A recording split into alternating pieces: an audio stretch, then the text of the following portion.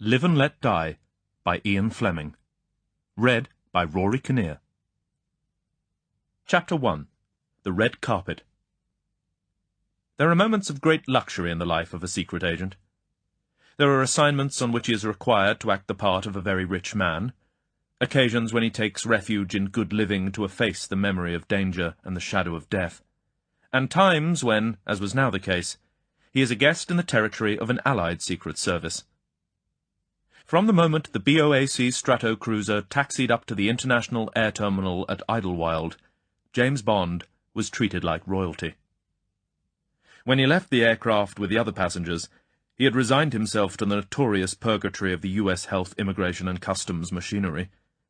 At least an hour, he thought, of overheated, drab-green rooms, smelling of last year's air and stale sweat, and guilt, and the fear that hangs around all frontiers, fear of those closed doors marked private that hide the careful men, the files, the teleprinters chattering urgently to Washington, to the Bureau of Narcotics, Counter-Espionage, the Treasury, the FBI. As he walked across the tarmac in the bitter January wind, he saw his own name going over the network. Bond, James, British Diplomatic Passport, 0094567. The short wait and the replies coming back on the different machines. Negative. Negative. Negative. And then, from the FBI, positive, await check. There would be some hasty traffic on the FBI circuit with the Central Intelligence Agency, and then, FBI to Idlewild, Bond OK. And the bland official out front would hand him back his passport with a, "Hope you enjoy your stay, Mr. Bond." Bond shrugged his shoulders and followed the other passengers through the wire fence towards the door marked U.S. Health Service. In his case it was only a boring routine, of course, but he disliked the idea of his dossier being in the possession of any foreign power. Anonymity was the chief tool of his trade. Every thread of his real identity that went on record in any file diminished his value, and, ultimately, was a threat to his life. Here in America, where they knew all about him, he felt like a Negro whose shadow has been stolen by the witch doctor. A vital part of himself was in pawn, in the hands of others. Friends, of course, in this instance, but still. "Mr. Bond?" A pleasant-looking, nondescript man in plain clothes had stepped forward from the shadow of the Health Service building. My name's Halloran. Pleased to meet you." They shook hands. "Hope you had a pleasant trip. Would you follow me, please?" He turned to the officer of the airport police on guard at the door. "Okay, Sergeant." "Okay, Mr. Halloran. Be seeing you." The other passengers had passed inside. Halloran turned to the left, away from the building. Another policeman held open a small gate in the high boundary fence. "Bye, Mr. Halloran." "Bye, officer. Thanks." Directly outside, a black Buick waited, its engine sighing quietly. They climbed in. Bond's two light suitcases were in front next to the driver. Bond couldn't imagine how they had been extracted so quickly from the mound of passengers' luggage he had seen only minutes before being trolleyed over to customs. "Okay, Grady, let's go." Bond sank back luxuriously as the big limousine surged forward, slipping quickly into top through the Dynaflow gears. He turned to Halloran. "Well, that's certainly one of the reddest carpets I've ever seen. I expected to be at least an hour getting through immigration. Who laid it on? I'm not used to VIP treatment. Anyway, thanks very much for your part in it all." "You're very welcome, Mr. Bond." Halloran smiled and offered him a cigarette from a fresh pack of Luckies. "We want to make your stay comfortable. Anything you want, just say so, and it's yours. You got some good friends in Washington. I don't myself know why you're here, but it seems the authorities are keen that you should be a privileged guest of the government. It's my job to see you get to your hotel as quickly and as comfortably as possible, and then I'll hand over and be on my way. Oh, may I have your passport a moment, please?" Bond gave it to him. Halloran opened a briefcase on the seat beside him and took out a heavy metal stamp. He turned the pages of Bond's passport until he came to the U.S. visa, stamped it, scribbled his signature over the dark blue circle of the Department of Justice cipher, and gave it back to him. Then he took out his pocketbook and extracted a thick white envelope which he gave to Bond. "There's $1,000 in there, Mr. Bond." He held up his hand as Bond started to speak. "And it's communist money we took in the Schmidt-Kanaski Hall. We're using it back at them, and you are asked to cooperate and spend this in any way you like on your present assignment. I am advised that it will be considered a very unfriendly act if you refuse. Let's, please, say no more about it. And, he added, as Bond continued to hold the envelope dubiously in his hand, I am also to say that the disposal of this money through your hands has the knowledge and approval of your own chief. Bond eyed him narrowly and then grinned. He put the envelope away in his note-case. "All right," he said. "And thanks. I'll try and spend it where it does most harm. I'm glad to have some working capital. Certainly good to know it's been provided by the opposition." "Fine," said Halloran. "And now, if you'll forgive me, I'll just write up my notes for the report I'll have to put in. Have to remember to get a letter of thanks sent to Immigration and Customs and so forth for their cooperation. Routine." "Go ahead," said Bond. He was glad to keep silent and gaze out at his first sight of America since the war. It was no waste of time to start picking up the American idiom again.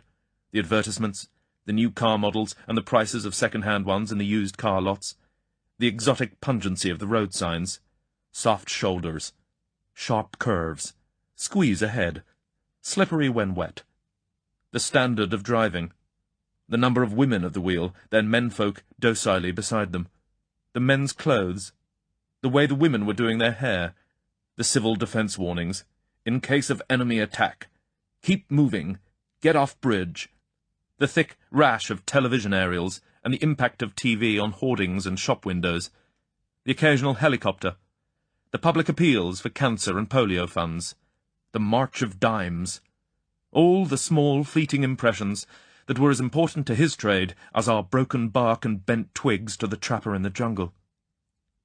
The driver chose the Triborough Bridge, and they soared across the breathtaking span into the heart of uptown Manhattan, the beautiful prospect of New York hastening towards them until they were down amongst the hooting, teeming, petrol-smelling roots of the stressed concrete jungle. Bond turned to his companion.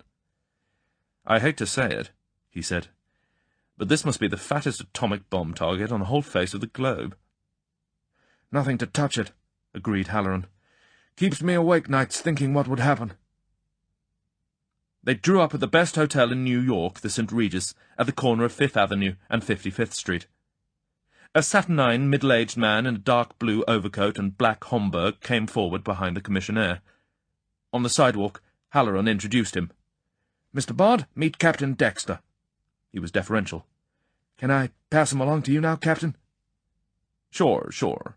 Just have his bag sent up, room 2100, top floor. I'll go ahead with Mr. Bond and see he has everything he wants." Bond turned to say goodbye to Halloran and thank him. For a moment, Halloran had his back to him as he said something about Bond's luggage to the commissionaire. Bond looked past him across 55th Street. His eyes narrowed. A black sedan, a Chevrolet, was pulling sharply out into the thick traffic right in front of a checker cab that braked hard, its driver banging his fist down on the horn and holding it there. The sedan kept going, just caught the tail of the green light, and disappeared north up Fifth Avenue. It was a smart, decisive bit of driving, but what startled Bond was that it had been a negress at the wheel, a fine-looking negress in a black chauffeur's uniform, and through the rear window he had caught a glimpse of the single passenger. A huge, grey-black face, which had turned slowly towards him and looked directly back at him, Bond was sure of it, as the car accelerated towards the avenue. Bond shook Halloran by the hand. Dexter touched his elbow impatiently. "We'll go straight in and through the lobby to the elevators. Half right across the lobby, and would you please keep your hat on, Mr. Bond?" As Bond followed Dexter up the steps into the hotel, he reflected that it was almost certainly too late for these precautions. Hardly anywhere in the world will he find a negress driving a car. A negress acting as a chauffeur is still more extraordinary. Barely conceivable even in Harlem, but that was certainly where the car was from.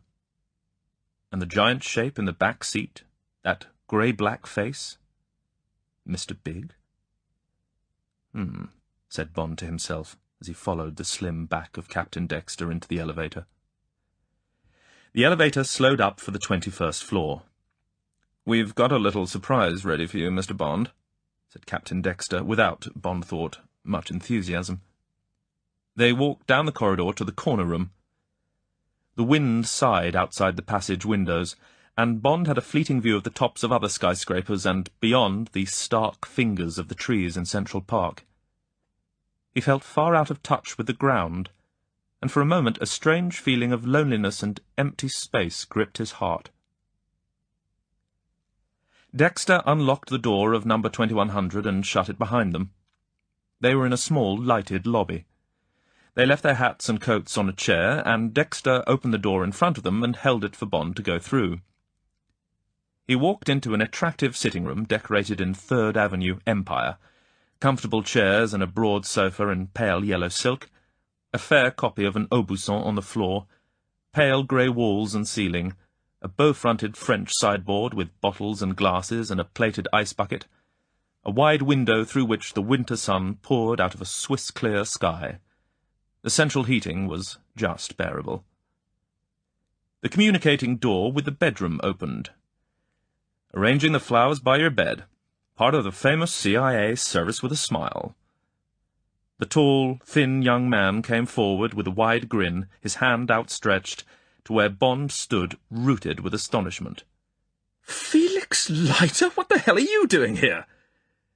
Bond grasped the hard hand and shook it warmly. "What the hell are you doing in my bedroom, anyway? God, it's good to see you. Why aren't you in Paris? Don't tell me they've put you on this job." Leiter examined the Englishman affectionately.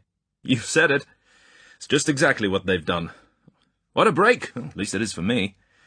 CIA thought we did all right together on the casino job, so they hauled me away from the joint intelligence chaps in Paris, put me through the works in Washington, and here I am.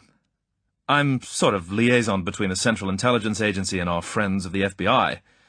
He waved towards Captain Dexter, who was watching this unprofessional ebullience without enthusiasm. "It's their case, of course. At least the American end of it is.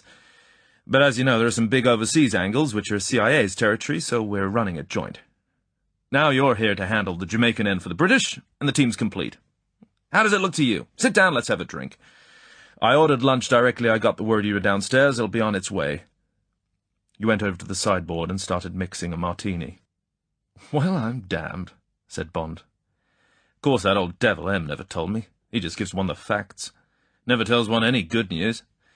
I suppose he thinks it might influence one's decision to take a case or not. Anyway, it's grand."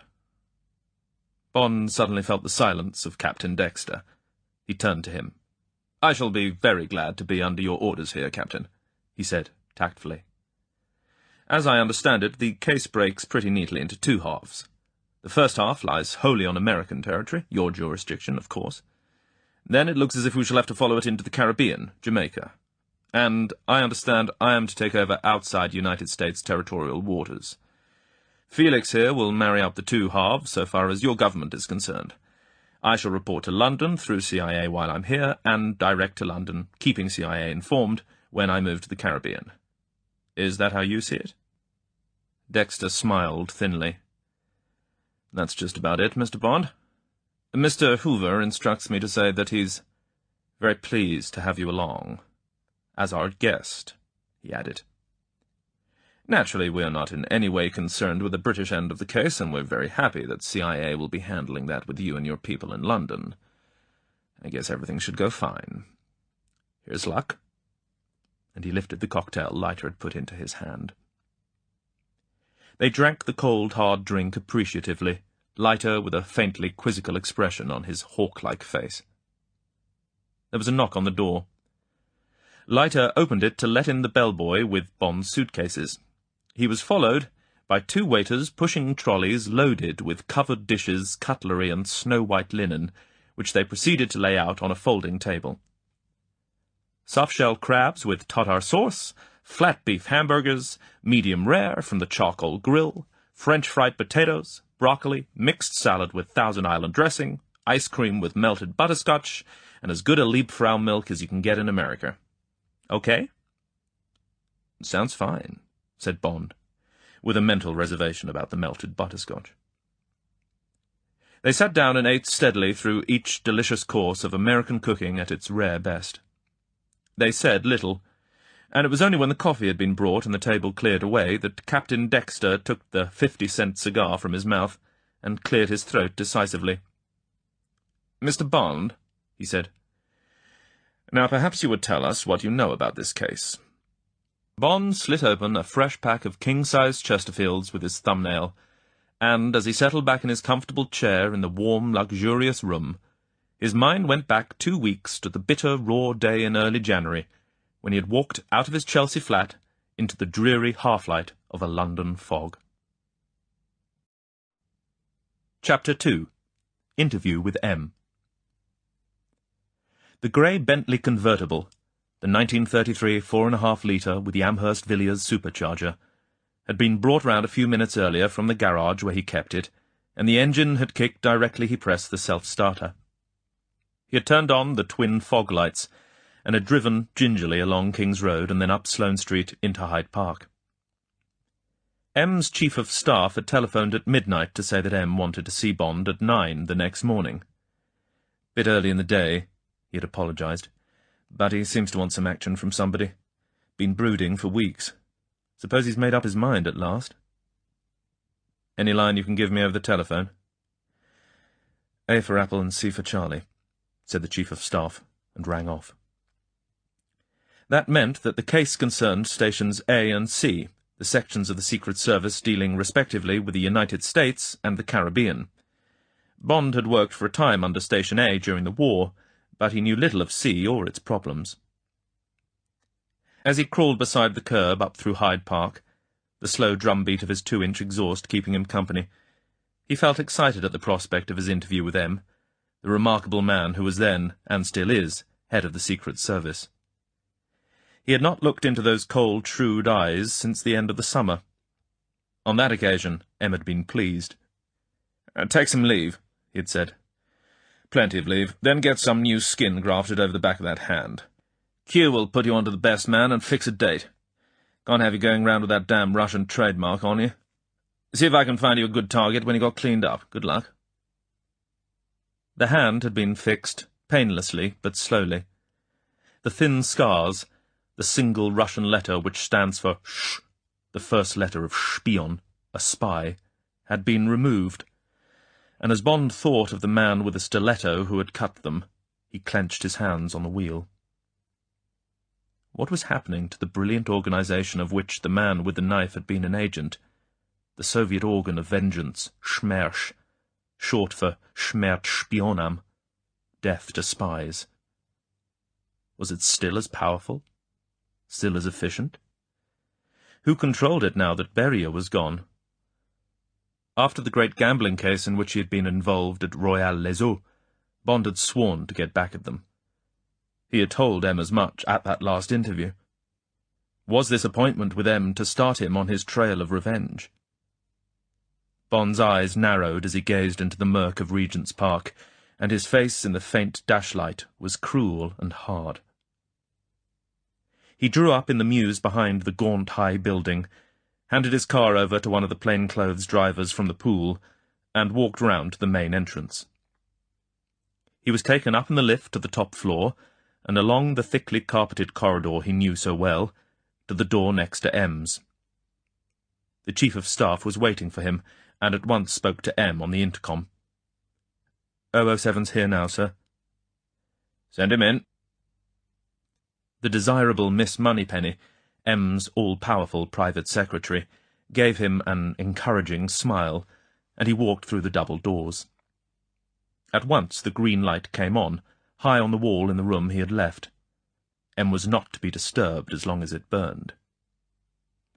A reading lamp with a green glass shade made a pool of light across the red leather top of the broad desk. The rest of the room was darkened by the fog outside the windows. "Morning, 007. Let's have a look at the hand. Yeah, not a bad job. Where'd they take the skin from?" "High up on the forearm, sir." Hairs will grow a bit thick, crooked too. However, can't be helped. Looks all right for the time being. Sit down." Bond walked round to the single chair which faced M across the desk. The grey eyes looked at him, through him. "Had a good rest?" "Yes, thank you, sir." "Ever seen one of these?" M abruptly fished something out of his waistcoat pocket. He tossed it halfway across the desk towards Bond. It fell with a faint clang on the red leather, and lay, gleaming richly, an inch-wide, hammered gold coin. Bond picked it up, turned it over, weighed it in his hand. "No, sir.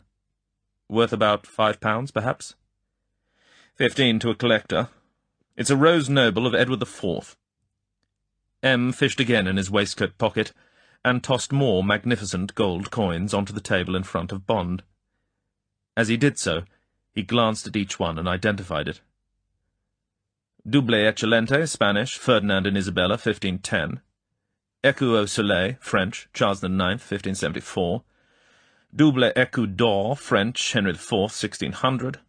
Double Ducat, Spanish, Philip II, 1560. Rider, Dutch, Charles d'Egmont, 1538. Quadruple, Genoa, 1617.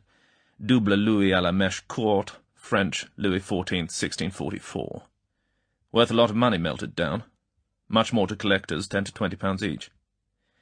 Notice anything common to them all? Bond reflected.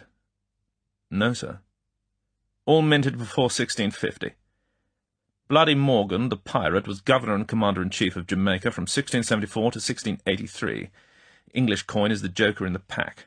Probably shipped out to pay the Jamaica garrison, but for that and the dates, these could have come from any other treasure trove put together by the great pirates, L'Ollonais, Pierre Le Grand, Sharp, Sawkins, Blackbeard. As it is, and both Spinks and the British Museum agree, this is almost certainly part of Bloody Morgan's treasure.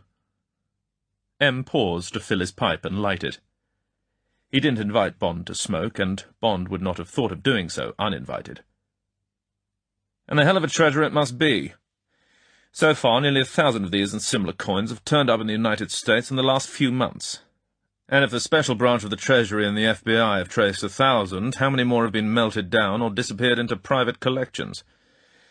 And they keep on coming in, turning up in banks, bullion merchants, curio shops, but mostly pawnbrokers, of course.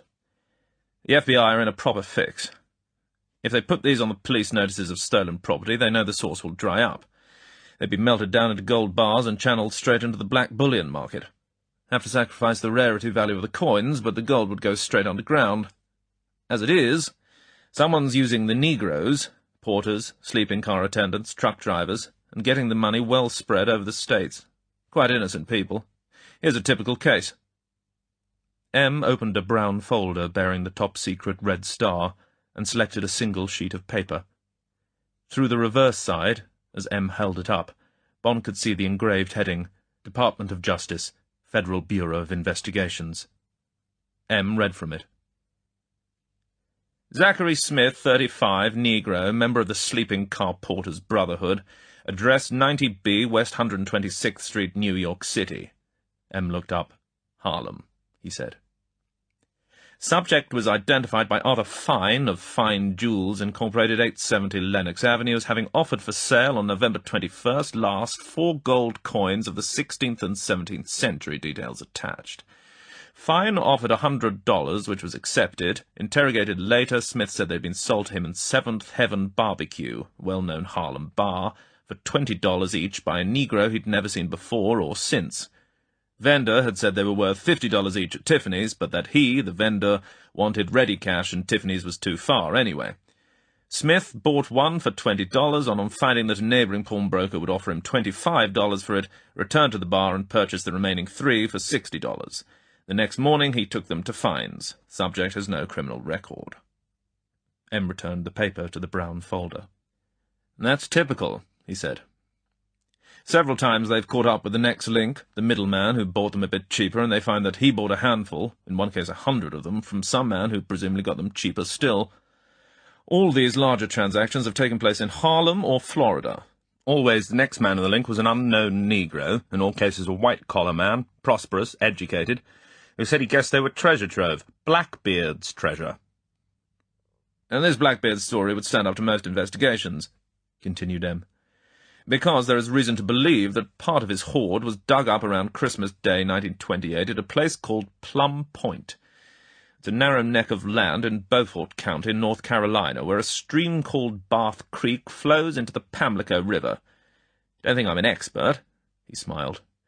You can read all about this in the dossier. So, in theory, it'd be quite reasonable for those lucky treasure hunters to have hidden the loot until everyone had forgotten the story, and then thrown it fast on the market. Or else they could have sold it en bloc at the time or later, and the purchasers just decided to cash in. Anyway, it's a good enough cover, except on 2 counts. M paused and relit his pipe. Firstly, Blackbeard operated from about 1690 to 1710, and it's improbable that none of his coin should have been minted later than 1650. Also, as I said before, it's very unlikely that his treasure would contain Edward IV Rose nobles, since there's no record of an English treasure ship being captured on its way to Jamaica. Brethren of the coast wouldn't take them on, too heavily escorted. And much easier pickings if you were sailing in those days, on the plundering account, as they called it. Secondly, and M looked at the ceiling, and then back at Bond, I know where the treasure is. At least I'm pretty sure I do. And it's not in America, it's in Jamaica, and it's bloody Morgan's, and I guess it's one of the most valuable treasure troves in history. Good Lord, said Bond. Where do we come into it? M held up his hand. You'll find all the details in here. He let his hand come down on the brown folder.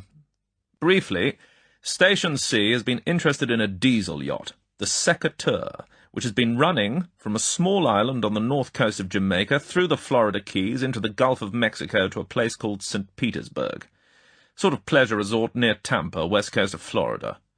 With the help of the FBI, we've traced the ownership of this boat and of the island to a man called Mr. Big, a Negro gangster. Lives in Harlem. Ever heard of him? No, said Bond. And curiously enough, M's voice was softer and quieter. A $20 bill, which one of these casual Negroes had paid for a gold coin, and whose number he had noted for Pika Piao, the numbers game, was paid out by one of Mr. Big's lieutenants. And it was paid— M pointed the stem of his pipe at Bond— for information received to an FBI double agent who is a member of the Communist Party. Bond whistled softly. In short, continued M, we suspect that this Jamaican treasure is being used to finance the Soviet espionage system, or an important part of it, in America. And our suspicion becomes a certainty when I tell you who this Mr. Big is. Bond waited, his eyes fixed on M's. Mr. Big, said M, weighing his words, is probably the most powerful Negro criminal in the world. He is, and he enumerated carefully, the head of the Black Widow voodoo cult, and believed by that cult to be the Baron Samedi himself. You'll find all about that here, he tapped the folder, and it'll frighten the daylights out of you. He's also a Soviet agent, and finally he is, and this will particularly interest you, Bond, a known member of SMERSH. Yes, said Bond slowly. I see now. Quite a case, said M, looking keenly at him. And quite a man, this Mr. Big. I don't think I've ever heard of a great Negro criminal before, said Bond. Chinaman, of course, the men behind the opium trade. There have been some big-time Japs, mostly in pearls and drugs, plenty of Negroes mixed up in diamonds and gold in Africa, but always in a small way. Don't seem to take to big business. Pretty law-abiding chaps, I should have thought, except when they've drunk too much. Our man's a bit of an exception, said M. He's not pure Negro, born in Haiti. Good dose of French blood, trained in Moscow too, as you'll see from the file. And the Negro races are just beginning to throw up geniuses in all the professions. Scientists, doctors, writers. About time they turned out a great criminal. After all, there are 250 million of them in the world, nearly a third of the white population. They've got plenty of brains and ability and guts, and now Moscow's taught one of them the technique. I'd like to meet him, said Bond. Then he added, mildly, I'd like to meet any member of SMERSH. All right then, Bond, take it away. M handed him the thick brown folder. Talk it over with Plender and Damon. Be ready to start in a week. It's a joint CIA and FBI job. For God's sake, don't step on the FBI's toes, covered with corns. Good luck. Bond had gone straight down to Commander Damon, head of Station A, an alert Canadian who controlled the link with the Central Intelligence Agency, America's Secret Service. Damon looked up from his desk. "I see you've bought it," he said, looking at the folder. "Thought you would. Sit down." He waved to an armchair beside the electric fire. "When you've waded through it all, I'll fill in the gaps." Chapter 3. A Visiting Card. And now it was 10 days later, and the talk with Dexter and Leiter had not added much, reflected Bond as he awoke slowly and luxuriously in his bedroom at the St. Regis the morning after his arrival in New York. Dexter had had plenty of detail on Mr. Big, but nothing that threw any new light on the case. Mr. Big was 45 years old, born in Haiti, half Negro and half French. Because of the initial letters of his fanciful name, Buonaparte Ignace Gallia, and because of his huge height and bulk, he came to be called, even as a youth, Big Boy, or just Big. Later this became the Big Man, or Mr. Big, and his real names lingered only on a parish register in Haiti and on his dossier with the FBI. He had no known vices except women, whom he consumed in quantities. He didn't drink or smoke, and his only Achilles' heel appeared to be a chronic heart disease which had, in recent years, imparted a greyish tinge to his skin. The Big Boy had been initiated into voodoo as a child, earned his living as a truck driver in Port-au-Prince, then emigrated to America and worked successfully for a hijacking team in the Legs Diamond Gang. With the end of Prohibition, he had moved to Harlem and bought half shares in a small nightclub and a string of coloured call girls. His partner was found in a barrel of cement in the Harlem River in 1938, and Mr. Big automatically became sole proprietor of the business. He was called up in 1943, and because of his excellent French, came to the notice of the Office of Strategic Services, the wartime Secret Service of America, who trained him with great thoroughness and put him into Marseille as an agent against the Pétain collaborationists. He merged easily with African Negro dockhands, and worked well, providing good and accurate naval intelligence. He operated closely with a Soviet spy who was doing a similar job for the Russians. At the end of the war, he was demobilized in France, and decorated by the Americans and the French, and then he disappeared for 5 years, probably to Moscow. He returned to Harlem in 1950, and soon came to the notice of the FBI as a suspected Soviet agent. But he never incriminated himself or fell into any of the traps laid by the FBI. He bought up 3 nightclubs and a prosperous chain of Harlem brothels. He seemed to have unlimited funds, and paid all his lieutenants a flat rate of $20,000 a year. Accordingly, and as a result of weeding by murder, he was expertly and diligently served. He was known to have originated an underground voodoo temple in Harlem, and to have established a link between it and the main cult in Haiti. The rumour had started that he was the zombie, or living corpse, of Baron Samedi himself, the dreaded Prince of Darkness, and he fostered the story so that now it was accepted through all the lower strata of the Negro world. As a result, he commanded real fear, strongly substantiated by the immediate and often mysterious deaths of anyone who crossed him or disobeyed his orders. Bond had questioned Dexter and Leiter very closely on the evidence connecting the giant Negro with Smersh. It certainly seemed conclusive. In 1951, by the promise of $1 million in gold and a safe refuge after 6 months' work for them, the FBI had at last persuaded a known Soviet agent of the MWD to turn double. All went well for a month, and the results exceeded the highest expectations. The Russian spy held the appointment of an economic expert on the Soviet delegation to the United Nations. One Saturday, he had gone to take the subway to Pennsylvania Station, en route for the Soviet weekend rest camp at Glen Cove, the former Morgan estate on Long Island. A huge Negro, positively identified from photographs as the Big Man, had stood beside him on the platform as the train came in, and was seen walking towards the exit even before the first coach had come to a standstill over the bloody vestiges of the Russian. He had not been seen to push the man, but in the crowd it would not have been difficult. Spectators said it could not have been suicide. The man screamed horribly as he fell, and he had, melancholy touch, a bag of golf clubs over his shoulder. The Big Man, of course, had an alibi as solid as Fort Knox. He had been held and questioned, but was quickly sprung by the best lawyer in Harlem. The evidence was good enough for Bond. He was just the man for Smash, with just the training. A real hard weapon of fear and death. And what a brilliant setup for dealing with a smaller fry of the Negro underworld, and for keeping a coloured information network well up to the mark. The fear of voodoo and the supernatural still deeply, primevally ingrained in the Negro subconscious. And what genius to have as a beginning the whole transport system of America under surveillance, the trains, the porters, the truck drivers, the stevedores.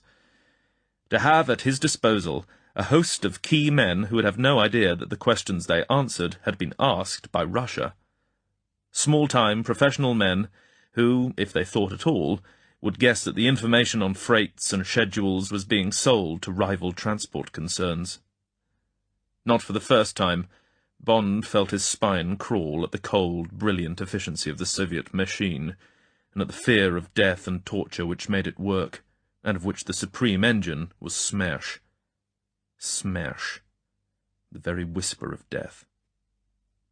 Now, in his bedroom at the St. Regis, Bond shook away his thoughts and jumped impatiently out of bed. Well, there was one of them at hand, ready for the crushing. At Royale he had only caught a glimpse of his man. This time it would be face to face. Big man? Then let it be a giant, a Homeric slaying.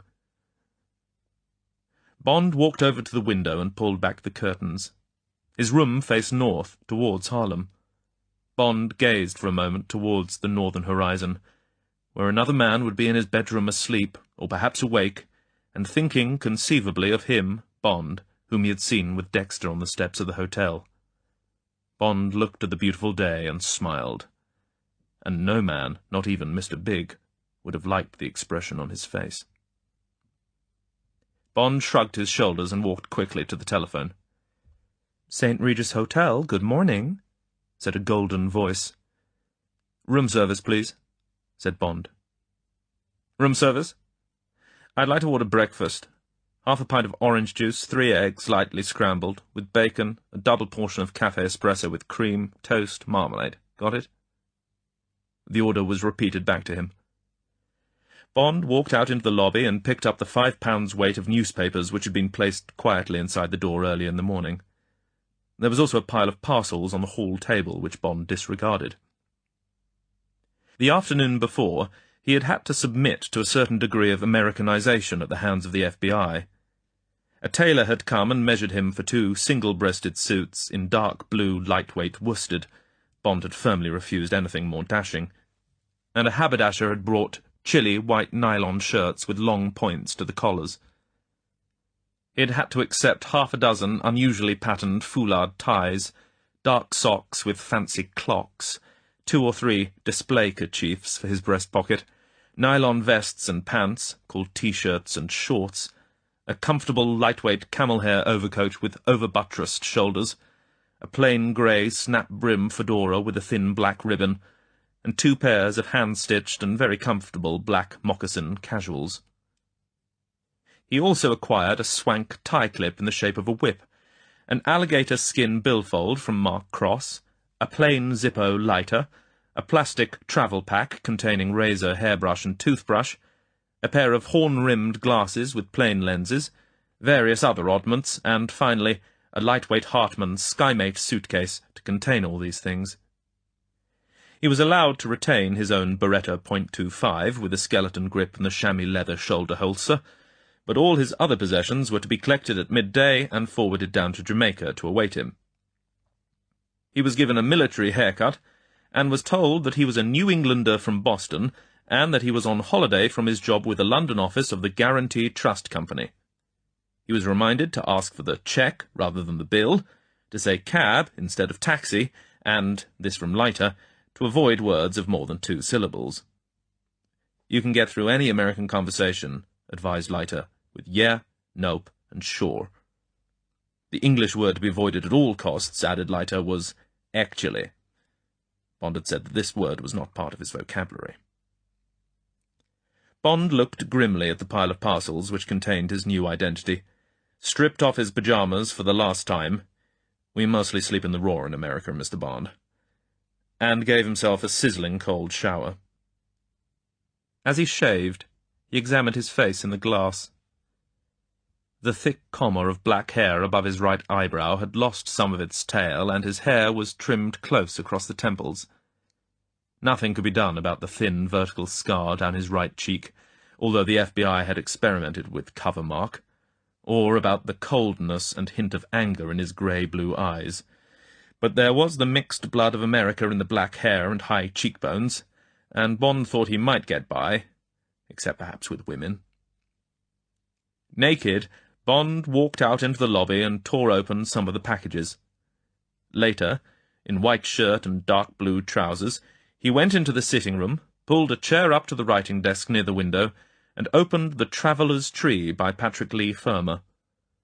This extraordinary book had been recommended to him by M. "It's by a chap who knows what he's talking about," he said.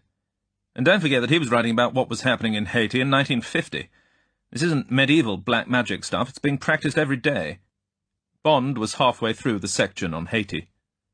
"The next step," he read, "is the invocation of evil denizens of the voodoo pantheon, such as Don Pedro, Kita, Mondongue, Bacalou, and Zandor, for harmful purposes, for the reputed practice, which is of Congolese origin, of turning people into zombies in order to use them as slaves, the casting of maleficent spells, and the destruction of enemies.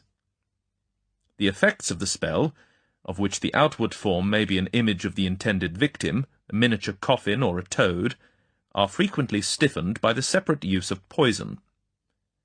Father Cosme enlarged on the superstitions that maintained that men with certain powers change themselves into snakes, on the loups-garous that fly at night in the form of vampire bats and suck the blood of children, on men who reduce themselves to infinitesimal size and roll about the countryside in calabashes. What sounded far more sinister were a number of mystico-criminal secret societies of wizards, with nightmarish titles. Les Macanda, named after the poison campaign of the Haitian hero. Les Zobop, who were also robbers. The Mazancha, the Caporelata, and the Vlanbandangue. These, he said, were the mysterious groups whose gods demand, instead of a cock, a pigeon, a goat, a dog, or a pig, as in the normal rites of voodoo, the sacrifice of a cabri sans cornes. This hornless goat, of course, means a human being. Bond turned over the pages, occasional passages combining to form an extraordinary picture in his mind of a dark religion and its terrible rites. Slowly, out of the turmoil and the smoke and the shattering noise of the drums, which for a time drove everything except their impact from the mind, the details began to detach themselves. Backwards and forwards, very slowly, the dancers shuffled, and at each step their chins shot out and their buttocks jerked upwards, while their shoulders shook in double time. Their eyes were half closed, and from their mouths came again and again the same incomprehensible words, the same short line of chanted song, repeated after each iteration half an octave lower. At a change in the beat of the drums, they straightened their bodies, and flinging their arms in the air while their eyes rolled upwards, spun round and round. At the edge of the crowd we came upon a little hut, scarcely larger than a dog kennel, le caille zombie. The beam of a torch revealed a black cross inside, and some rags and chains and shackles and whips, adjuncts used at the Guédé ceremonies, which Haitian ethnologists connect with the rejuvenation rites of Osiris recorded in the Book of the Dead. A fire was burning, in which 2 sabres and a large pair of pincers were standing, their lower parts red with the heat, le feu marinette, dedicated to a goddess who is the evil obverse of the bland and amorous Maîtresse Etsuli Freda Daumin, the goddess of love. Beyond, with its base held fast in a socket of stone, stood a large black wooden cross. A white death's head was painted near the base, and over the crossbar were pulled the sleeves of a very old mourning coat. Here also rested the brim of a battered bowler hat, through the torn crown of which the top of the cross projected. This totem, with which every peristyle must be equipped, is not a lampoon of the central event of the Christian faith, but represents the god of the cemeteries and the chief of the Legion of the Dead, Baron Samedi. The Baron is paramount in all matters immediately beyond the tomb. He is Cerberus and Charon, as well as Ecus, Rhadamanthus, and Pluto. The drums changed, and the Hungenicon came dancing onto the floor, holding a vessel filled with some burning liquid from which sprang blue and yellow flames. As he circled the pillar and spilt 3 flaming libations, his steps began to falter. Then, lurching backwards with the same symptoms of delirium that had manifested themselves in his forerunner, he flung down the whole blazing mass. The Hunsi caught him as he reeled, and removed his sandals and rolled his trousers up, while the kerchief fell from his head and laid bare his young woolly skull. The other Hunsi knelt to put their hands in the flaming mud, and rub it over their hands and elbows and faces. The Hungun's bell and esson rattled officiously, and the young priest was left by himself, reeling and colliding against the pillar, helplessly catapulting across the floor, and falling among the drums. His eyes were shut, his forehead screwed up, and his chin hung loose. Then, as though an invisible fist had dealt him a heavy blow, he fell to the ground and lay there, with his head stretching backwards in a rictus of anguish, until the tendons of his neck and shoulders projected like roots. One hand clutched at the other elbow behind his hollowed back, as though he were striving to break his own arm, and his whole body, from which the sweat was streaming, trembled and shuddered like a dog in a dream. Only the whites of his eyes were visible, as, although his eye sockets were now wide open, the pupils had vanished under the lids. Foam collected on his lips. Now the Hungun, dancing a slow step and brandishing a cutlass, advanced from the fireside, flinging the weapon again and again into the air and catching it by the hilt. In a few minutes he was holding it by the blunted end of the blade. Dancing slowly towards him, the Hungenicon reached out and grasped the hilt. The priest retired, and the young man, twirling and leaping, spun from side to side of the tonnelle. The ring of spectators rocked backwards as he bore down upon them, whirling the blade over his head, with the gaps in his bared teeth lending to his mandrill face a still more feral aspect. The tonnelle was filled for a few seconds with genuine and unmitigated terror. The singing had turned to a universal howl, and the drummers, rolling and lolling with the furious and invisible motion of their hands, were lost in a transport of noise. Flinging back his head, the novice drove the blunt end of the cutlass into his stomach. His knees sagged, and his head fell forward. There came a knock on the door, and a waiter came in with breakfast. Bond was glad to put the dreadful tale aside and re-enter the world of normality, but it took him minutes to forget the atmosphere, heavy with terror and the occult, that had surrounded him as he read. With breakfast came another parcel, about a foot square, expensive-looking, which Bond told the waiter to put on the sideboard. Some afterthought of lighters, he supposed. He ate his breakfast with enjoyment. Between mouthfuls he looked out of the wide window and reflected on what he had just read. It was only when he had swallowed his last mouthful of coffee and had lit his first cigarette of the day that he suddenly became aware of the tiny noise in the room behind him. It was a soft, muffled ticking, unhurried, metallic, and it came from the direction of the sideboard. Tick, tock, tick, tock, tick, tock. Without a moment's hesitation, without caring that he looked a fool, he dived to the floor behind his armchair and crouched, all his senses focused on the noise from the square parcel.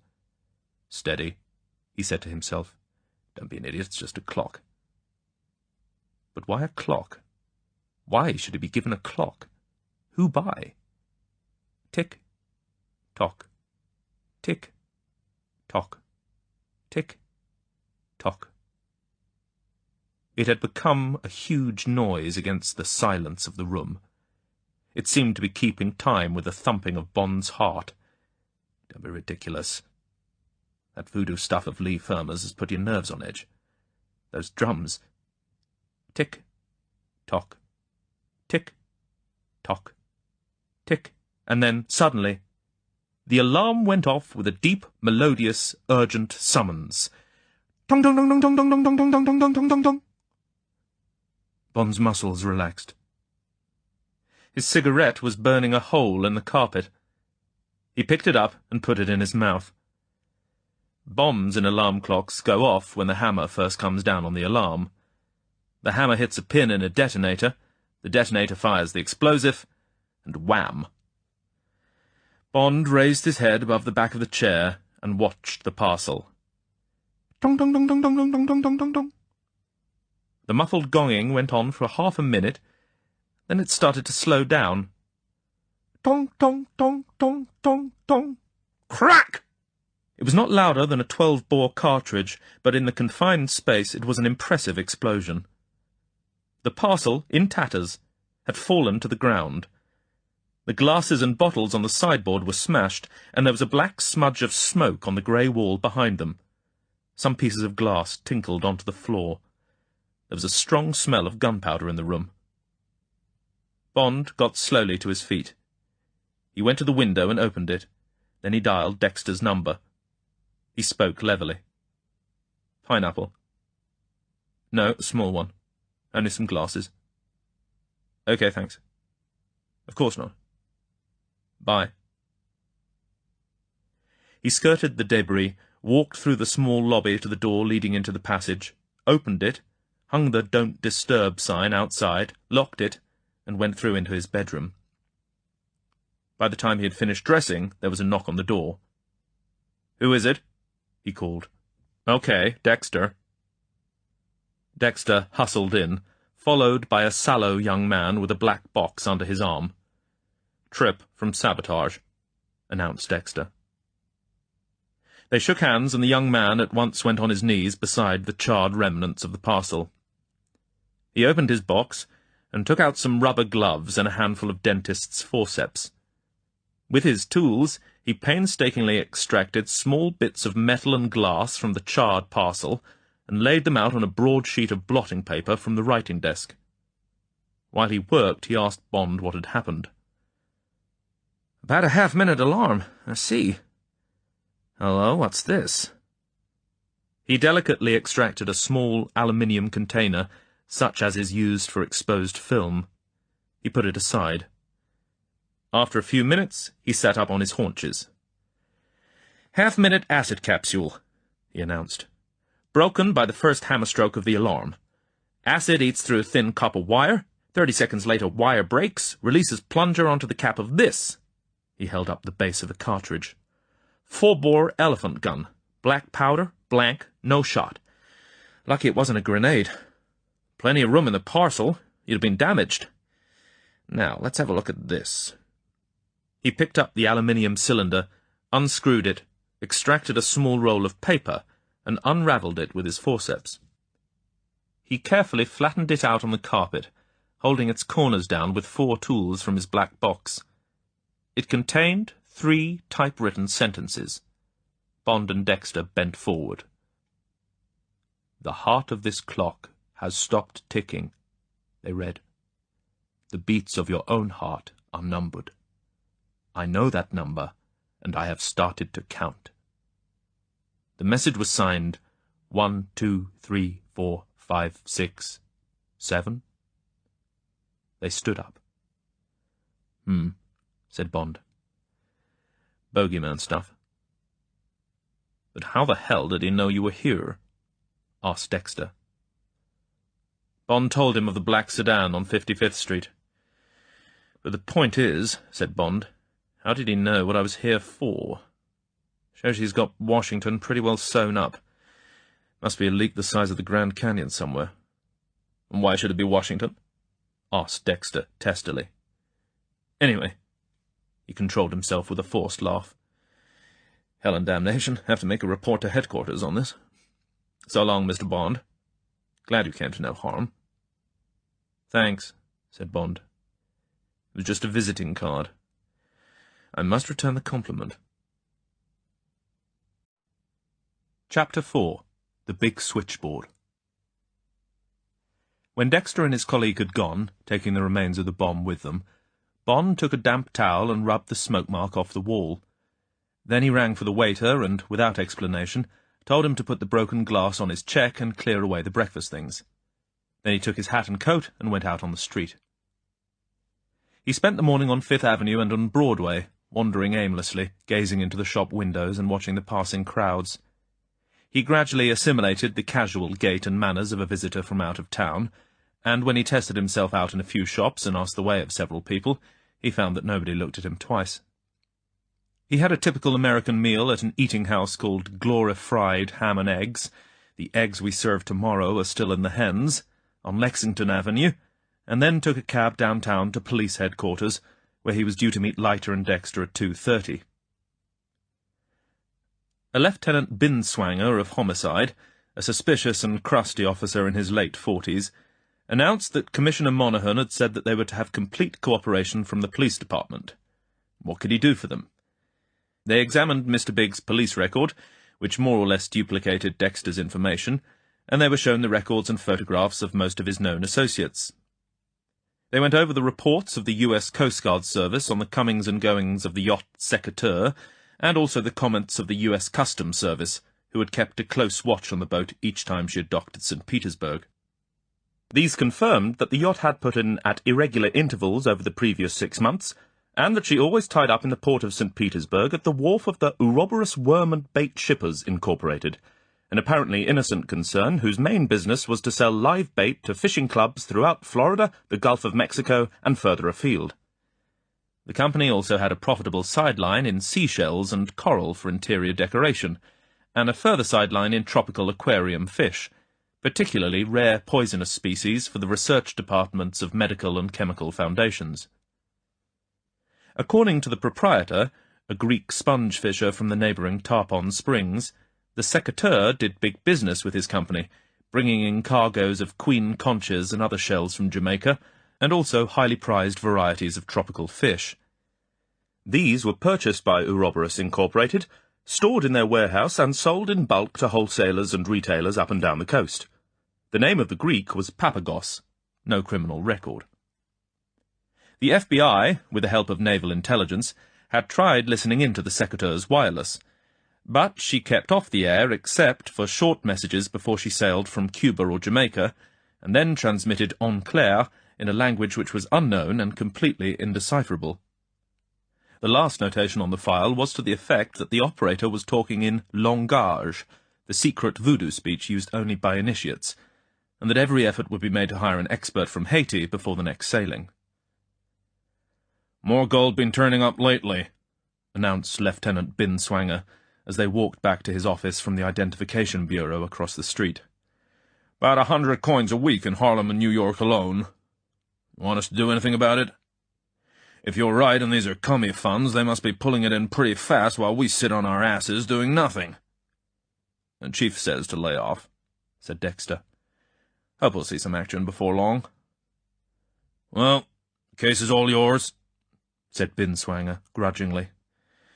"But the Commissioner sure don't like having this bastard crapping away on his own front doorstep while Mr. Hoover sits down in Washington well to leeward of the stink. Why don't we pull him in on tax evasion or misuse of the mails or parking in front of a hydrant or something? Take him down to the tombs and give him the works. If the feds won't do it, we'd be glad to oblige." "Do you want a race riot?" objected Dexter sourly. "There's nothing against him, and you know it, and we know it. If he wasn't sprung in half an hour by that black mouthpiece of his, those voodoo drums would start beating from here to the deep south. When they're full of that stuff, we all know what happens. Remember 35 and 43? You'd have to call out the militia. We didn't ask for the case. The President gave it us. We've got to stick with it." They were back in Binswanger's drab office. They picked up their coats and hats. "Anyway, thanks for the help, Lieutenant," said Dexter, with forced cordiality as they made their farewells. "Been most valuable." "You're welcome," said Binswanger stonily. "Elevator's to your right."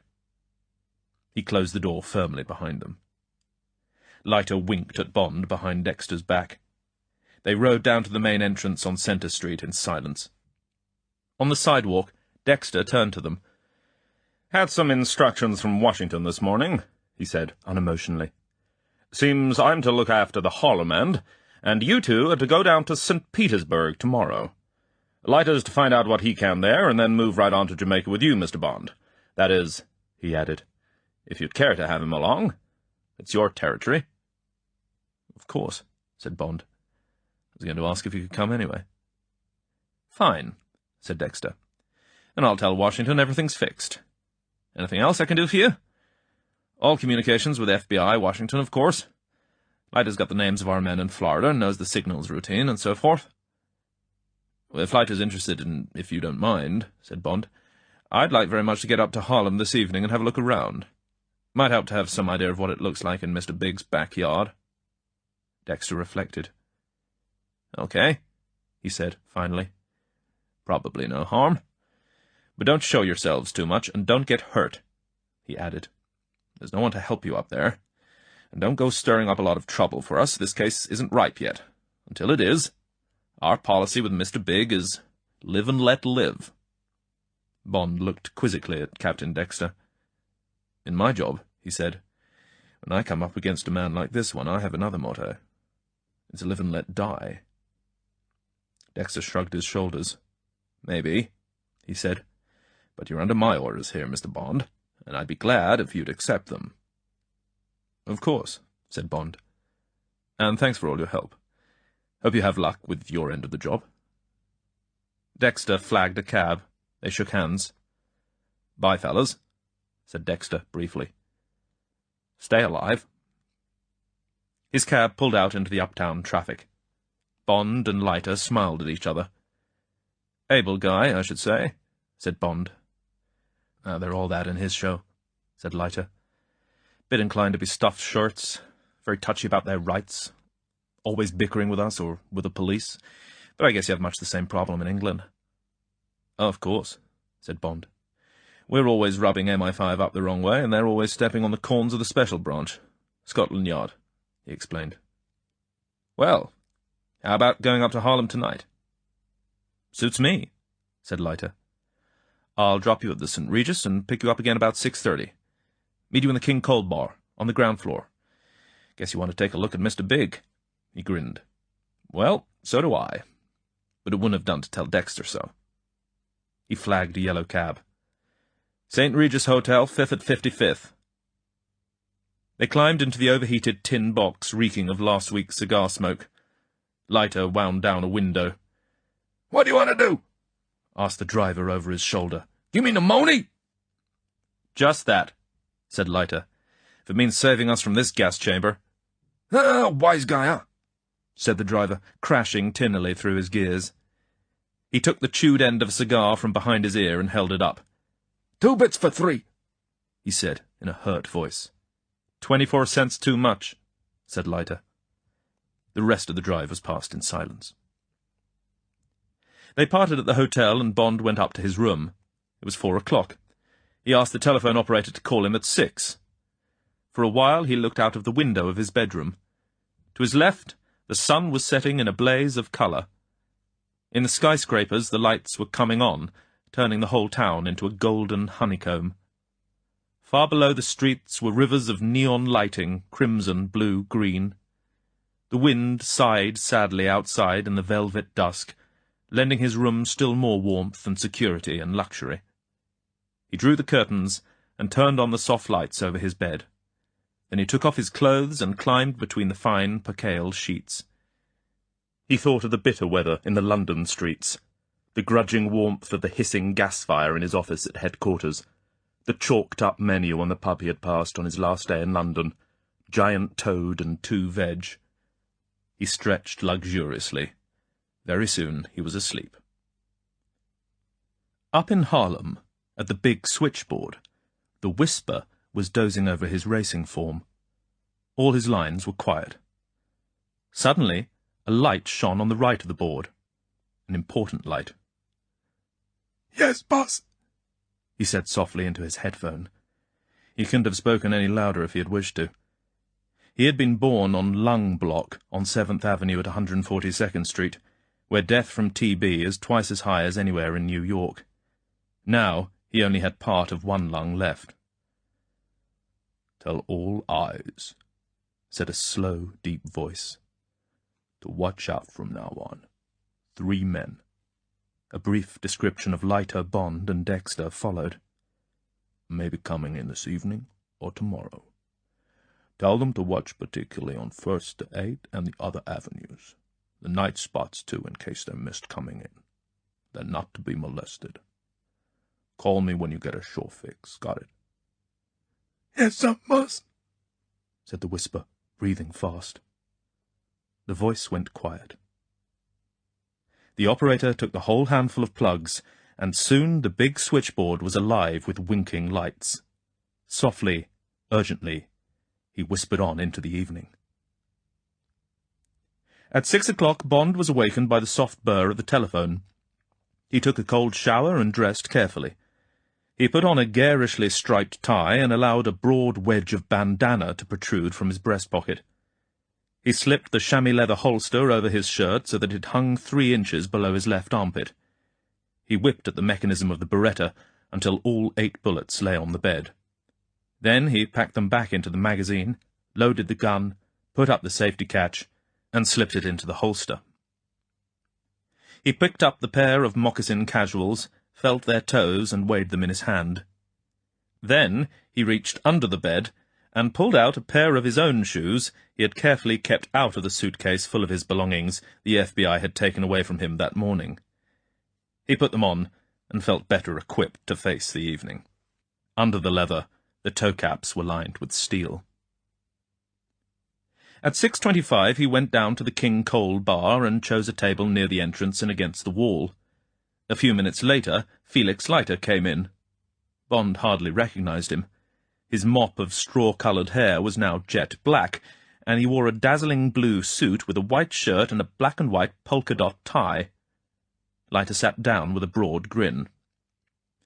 "I suddenly decided to take these people seriously," he explained. "This stuff's only a rinse. It'll come off in the morning. I hope," he added. Leiter ordered medium-dry martinis with a slice of lemon peel. He stipulated House of Lords gin and Martini Rossi. The American gin, a much higher proof than English gin, tasted harsh to Bond. He reflected that he would have to be careful what he drank that evening. "We'll have to keep on our toes where we're going," said Felix Leiter, echoing his thoughts. "Harlem's a bit of a jungle these days. People don't go up there any more like they used to. Before the war, at the end of an evening, one used to go to Harlem just as one goes to Montmartre in Paris. They were glad to take one's money. One used to go to the Savoy ballroom and watch the dancing, perhaps pick up a high yaller and risk the doctor's bills afterwards. Now that's all changed. Harlem doesn't like being stared at any more. Most of the places have closed, and you go to the others strictly on sufferance. Often you get tossed out on your ears simply because you're white. And you don't get any sympathy from the police, either." Leiter extracted the lemon peel from his martini and chewed it reflectively. The bar was filling up. It was warm and companionable, a far cry, Leiter reflected, from the inimical, electric climate of the Negro pleasure spots they would be drinking in later. "Fortunately," continued Leiter, "I like the Negroes, and they know it somehow. I used to be a bit of an aficionado of Harlem, wrote a few pieces on Dixieland jazz for the Amsterdam News, one of the local papers. Did a series for the North American Newspaper Alliance on the Negro Theatre about the time Orson Welles put on his Macbeth with an all-Negro cast at the Lafayette, so I know my way about up there. And I admire the way they're getting on in the world, though God knows I can't see the end of it." They finished their drinks, and Leiter called for the check. "Of course there are some bad ones," he said. "Some of the worst anywhere. Harlem's the capital of the Negro world. In any 500,000 people of any race you'll get plenty of stinkeroos. The trouble with our friend Mr. Big is that he's the hell of a good technician, thanks to his OSS and Moscow training, and he must be pretty well organized up there." Leiter paid. He shrugged his shoulders. "Let's go," he said. "We'll have ourselves some fun and try and get back in one piece. After all, this is what we're paid for. We'll take a bus on 5th Avenue. You won't find many cabs that want to go up there after dark." They walked out of the warm hotel and took the few steps to the bus stop on the avenue. It was raining. Bond turned up the collar of his coat and gazed up the avenue to his right towards Central Park, towards the dark citadel that housed the big man. Bond's nostrils flared slightly. He longed to get in there after him. He felt strong and compact and confident. The evening awaited him to be opened and read, page by page, word by word. In front of his eyes, the rain came down in swift, slanting strokes, italic script across the unopened black cover that hid the secret hours that lay ahead. Chapter 5. Negro Heaven. At the bus stop at the corner of 5th and Cathedral Parkway, 3 Negroes stood quietly under the light of a street lamp. They looked wet and bored. They were. They had been watching the traffic on 5th since the call went out at 4:30. "You're next, fatso," said one of them, as the bus came up out of the rain and stopped with a sigh from the great vacuum brakes. "I am tired," said the thick-set man in the mackintosh. But he pulled his hat down over his eyes and climbed aboard, slotted his coins, and moved down the bus, scanning the occupants. He blinked as he saw the 2 white men, walked on, and took the seat directly behind them. He examined the backs of their necks, their coats and hats, and their profiles. Bond sat next to the window. The Negro saw the reflection of his scar in the dark glass. He got up and moved to the front of the bus without looking back. At the next stop he got off the bus and made straight for the nearest drugstore. He shut himself into the paybox. Whisper questioned him urgently, then broke the connection. He plugged in on the right of the board.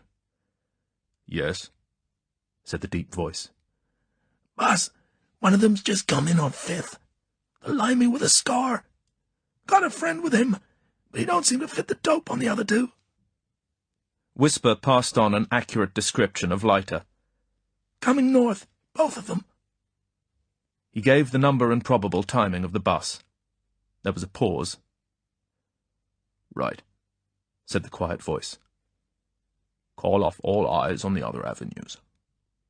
Warn the night spots that one of them's inside, and get this to Teehee Johnson, McThing, Blabbermouth Foley, Sam Miami, and the Flannel." The voice spoke for 5 minutes. "Got that? Repeat." "Yes, sir, boss," said the whisper. He glanced at his shorthand pad and whispered fluently and without a pause into the mouthpiece. "Right." The line went dead. His eyes bright, the whisper took up a fistful of plugs and started talking to the town. From the moment that Bond and Leiter walked under the canopy of Sugar Ray's on 7th Avenue at 123rd Street, there was a team of men and women watching them or waiting to watch them, speaking softly to the whisper at the big switchboard on the Riverside Exchange, handing them on towards the rendezvous. In a world where they were naturally the focus of attention, neither Bond nor Leiter felt the hidden machine, nor sensed the tension around them. In the famous night spot, the stools against the long bar were crowded, but one of the small booths against the wall was empty, and Bond and Leiter slipped into the 2 seats with the narrow table between them. They ordered scotch and soda, Haig and Haig pinch bottle. Bond looked the crowd over. It was nearly all men. There were 2 or 3 whites, boxing fans, or reporters for the New York sports columns, Bond decided. The atmosphere was warmer, louder than downtown. The walls were covered with boxing photographs, mostly of Sugar Ray Robinson, and of scenes from his great fights. It was a cheerful place, doing great business. "He was a wise guy, Sugar Ray," said Leiter. "Let's hope we both know when to stop when the time comes.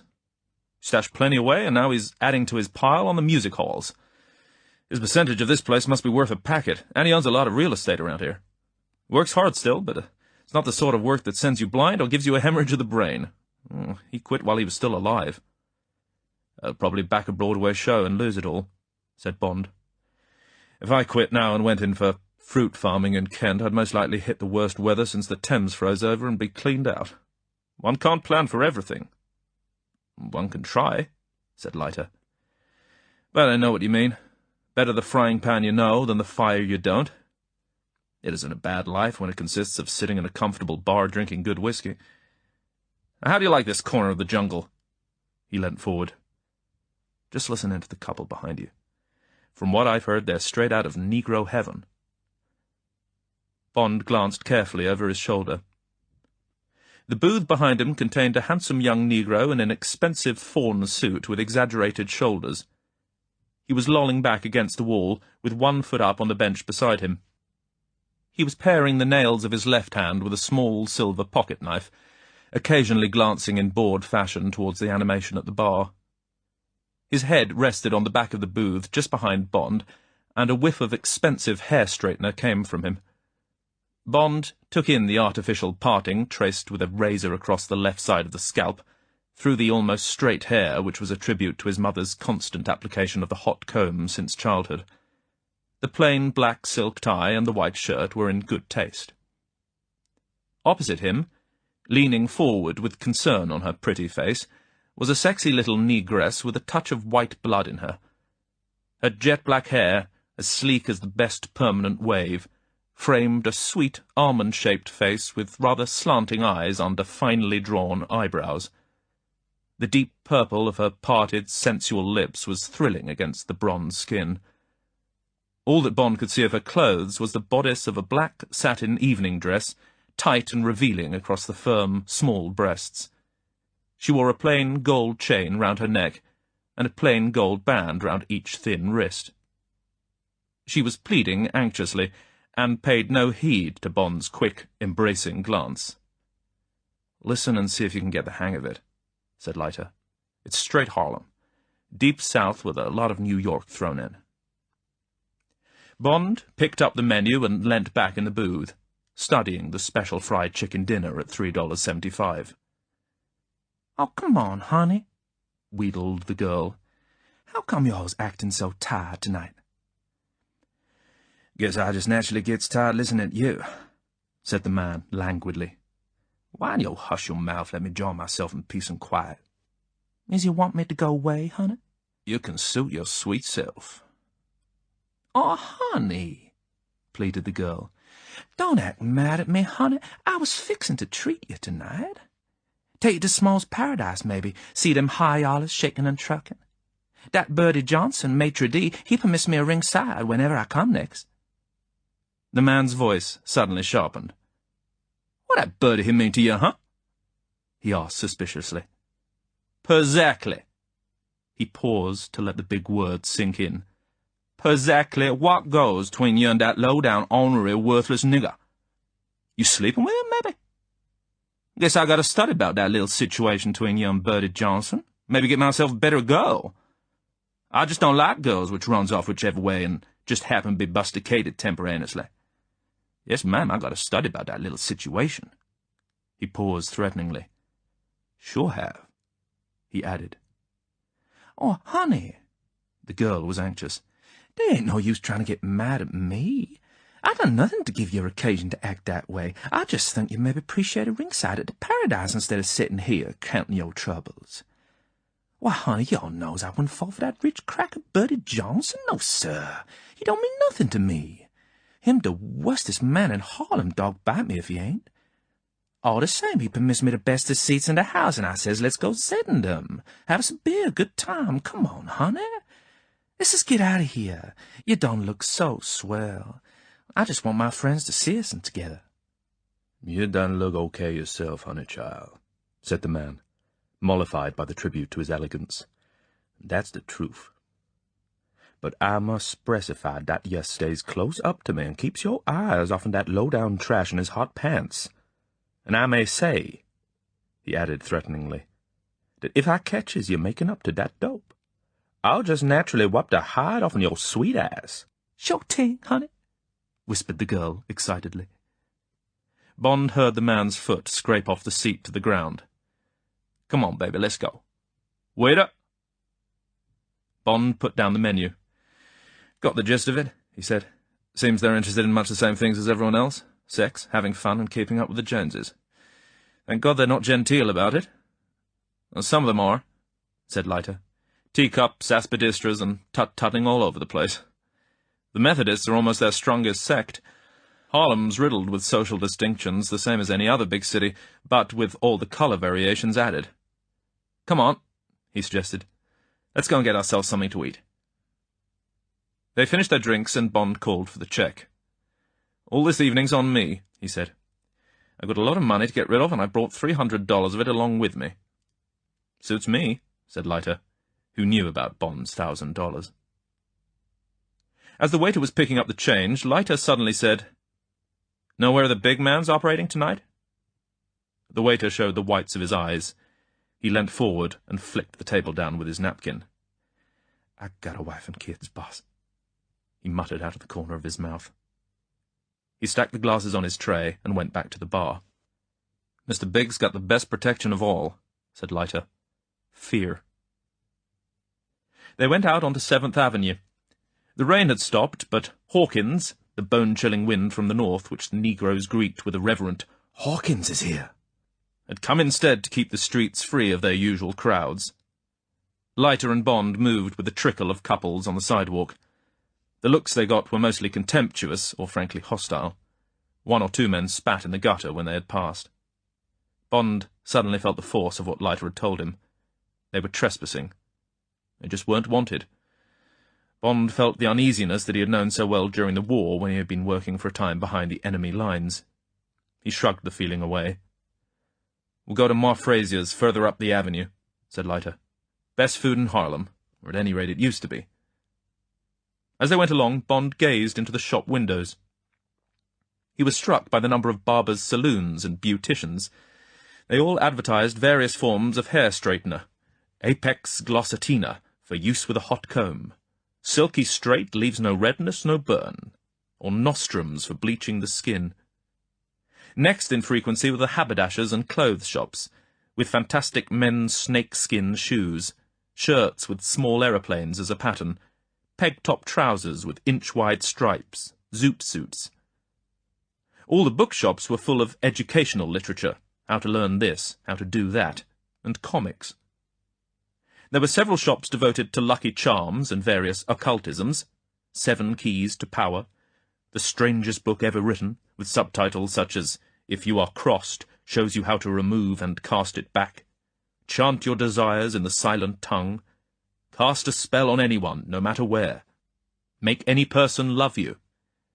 Among the charms were High John the Conqueror root, money-drawing brand oil, sachet powders uncrossing brand, incense jinx removing brand, and the lucky whammy hand charm giving protection from evil, confuses and baffles enemies.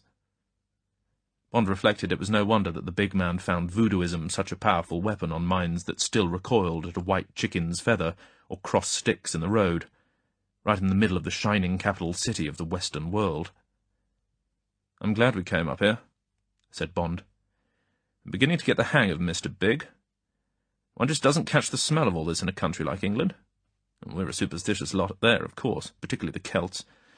But here one can almost hear the drums." Leiter grunted. "I'll be glad to get back to my bed," he said.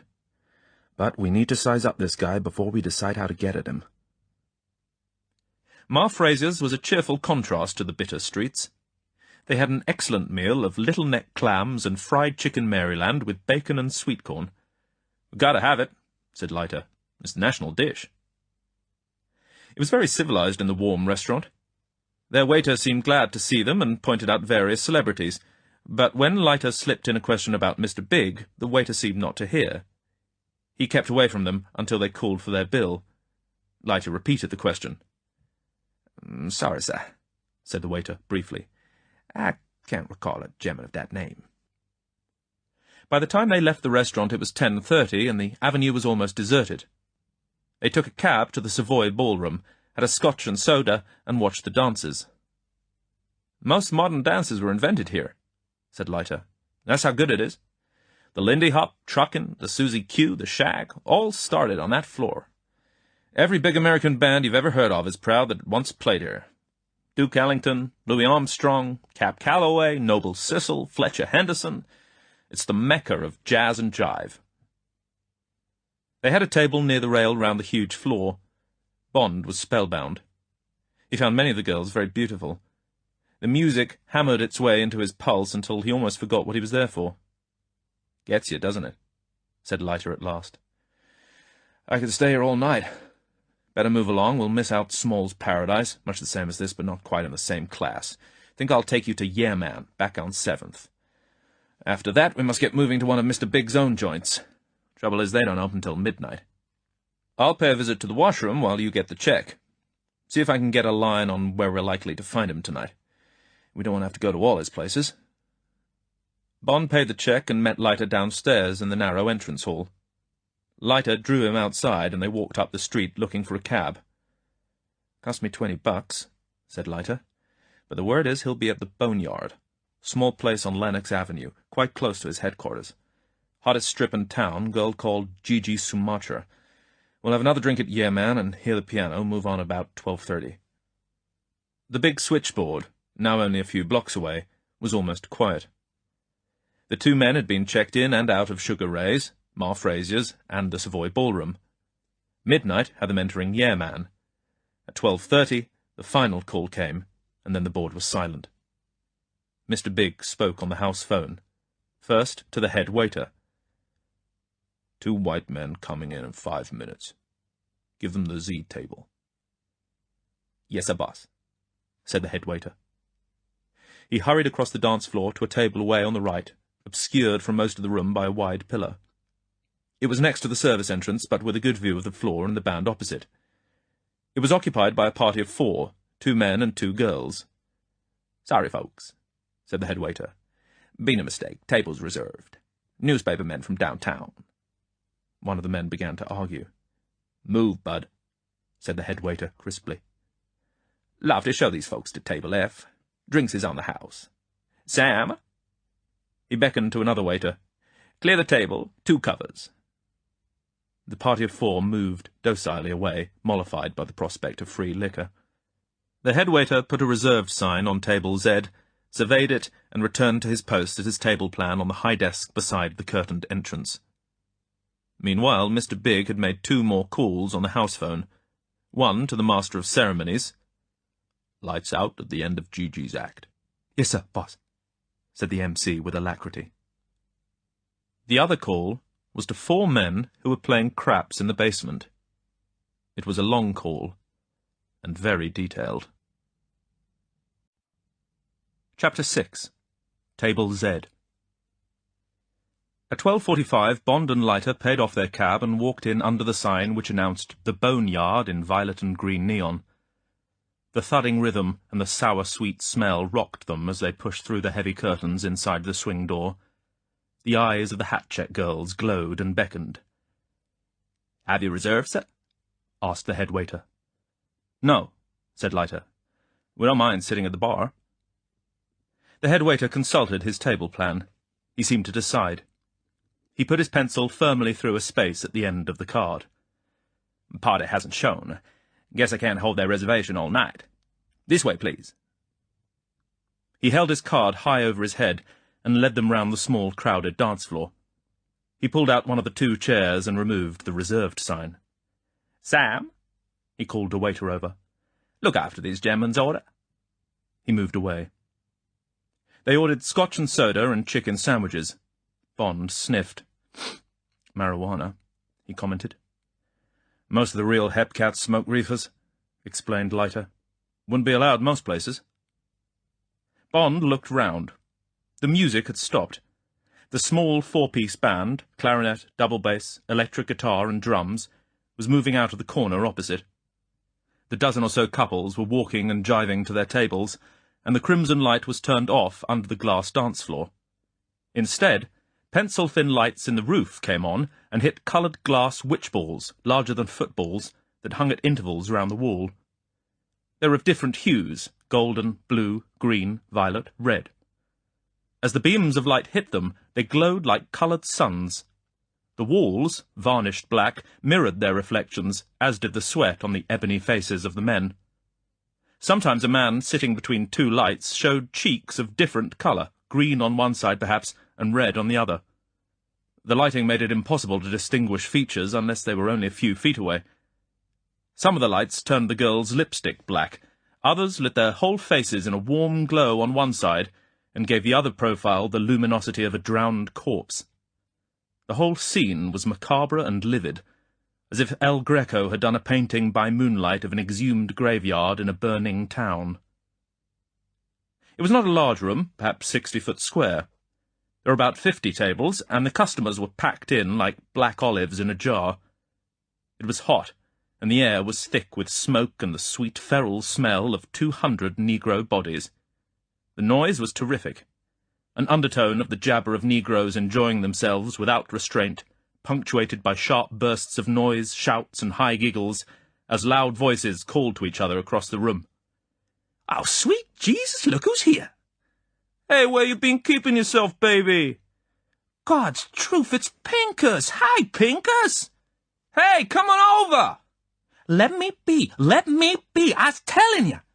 The noise of a slap. "Where's Gigi? Come on, Gigi, strut your stuff!" From time to time, a man or girl would erupt onto the dance floor and start a wild solo jive. Friends would clap the rhythm. There would be a burst of catcalls and whistles. If it was a girl, there would be cries of, "Strip, strip, strip!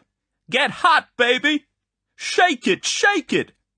And the MC would come out and clear the floor amidst groans and shouts of derision.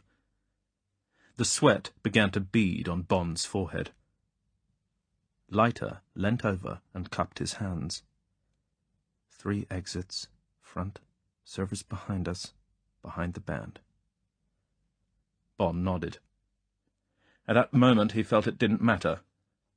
This was nothing new to Leiter, but for Bond it was a close-up of the raw material on which the big man worked, the clay in his hands.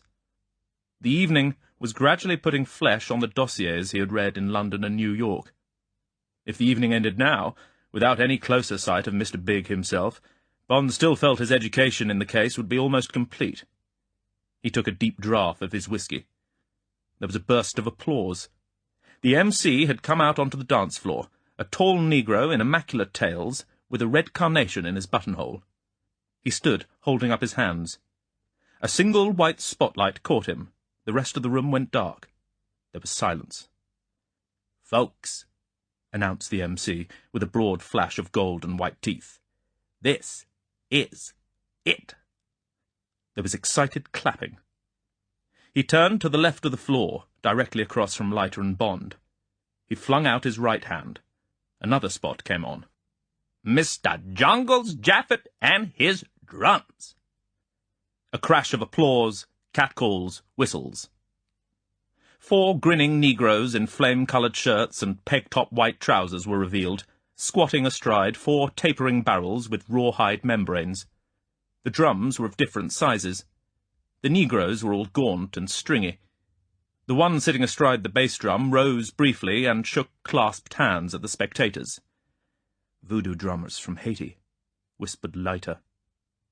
There was silence. With the tips of their fingers, the drummers began a slow, broken beat, a soft rumba shuffle. "And now, friends," announced the MC, still turned towards the drums. "G." He paused. "Sumatra!" The last word was a yell. He began to clap. There was pandemonium in the room, a frenzy of applause. The door behind the drums burst open, and 2 huge Negroes, naked except for gold loincloths, ran out onto the floor carrying between them, her arms round their necks, a tiny figure swathed completely in black ostrich feathers, a black domino across her eyes. They put her down in the middle of the floor. They bowed down on either side of her until their foreheads met the ground. She took 2 paces forward. With the spotlight off them, the 2 Negroes melted away into the shadows and through the door. The MC had disappeared. There was absolute silence save for the soft thud of the drums. The girl put her hand up to her throat, and the cloak of black feathers came away from the front of her body and spread out into a 5-foot black fan. She swirled it slowly behind her until it stood up like a peacock's tail. She was naked, except for a brief V of black lace and a black sequin star in the centre of each breast and the thin black domino across her eyes. Her body was small, hard, bronze, beautiful. It was slightly oiled and glinted in the white light. The audience was silent. The drums began to step up the tempo. The bass drum kept its beat dead on the timing of the human pulse. The girl's naked stomach started slowly to revolve in time with the rhythm. She swept the black feathers across and behind her again, and her hips started to grind in time with the bass drum. The upper part of her body was motionless. The black feathers swirled again, and now her feet were shifting, and her shoulders. The drums beat louder. Each part of her body seemed to be keeping a different time. Her lips were bared slightly from her teeth. Her nostrils began to flare. Her eyes glinted hotly through the diamond slits. It was a sexy, pug-like face. Chien was the only word Bond could think of. The drums thudded faster, a complexity of interlaced rhythms. The girl tossed the big fan off the floor, held her arms up above her head. Her whole body began to shiver. Her belly moved faster, round and round, in and out. Her legs straddled. Her hips began to revolve in a wide circle. Suddenly, she plucked the sequined star off her right breast and threw it into the audience. The first noise came from the spectators, a quiet growl. Then they were silent again. She plucked off the other star. Again the growl, and then silence. The drums began to crash and roll. Sweat poured off the drummers. Their hands fluttered like grey flannel on the pale membranes. Their eyes were bulging, distant. Their heads were slightly bent to one side as if they were listening. They hardly glanced at the girl. The audience panted softly, liquid eyes bulging and rolling. The sweat was shining all over her now. Her breasts and stomach glistened with it. She broke into great, shuddering jerks. Her mouth opened, and she screamed softly. Her hands snaked down to her sides, and suddenly she had torn away the strip of lace. She threw it into the audience. There was nothing now but a single black G-string. The drums went into a hurricane of sexual rhythm. She screamed softly again, and then, her arms stretched before her as a balance, she started to lower her body down to the floor and up again, faster and faster. Bond could hear the audience panting and grunting like pigs at the trough. He felt his own hands gripping the tablecloth. His mouth was dry. The audience began to shout at her. "Come on, Gigi. Take it away, baby. Come on. Grind, baby, grind." She sank to her knees, and as the rhythm slowly died, so she too went into a last series of juddering spasms, mewing softly. The drums came down to a slow tom-tom beat and shuffle. The audience howled for her body. Harsh obscenities came from different corners of the room. The MC came onto the floor. A spot went on him. "Okay, folks. Okay." The sweat was pouring off his chin. He spread his arms in surrender. Now Gigi agrees. There was a delighted howl from the audience. Now she would be quite naked. "Take it off, Gigi. Show yourself, baby. Come on, come on." The drums growled and stuttered softly. "But, my friends," yelled the MC, "she stipulates with the lights out." There was a frustrated groan from the audience. The whole room was plunged in darkness. Must be an old gag, thought Bond to himself.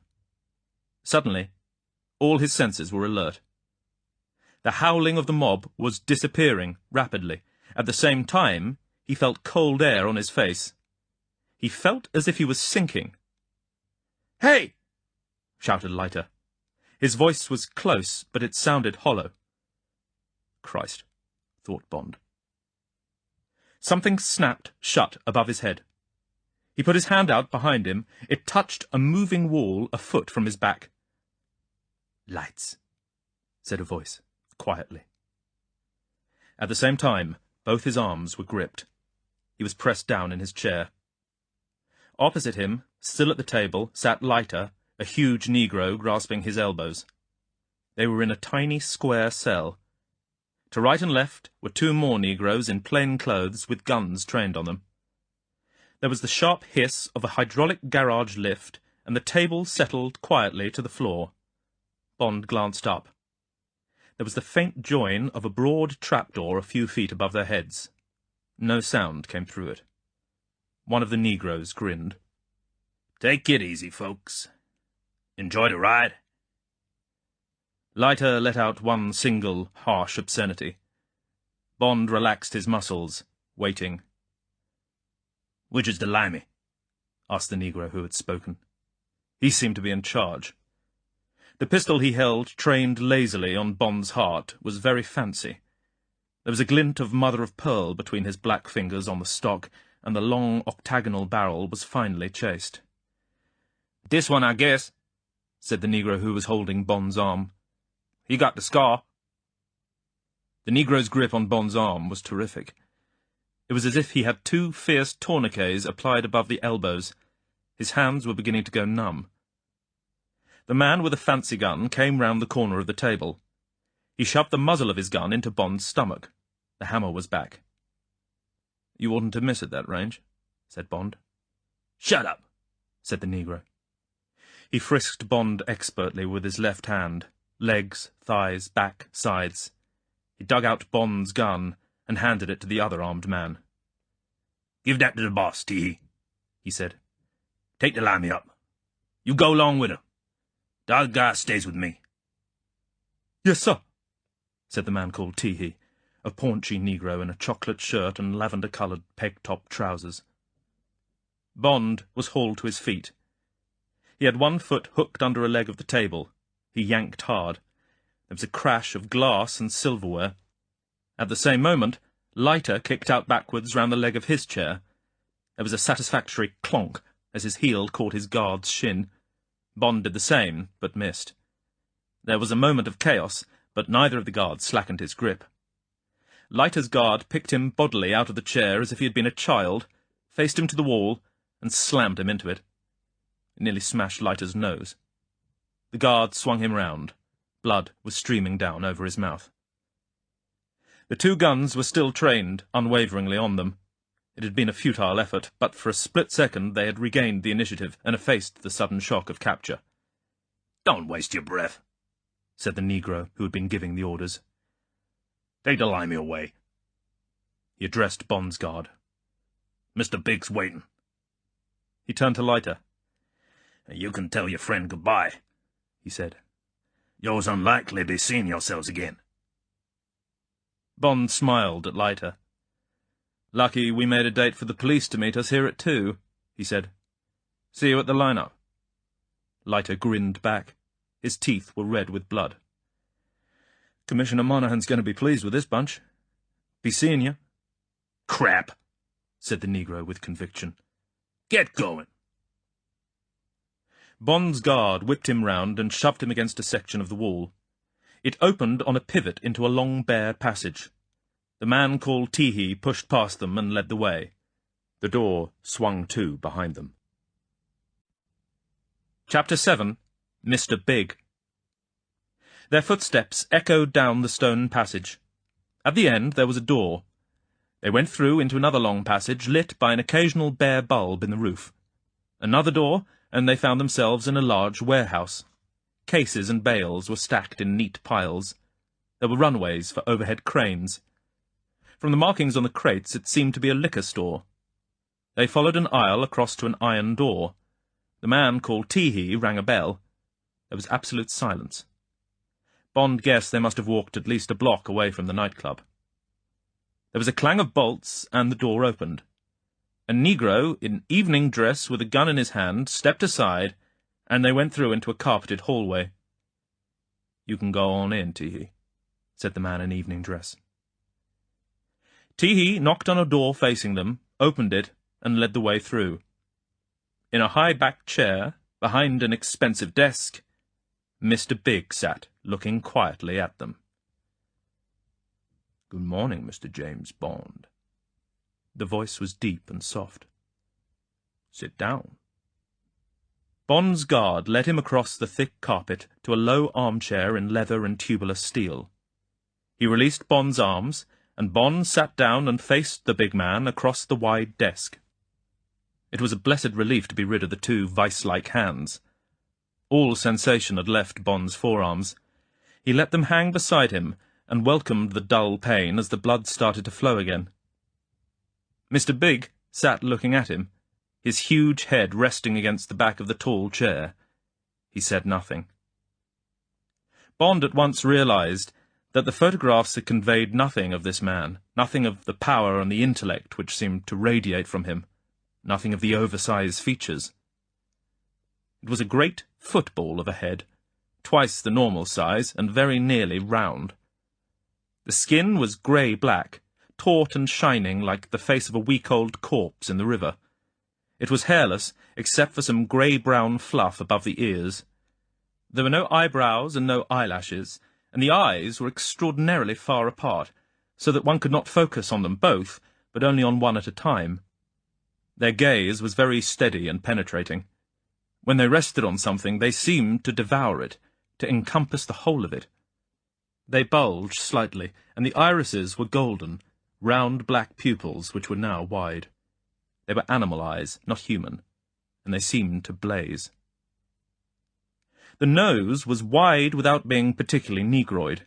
The nostrils did not gape at you.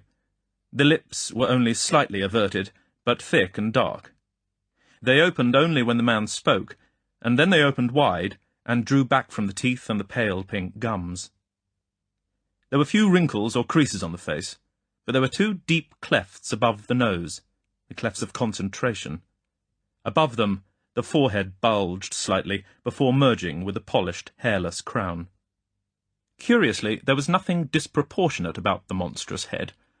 It was carried on a wide, short neck, supported by the shoulders of a giant. Bond knew from the records that he was 6.5 foot tall and weighed 20 stone, and that little of it was fat.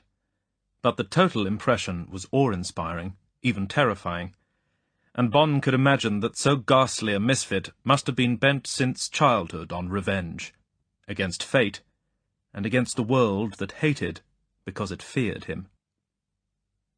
The big man was draped in a dinner jacket. There was a hint of vanity in the diamonds that blazed on his shirt front and at his cuffs. His huge, flat hands rested half-curled on the table in front of him. There were no signs of cigarettes or an ashtray, and the smell of the room was neutral. There was nothing on the desk, save a large intercom with about 20 switches, and, incongruously, a very small ivory riding crop with a long, thin white lash. Mr. Big gazed with silent and deep concentration across the table at Bond. After inspecting him carefully in return, Bond glanced round the room. It was full of books, spacious and restful and very quiet, like the library of a millionaire. There was one high window above Mr. Big's head, but otherwise the walls were solid with bookshelves. Bond turned round in his chair. More bookshelves, packed with books. There was no sign of a door, but there might have been any number of doors faced with dummy books. The two negroes who had brought him to the room stood rather uneasily against the wall behind his chair. The whites of their eyes showed. They were not looking at Mr. Big, but at a curious effigy which stood on a table in an open space of floor to the right and slightly behind Mr. Big. Even with his slight knowledge of voodoo, Bond recognized it at once from Lee Firma's description. A 5-foot white wooden cross stood on a raised white pedestal. The arms of the cross were thrust into the sleeves of a dusty black frock coat, whose tails hung down behind the table towards the floor. Above the neck of the coat, a battered bowler hat gaped at him, its crown pierced by the vertical bar of the cross. A few inches below the rim, round the neck of the cross, resting on the crossbar, was a deep, starched clergyman's collar. At the base of the white pedestal, on the table, lay an old pair of lemon-coloured gloves. A short malacca stick with a gold knob, its ferrule resting beside the gloves, rose against the left shoulder of the effigy. Also on the table was a battered black top hat. This evil scarecrow gazed out across the room, god of the cemeteries and chief of the Legion of the Dead, Baron Samedi. Even to Bond it seemed to carry a dreadful, gaping message. Bond looked away, back to that great grey-black face across the desk. Mr. Big spoke. I want you Tee-hee. His eyes shifted. You can go, Miami. Yes, sir, boss, they both said together. Bond heard a door open and close. Silence fell again. At first, Mr. Big's eyes had been focused sharply on Bond. They had examined him minutely. Now, Bond noticed that though the eyes rested on him, they had become slightly opaque. They gazed upon Bond without perception. Bond had the impression that the brain behind them was occupied elsewhere. Bond was determined not to be disconcerted. Feeling had returned to his hands, and he moved them towards his body to reach for his cigarettes and lighter. Mr. Big spoke. You may smoke, Mr. Bond. In case you have any other intentions, you may care to lean forward and inspect the keyhole of the drawer in the desk facing your chair. I shall be ready for you in a moment. Bond leant forward. It was a large keyhole. In fact, Bond estimated, 0.45 of an inch in diameter, fired, Bond supposed, by a foot switch under the desk. What a bunch of tricks this man was. Puerile. Puerile? Perhaps, after all, not to be dismissed so easily. The tricks, the bomb, the disappearing table, had worked neatly, efficiently. They had not been just empty conceits designed to impress. Again, there was nothing absurd about this gun. Rather painstaking, perhaps, but, he had to admit, technically sound. He lit a cigarette and gratefully drew the smoke deep into his lungs. He did not feel particularly worried by his position. He refused to believe he would come to any harm. It would be a clumsy affair to have him disappear a couple of days after he arrived from England unless a very expert accident could be contrived. And Leiter would have to be disposed of at the same time. That would be altogether too much for their two services, and Mr. Big must know it. But he was worried about Leiter in the hands of those clumsy black apes. The big man's lips rolled slowly back from his teeth. I have not seen a member of the Secret Service for many years, Mr. Bond. Not since the war. Your service did well in the war. You have some able men. I learned from my friends that you are high up in your service. You have a 00 number, I believe. 007, if I remember right. The significance of that 00 number, they tell me, is that you have had to kill a man in the course of some assignment. There cannot be many 00 numbers in a service which does not use assassination as a weapon. Whom have you been sent over to kill here, Mr. Bond? Not me, by any chance? The voice was soft and even, without expression. There was a slight mixture of accents, American and French, but the English was almost pedantically accurate, without a trace of slang. Bond remained silent. He assumed that Moscow had signalled his description.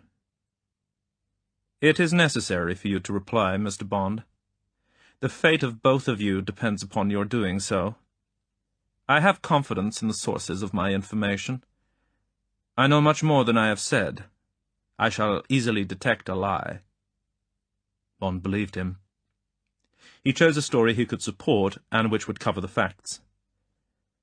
There are English gold coins circulating in America. Edward IV Rose Nobles, he said.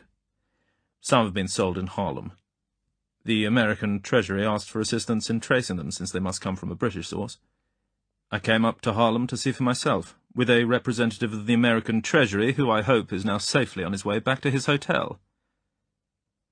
Mr. Leiter is a representative of the Central Intelligence Agency, not of the Treasury, said Mr. Big, without emotion. His position at this moment is extremely precarious. He paused and seemed to reflect. He looked past Bond. Tee-hee. Yes, sir, boss. Tie Mr. Bond to his chair. Bond half rose to his feet. Don't move, Mr. Bond, said the voice softly. You have a bare chance of survival if you stay where you are. Bond looked at the big man, at the golden, impassive eyes. He lowered himself back into his chair. Immediately, a broad strap was passed round his body and buckled tight. 2 short straps went round his wrists and tied them to the leather and metal arms. 2 more went round his ankles.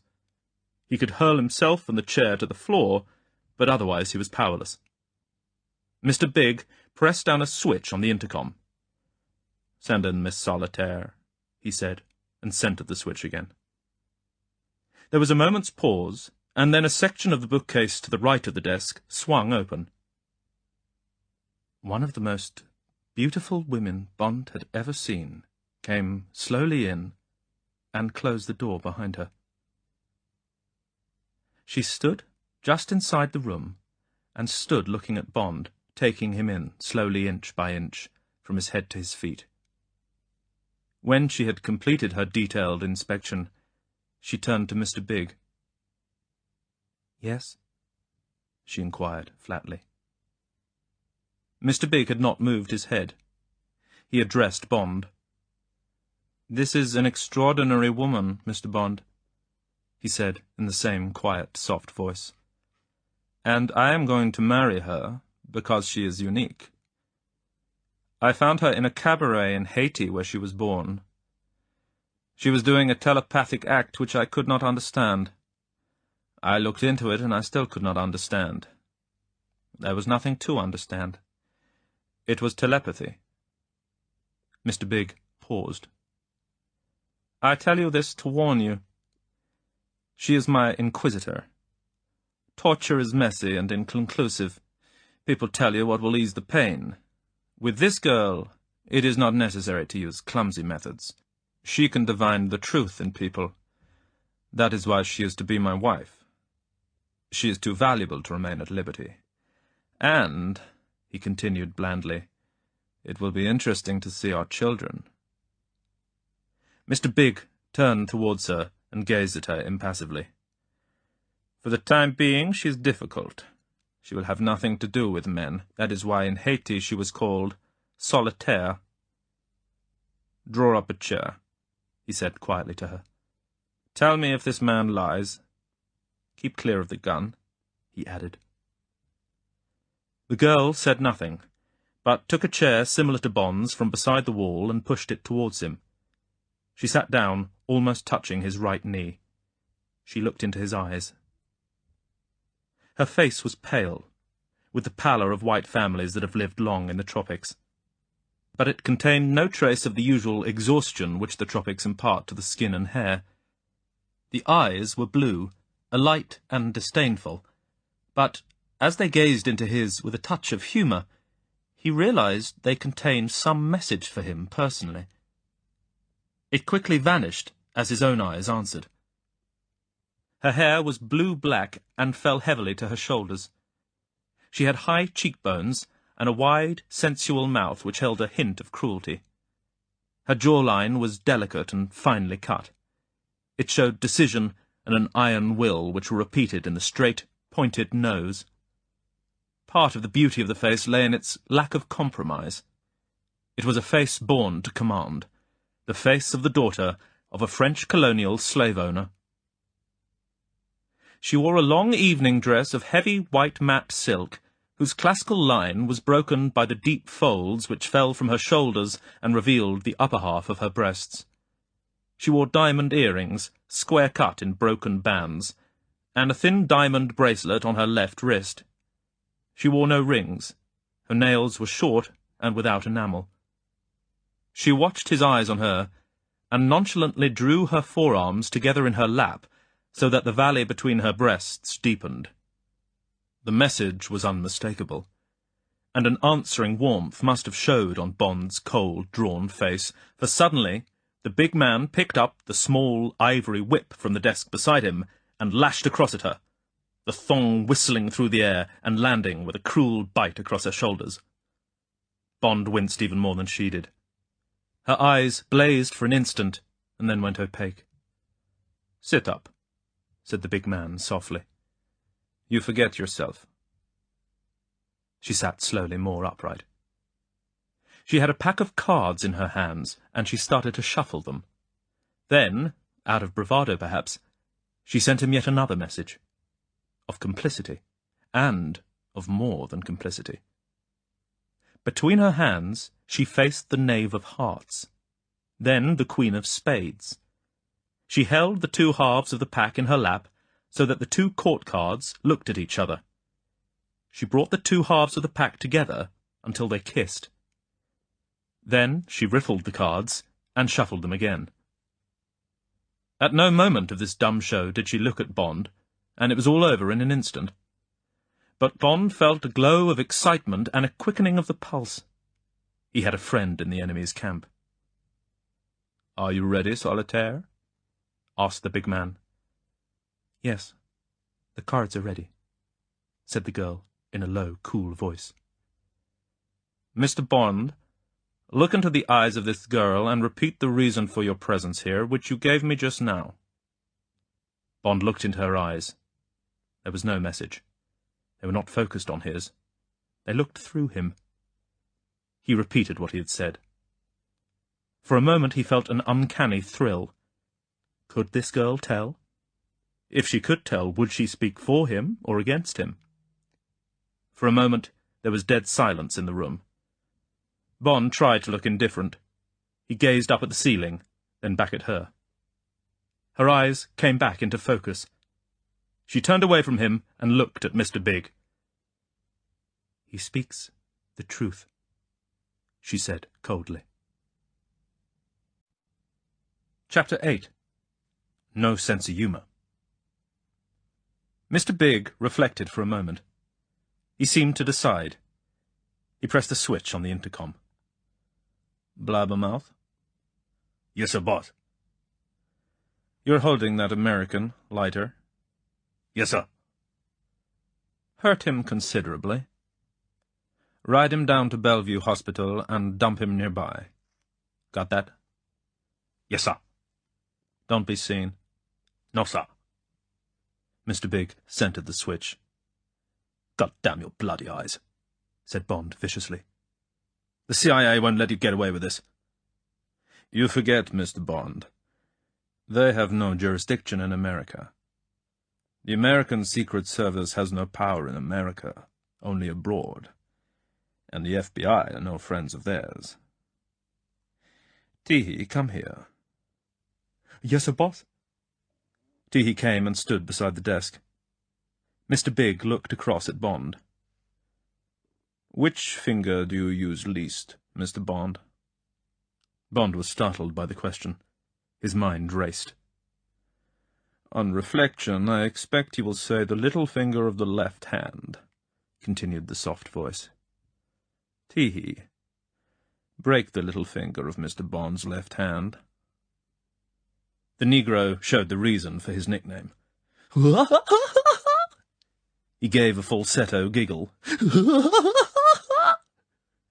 He walked jauntily over to Bond. Bond clutched madly at the arms of his chair. Sweat started to break out on his forehead. He tried to imagine the pain so that he could control it. The Negro slowly unhinged the little finger of Bond's left hand, immovably bound to the arm of his chair. He held the tip between finger and thumb, and very deliberately started to bend it back, giggling inanely to himself. Bond rolled and heaved, trying to upset the chair, but Teehee put his other hand on the chair back and held it there. The sweat poured off Bond's face. His teeth started to bare in an involuntary rictus. Through the increasing pain, he could just see the girl's eyes wide upon him, her red lips slightly parted. The finger stood upright, away from the hand, started to bend slowly backwards towards his wrist. Suddenly it gave. There was a sharp crack. "That will do," said Mr. Big. Teehee released the mangled finger with reluctance. Bond uttered a soft animal groan and fainted. "The guy ain't got no sense of humour," commented Teehee. Solitaire sat limply back in her chair and closed her eyes. "Did he have a gun?" asked Mr. Big. "Yes, sir." Teehee took Bond's Beretta out of his pocket and slipped it across the desk. The big man picked it up and looked at it expertly. He weighed it in his hand, testing the feel of the skeleton grip. Then he pumped the shells out onto the desk, verified that he had also emptied the chamber, and slid it over towards Bond. "Wake him up," he said, looking at his watch. It said 3 o'clock. Teehee went behind Bond's chair and dug his nails into the lobes of Bond's ears. Bond groaned and lifted his head. His eyes focused on Mr. Big, and he uttered a string of obscenities. "Be thankful you're not dead," said Mr. Big, without emotion. "Any pain is preferable to death. Here is your gun. I have the shells. Teehee, give it back to him." Teehee took it off the desk and slipped it back into Bond's holster. "I will explain to you briefly," continued the big man, "why it is that you are not dead. Why you have been permitted to enjoy the sensation of pain, instead of adding to the pollution of the Harlem River from the folds of what is jocularly known as a cement overcoat." He paused for a moment and then spoke. "Mr. Bond, I suffer from boredom. I am a prey to what the early Christians called accidie, the deadly lethargy that envelops those who are sated, those who have no more desires. I am absolutely preeminent in my chosen profession, trusted by those who occasionally employ my talents, feared and instantly obeyed by those whom I myself employ. I have, literally, no more worlds to conquer within my chosen orbit. Alas, it is too late in my life to change that orbit for another one, and since power is the goal of all ambition, it is unlikely that I could possibly acquire more power in another sphere than I already possess in this one." Bond listened with part of his mind. With the other half, he was already planning. He sensed the presence of Solitaire, but he kept his eyes off her. He gazed steadily across the table at the great grey face with its unwinking golden eyes. The soft voice continued. "Mr. Bond, I take pleasure now only in artistry, in the polish and finesse which I can bring to my operations. It has become almost a mania with me to impart an absolute rightness, a high elegance to the execution of my affairs.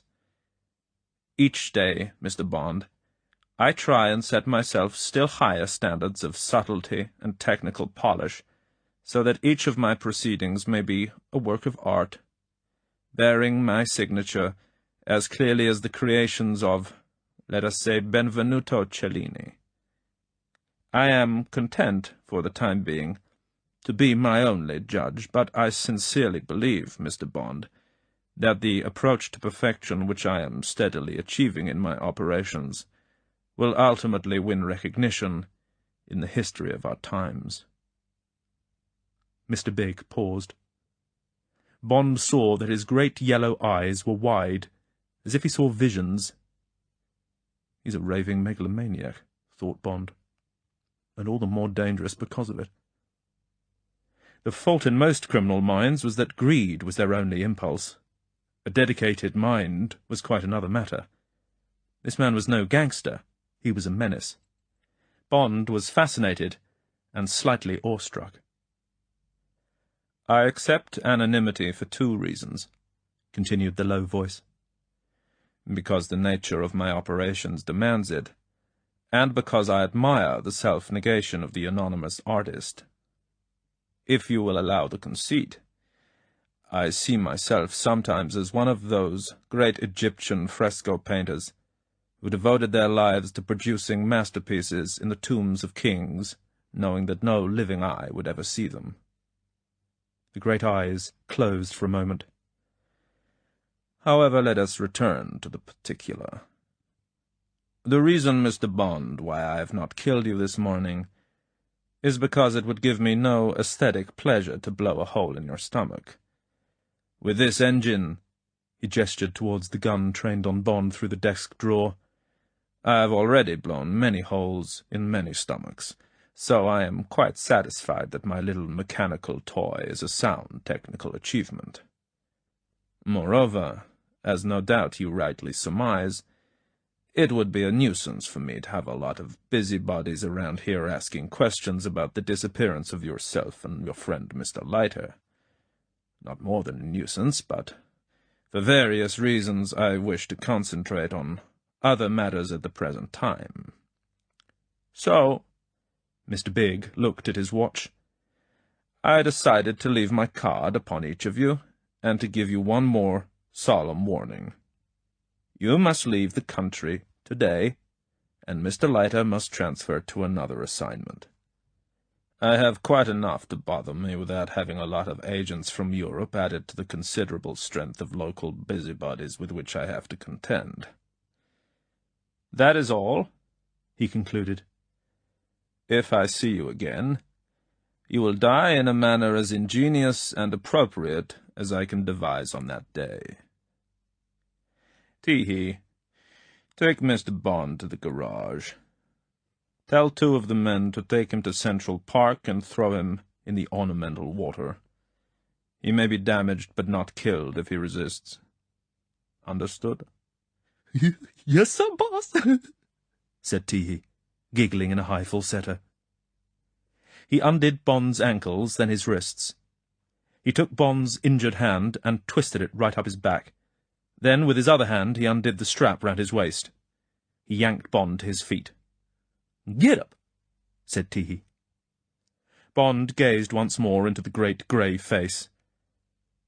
"Those who deserve to die," he paused, "die the death they deserve. Write that down," he added. "It's an original thought." Then he glanced at Solitaire. Her eyes were bent on the hands in her lap. She didn't look up. "Get going," said Tee-hee. He turned Bond round towards the wall and pushed him forward, twisting Bond's wrist up his back until his forearm was almost dislocated. Bond uttered a realistic groan, and his footsteps faltered. He wanted Tee-hee to believe that he was cowed and docile. He wanted the torturing grip to ease just a little on his left arm. As it was, any sudden movement would only result in his arm being broken. Tee-hee reached over Bond's shoulder and pressed on one of the books in the serried shelves. A large section opened on a central pivot. Bond was pushed through, and the Negro kicked the heavy section back into place. It closed with a double click. From the thickness of the door, Bond guessed it would be soundproof. They were faced by a short, carpeted passage ending in some stairs that led downwards. Bond groaned. "You're breaking my arm," he said. "Oh, look out, I'm going to faint." He stumbled again, trying to measure exactly the Negro's position behind him. He remembered Leiter's injunction: shins, groin, stomach, throat. Hit him anywhere else, you'll just break your hand. "Ah, shut your mouth," said the Negro. But he pulled Bond's hand an inch or 2 down his back. This was all Bond needed. They were halfway down the passage with only a few feet more to the top of the stairs. Bond faltered again, so that the Negro's body bumped into his. This gave him all the range and direction he needed. He bent a little, and his right hand, straight and flat as a board, whipped round and inwards. He felt it thud hard into the target. The Negro screamed shrilly like a wounded rabbit. Bond felt his left arm come free. He whirled round, pulling out his empty gun with his right hand. The Negro was bent double, his hands between his legs, uttering little panting screams. Bond whipped the gun down hard on the back of the woolly skull. It gave back a dull clonk as if he had hammered on a door, but the Negro groaned and fell forward on his knees, throwing out his hands for support. Bond got behind him, and with all the force he could put behind the steel-capped shoe, he gave one mighty kick below the lavender-coloured seat of the Negro's pants. A final short scream was driven out of the man as he sailed the few feet to the stairs. His head hit the side of the iron banisters, and then, a twisting wheel of arms and legs, he disappeared over the edge down into the well. There was a short crash as he caromed off some obstacle, then a pause, then a mingled thud and crack as he hit the ground. Then silence. Bond wiped the sweat out of his eyes and stood listening. He thrust his wounded left hand into his coat. It was throbbing with pain and swollen to almost twice its normal size. Holding the gun in his right hand, he walked to the head of the stairs and slowly down, moving softly on the balls of his feet. There was only one floor between him and the spread-eagled body below. When he reached the landing, he stopped again and listened. Quite close, he could hear the high-pitched whine of some form of fast wireless transmitter. He verified that it came from behind one of the 2 doors on the landing. This must be Mr. Big's communications centre. He longed to carry out a quick raid, but his gun was empty, and he had no idea how many men he would find in the room. It could only have been the earphones on their ears that had prevented the operators from hearing the sounds of Teehee's fall. He crept on down. Teehee was either dead or dying. He lay spread-eagled on his back. His striped tie lay across his face like a squashed adder. Bond felt no remorse. He frisked the body for a gun, and found one stuck in the waistband of the lavender trousers, now stained with blood. It was a Colt .38 Detective Special with a sawn barrel. All chambers were loaded. Bond slipped the useless Beretta back in its holster.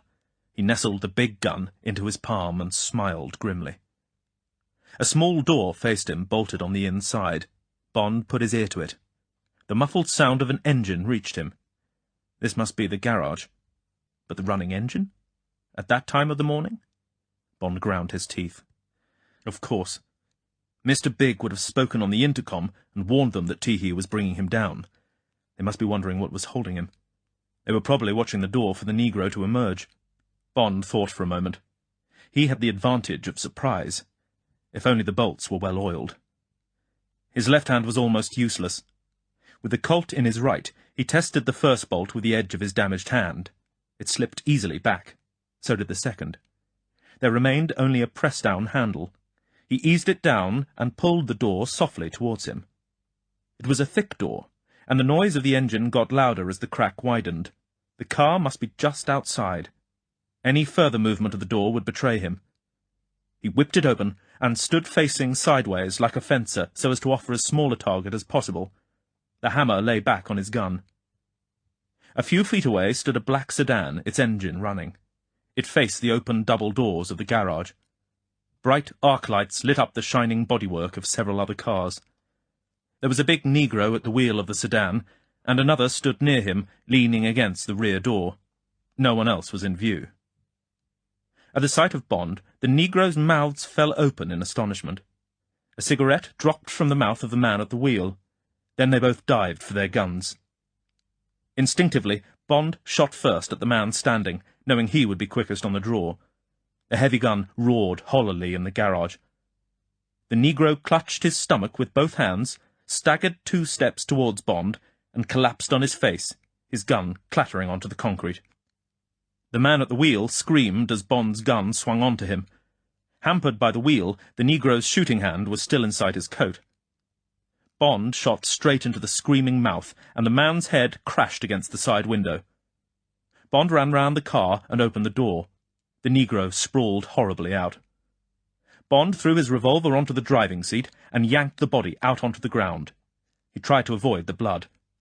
He got into the seat and blessed the running engine and the steering wheel gear lever. He slammed the door, rested his injured hand on the left of the wheel, and crashed the lever forward. The handbrake was still on. He had to lean under the wheel to release it with his right hand. It was a dangerous pause. As the heavy car surged forward out of the wide doors, there was the boom of a gun and a bullet hammered into the bodywork. He tore the wheel round right-handed, and there was another shot that missed high. Across the street a window splintered. The flash came from low down near the floor, and Bond guessed that the first Negro had somehow managed to reach his gun. There were no other shots, and no sound came from the blank faces of the buildings behind him. As he went through the gears, he could see nothing in the driving mirror except the broad bar of light from the garage shining out across the dark, empty street. Bond had no idea where he was or where he was heading. It was a wide, featureless street, and he kept going. He found himself driving on the left-hand side and quickly swerved over to the right. His hand hurt terribly, but the thumb and forefinger helped to steady the wheel. He tried to remember to keep his left side away from the blood on the door and window. The endless street was populated only by the little ghosts of steam that wavered up out of the gratings in the asphalt that gave access to the piped heat system of the city. The ugly bonnet of the car mowed them down one by one, but in the driving mirror Bond could see them rising again behind him in a diminishing vista of mildly gesticulating white wraiths. He kept the big car at 50. He came to some red traffic lights and jumped them.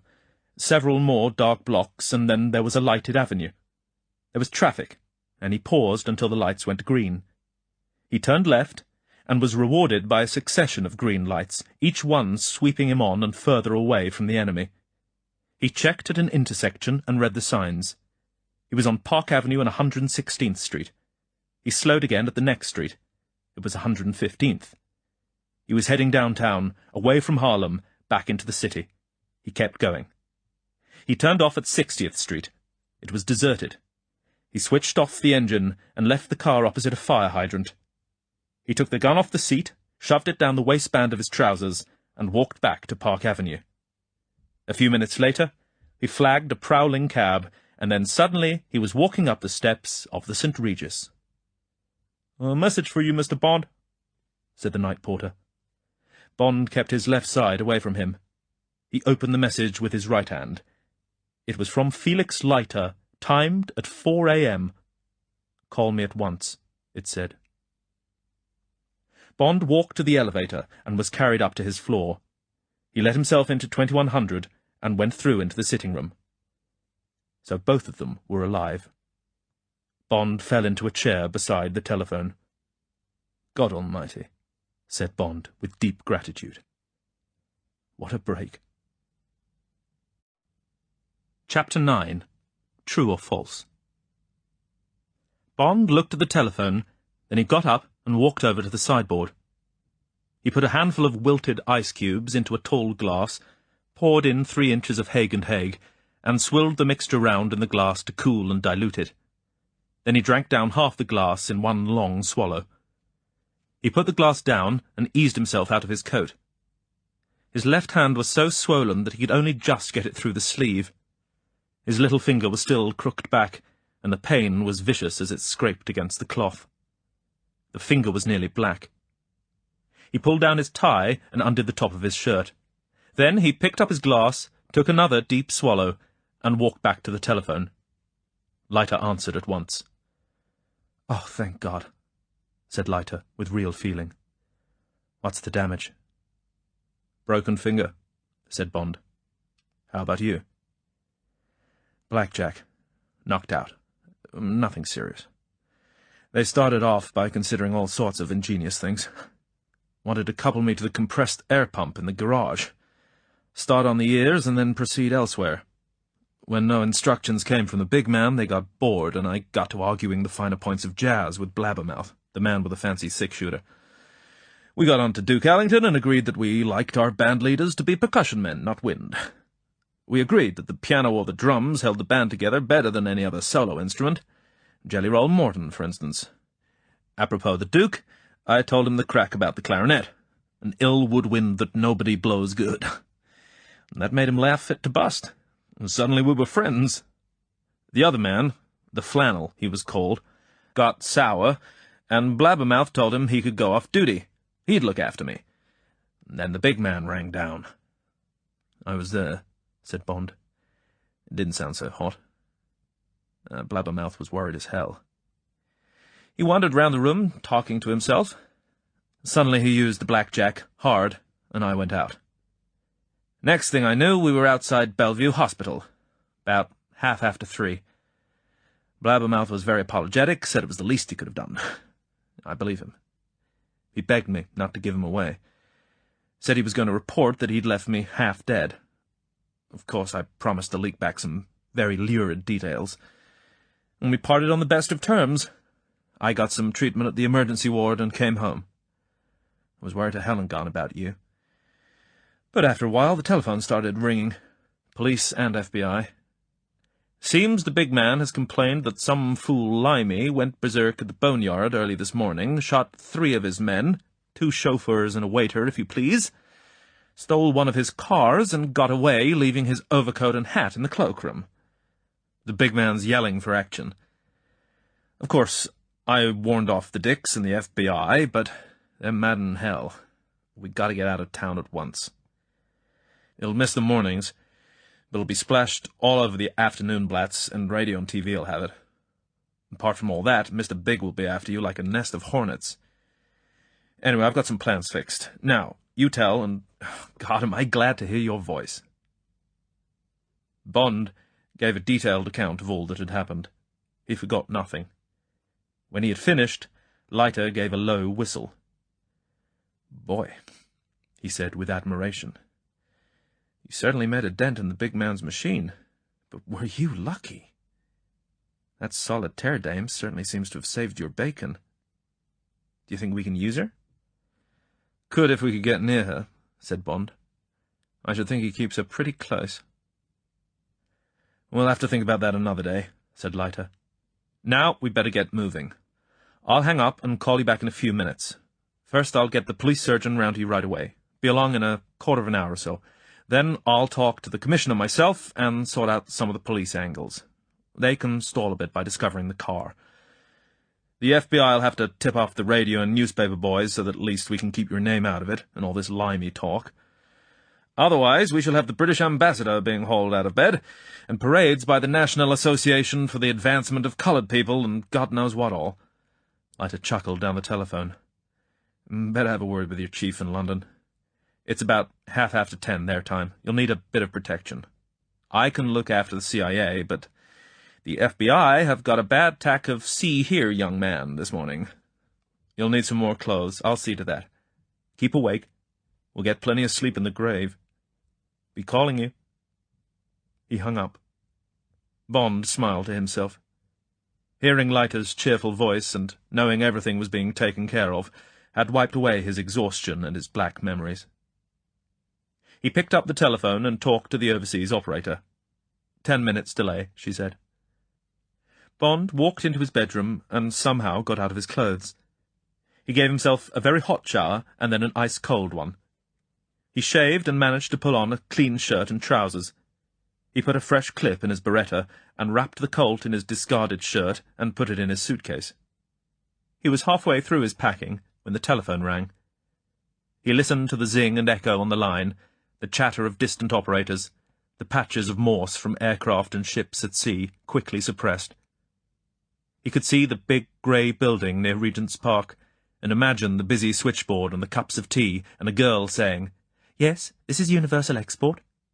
The address Bond had asked for, one of the covers used by agents for emergency calls on open lines from abroad. She would tell the supervisor, who would take the call over. "You're connected, caller," said the overseas operator. "Go ahead, please. New York calling London." Bond heard the calm English voice. "Universal Export. Who's speaking, please?" "Can I speak to the managing director?" said Bond. "This is his nephew James speaking from New York." "Just a moment, please." Bond could follow the call to Miss Moneypenny and see her press the switch on the intercom. "It's New York, sir," she would say. "I think it's 007. "Put him through," M would say. "Yes," said the cold voice that Bond loved and obeyed. "It's James, sir," said Bond. "I may need a bit of help over a difficult consignment." "Go ahead," said the voice. "I went uptown to see our chief customer last night," said Bond. 3 of his best men went sick while I was there." "How sick?" asked the voice. "As sick as can be, sir," said Bond. "There's a lot of flu about." "Hope you didn't catch any."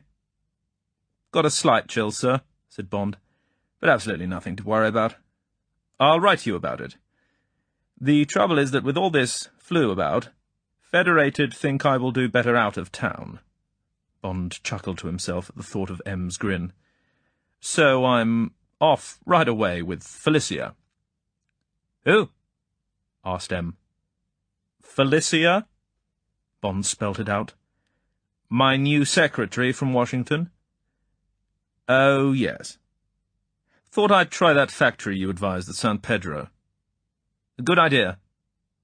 But Federated may have other ideas, and I hoped you'd give me your support." "Quite understand," said M. "How's business?" "Rather promising, sir, but tough going. Felicia will be typing my full report today." "Good," said M. "Anything else?" "No, that's all, sir. Thanks for your support." "That's all right. Keep fit. Goodbye." "Goodbye, sir." Bond put down the telephone. He grinned. He could imagine M calling in the Chief of Staff. 007's already tangled up with the FBI. Damn fool went up to Harlem last night and bumped off 3 of Mr. Big's men. Got hurt himself, apparently, but not much. Got to get out of town with Leiter, the CIA man, going down to St. Petersburg. Better warn A&C. Expect we'll have Washington round our ears before the day's over. Tell A to say I fully sympathise, but that 007 has my full confidence, and I'm sure he acted in self-defence. Won't happen again, so forth. You got that? Bond grinned again, as he thought of Damon's exasperation at having to dish out a lot of soft soap to Washington, when he probably had plenty of other Anglo-American snarls to disentangle. The telephone rang. It was Leiter again. "Now, listen," he said. "Everybody's calming down somewhat. Seems the men you got were a pretty nasty trio. Teehee Johnson, Sam Miami, and a man called McThing, all wanted on various counts. The FBI's covering up for you, reluctantly, of course, and the police are stalling like mad. The FBI big brass had already asked my chief for you to be sent home. Got him out of bed, if you please. Mostly jealousy, I guess, but we've killed all that. Same time, we've both got to quit town at once. That's all fixed, too. We can't go together, so you're taking the train and I'll fly. Jot this down." Bond cradled the telephone against his shoulder and reached for a pencil and paper. "Go ahead," he said. "Pennsylvania Station, Track 14, 10:30 this morning. The Silver Phantom, through train to St. Petersburg, via Washington, Jacksonville, and Tampa. I've got you a compartment, very luxurious. Car 245, compartment H. Ticket'll be on the train. Conductor will have it. In the name of Bryce. Just go to gate 14 and down to the train. Then straight to your compartment and lock yourself in till the train starts. I'm flying down in an hour by Easton, so you'll be alone from now on. If you get stuck, call Dexter, but don't be surprised if he bites your head off. Train gets in around midday tomorrow. Take a cab and go to the Everglades Cabanas, Gulf Boulevard West on Sunset Beach. That's on a place called Treasure Island, where all the beach hotels are. Connected with St. Petersburg by a causeway. Cabby'll know it. And I'll be waiting for you. Got all that? For God's sake, watch out. I mean it. The big man'll get you if he possibly can, and a police escort to the train would only put the finger on you. Take a cab and keep out of sight. I'm sending you up another hat and a fawn raincoat. The check's taken care of at the St. Regis. That's the lot. Any questions?" "Sounds fine," said Bond. "I've talked to M, and he'll square Washington if there's any trouble. Look after yourself, too," he added. "You'll be next on the list after me. See you tomorrow. So long." "I'll watch out," said Leiter. "Bye." It was 6:30, and Bond pulled back the curtains in the sitting-room and watched the dawn come up over the city. It was still dark down in the caverns below, but the tips of the great concrete stalagmites were pink, and the sun lit up the windows floor by floor as if an army of descending janitors was at work in the buildings. The police surgeon came, stayed for a painful quarter of an hour, and left. "Clean fracture," he had said. "Take a few days to heal. How did you come by it?" "Caught it in a door," said Bond. "You ought to keep away from doors," commented the surgeon. "They're dangerous things. Ought to be forbidden by law. Lucky you didn't catch your neck in this one." When he had gone, Bond finished packing. He was wondering how soon he could order breakfast when the telephone rang. Bond was expecting a harsh voice from the police or the FBI. Instead, a girl's voice, low and urgent, asked for Mr. Bond. "Who's calling?" asked Bond, gaining time. He knew the answer. "I know it's you," said the voice. And Bond could feel that it was right up against the mouthpiece. "This is Solitaire." The name was scarcely breathed into the telephone. Bond waited. All his senses pricked to what might be the scene at the other end of the line. Was she alone? Was she speaking foolishly on a house phone with extensions to which other listeners were now coldly, intently glued? Or was she in a room with only Mr. Big's eyes bent carefully on her, a pencil and pad beside him so that he could prompt the next question? "Listen," said the voice. "I've got to be quick. You must trust me. I'm in a drugstore, but I must get back at once to my room. Please, believe me. Bond had his handkerchief out. He spoke into it. "If I can reach Mr. Bond, what shall I tell him?" "Oh, damn you," said the girl, with what sounded like a genuine touch of hysteria. "I swear by my mother, by my unborn children, I have got to get away, and so have you. You have got to take me. I'll help you. I know a lot of his secrets, but be quick. I am risking my life here talking to you." She gave a sob of exasperation and panic.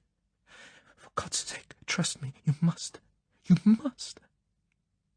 Bond still paused, his mind working furiously. "Listen." She spoke again, but this time dully, almost hopelessly. "If you don't take me, I shall kill myself. Now, will you? Do you want to murder me?" If it was acting, it was too good acting. It was still an unpardonable gamble, but Bond decided. He spoke directly into the telephone, his voice low.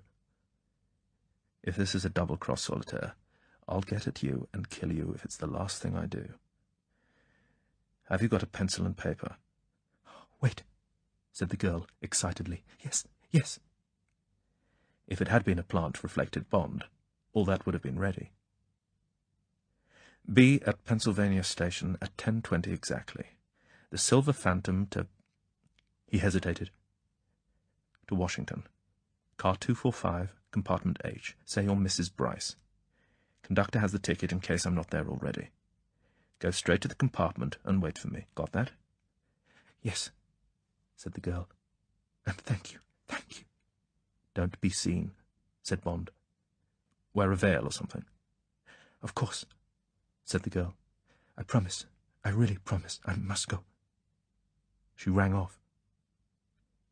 Bond looked at the dead receiver, then put it down on the cradle. "Well," he said aloud, "that's torn it." He got up and stretched. He walked to the window and looked out, seeing nothing. His thoughts raced. Then he shrugged and turned back to the telephone. He looked at his watch. It was 7:30. "Room service, good morning," said the golden voice. "Breakfast, please," said Bond. "Pineapple juice, double, cornflakes and cream, shirred eggs with bacon, double portion of cafe espresso, toast and marmalade." "Yes, sir," said the girl. She repeated the order. "Right away." "Thank you." "You're welcome." Bond grinned to himself. The condemned man made a hearty breakfast, he reflected. He sat down by the window and gazed up at the clear sky into the future. Up in Harlem, at the Big Switchboard, the Whisper was talking to the town again, passing Bond's description again to all eyes. "All the railroads, all the airports, 5th Avenue and 55th Street, doors of the San Regis. Mr. Big says we got a chance to highways. Pass it down the line. All the railroads, all the airports." Chapter 10. The Silver Phantom. Bond, the collar of his new raincoat up around his ears, was missed as he came out of the entrance of the St. Regis drug-store on 55th Street, which has a connecting door into the hotel. He waited in the entrance and leapt at a cruising cab, hooking the door open with the thumb of his injured hand and throwing his light suitcase in ahead of him. The cab hardly checked.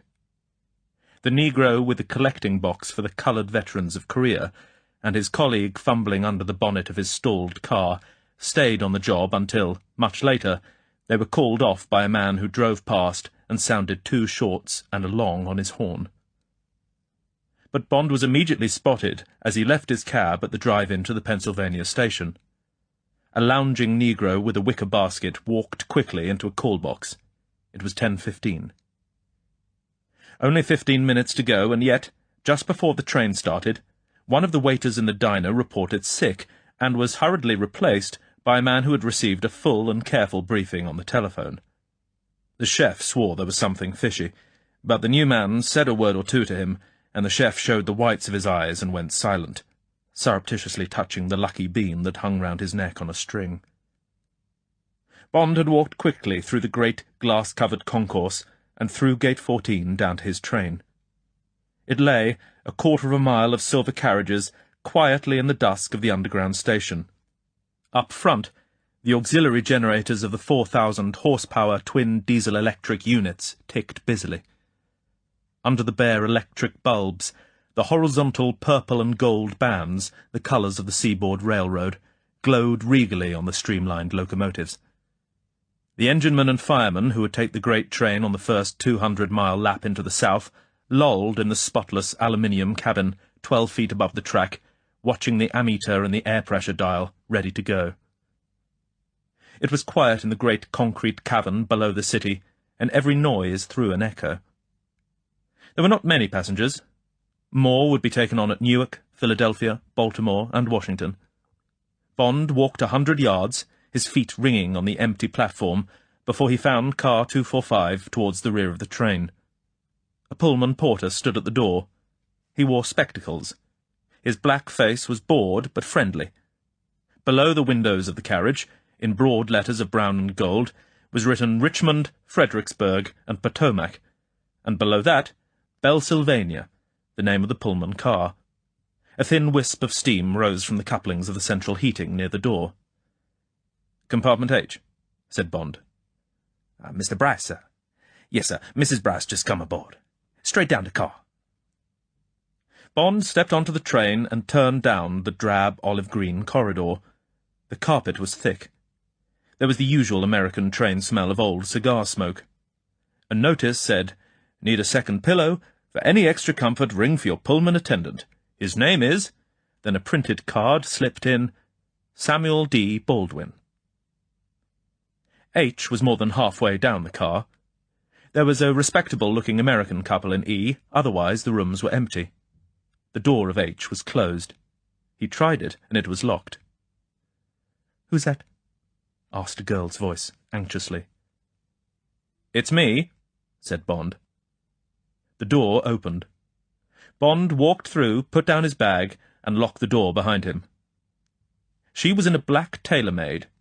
A wide mesh veil came down from the rim of a small black straw hat. One gloved hand was up to her throat, and through the veil Bond could see that her face was pale and her eyes were wide with fear. She looked rather French and very beautiful. "Thank God," she said. Bond gave a quick glance round the room. He opened the lavatory door and looked in. It was empty. A voice on the platform outside called, "Board!" There was a clang as the attendant pulled up the folding iron step and shut the door, and then the train was rolling quietly down the track. A bell clanged monotonously as they passed the automatic signals. There was a slight clatter from the wheels as they crossed some points, and then the train began to accelerate. For better or for worse, they were on their way. "Which seat would you like?" asked Bond. "I don't mind," she said anxiously. "You choose." Bond shrugged and sat down with his back to the engine. He preferred to face forwards. She sat down nervously facing him. They were still in the long tunnel that takes the Philadelphia lines out of the city. She took off her hat and unpinned the broad mesh veil and put them on the seat beside her. She took some hairpins out of the back of her hair and shook her head so that the heavy black hair fell forward. There were blue shadows under her eyes, and Bond reflected that she too must have gone without sleep that night.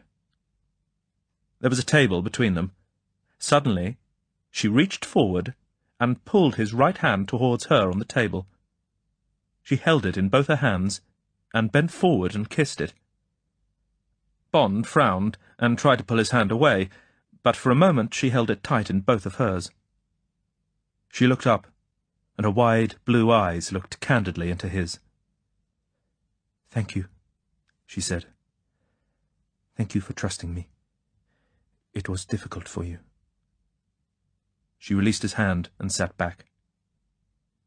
"I'm glad I did," said Bond inadequately, his mind trying to grapple with the mystery of this woman. He dug in his pocket for his cigarettes and lighter. It was a new pack of Chesterfields, and with his right hand he scrabbled at the cellophane wrapper. She reached over and took the pack from him. She slit it with her thumbnail, took out a cigarette, lit it, and handed it to him. Bond took it from her and smiled into her eyes, tasting the hint of lipstick from her mouth. "I smoke about 3 packs a day," he said. "You're going to be busy." "I'll just help with the new packs," she said. "Don't be afraid I'm going to fuss over you the whole way to St. Petersburg." Bond's eyes narrowed, and the smile went out of them. "You don't believe I thought we were only going as far as Washington," she said. "You weren't very quick on the telephones this morning. And anyway, Mr. Big was certain you would make for Florida. I heard him warning his people down there about you. He spoke to a man called the Robber, long distance. Said to watch the airport at Tampa and the trains. Perhaps we ought to get off the train earlier at Tarpon Springs or one of the small stations up the coast. Did they see you getting on the train?" "Not that I know of," said Bond. His eyes had relaxed again. "How about you? Have any trouble getting away?" "It was my day for a singing lesson. He's trying to make a torch singer out of me. Wants me to go on at the boneyard. One of his men took me to my teacher as usual and was due to pick me up again at midday. He wasn't surprised I was having a lesson so early. I often have breakfast with my teachers so as to get away from Mr. Big. He expects me to have all my meals with him." She looked at her watch. He noted cynically that it was an expensive one, diamonds and platinum, Bond guessed. "They'll be missing me in about an hour. I waited until the car had gone, then I walked straight out again and called you. Then I took a cab downtown. I bought a toothbrush and a few other things at a drugstore.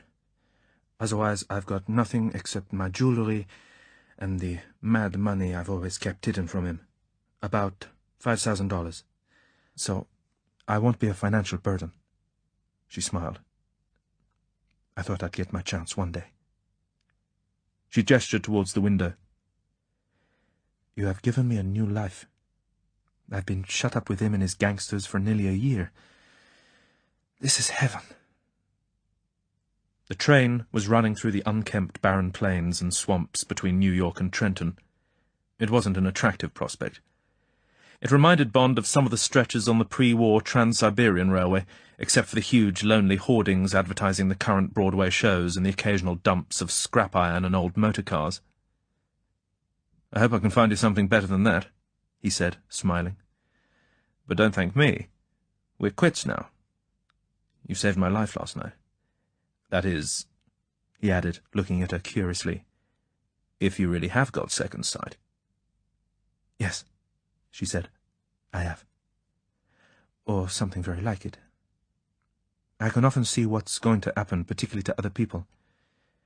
Of course, I embroider on it, and when I was earning my living doing it in Haiti, it was easy to turn it into a good cabaret act.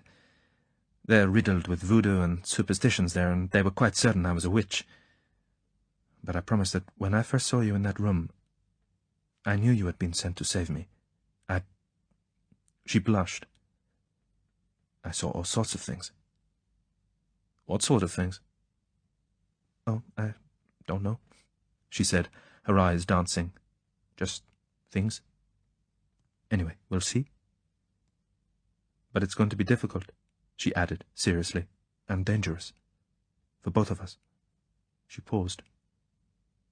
"So will you please take good care of us?" "I'll do my best," said Bond. "The first thing is for us both to get some sleep. Let's have a drink and some chicken sandwiches, and then we'll get the porter to put our beds down. You mustn't be embarrassed," he added, seeing her eyes recoil. "We're in this together. We have to spend 24 hours in a double bedroom together, and it's no good being squeamish. Anyway, you're Mrs. Bryce," he grinned, "and you must just act like her. Up to a point, anyway," he added. She laughed. Her eyes speculated. She said nothing, but rang the bell below the window. The conductor arrived at the same time as the Pullman attendant. Bond ordered old fashions, and stipulated old Grandad bourbon, chicken sandwiches, and decaffeined Sanka coffee so that their sleep would not be spoiled. "I have to collect another fare from you, Mr. Bryce," said the conductor.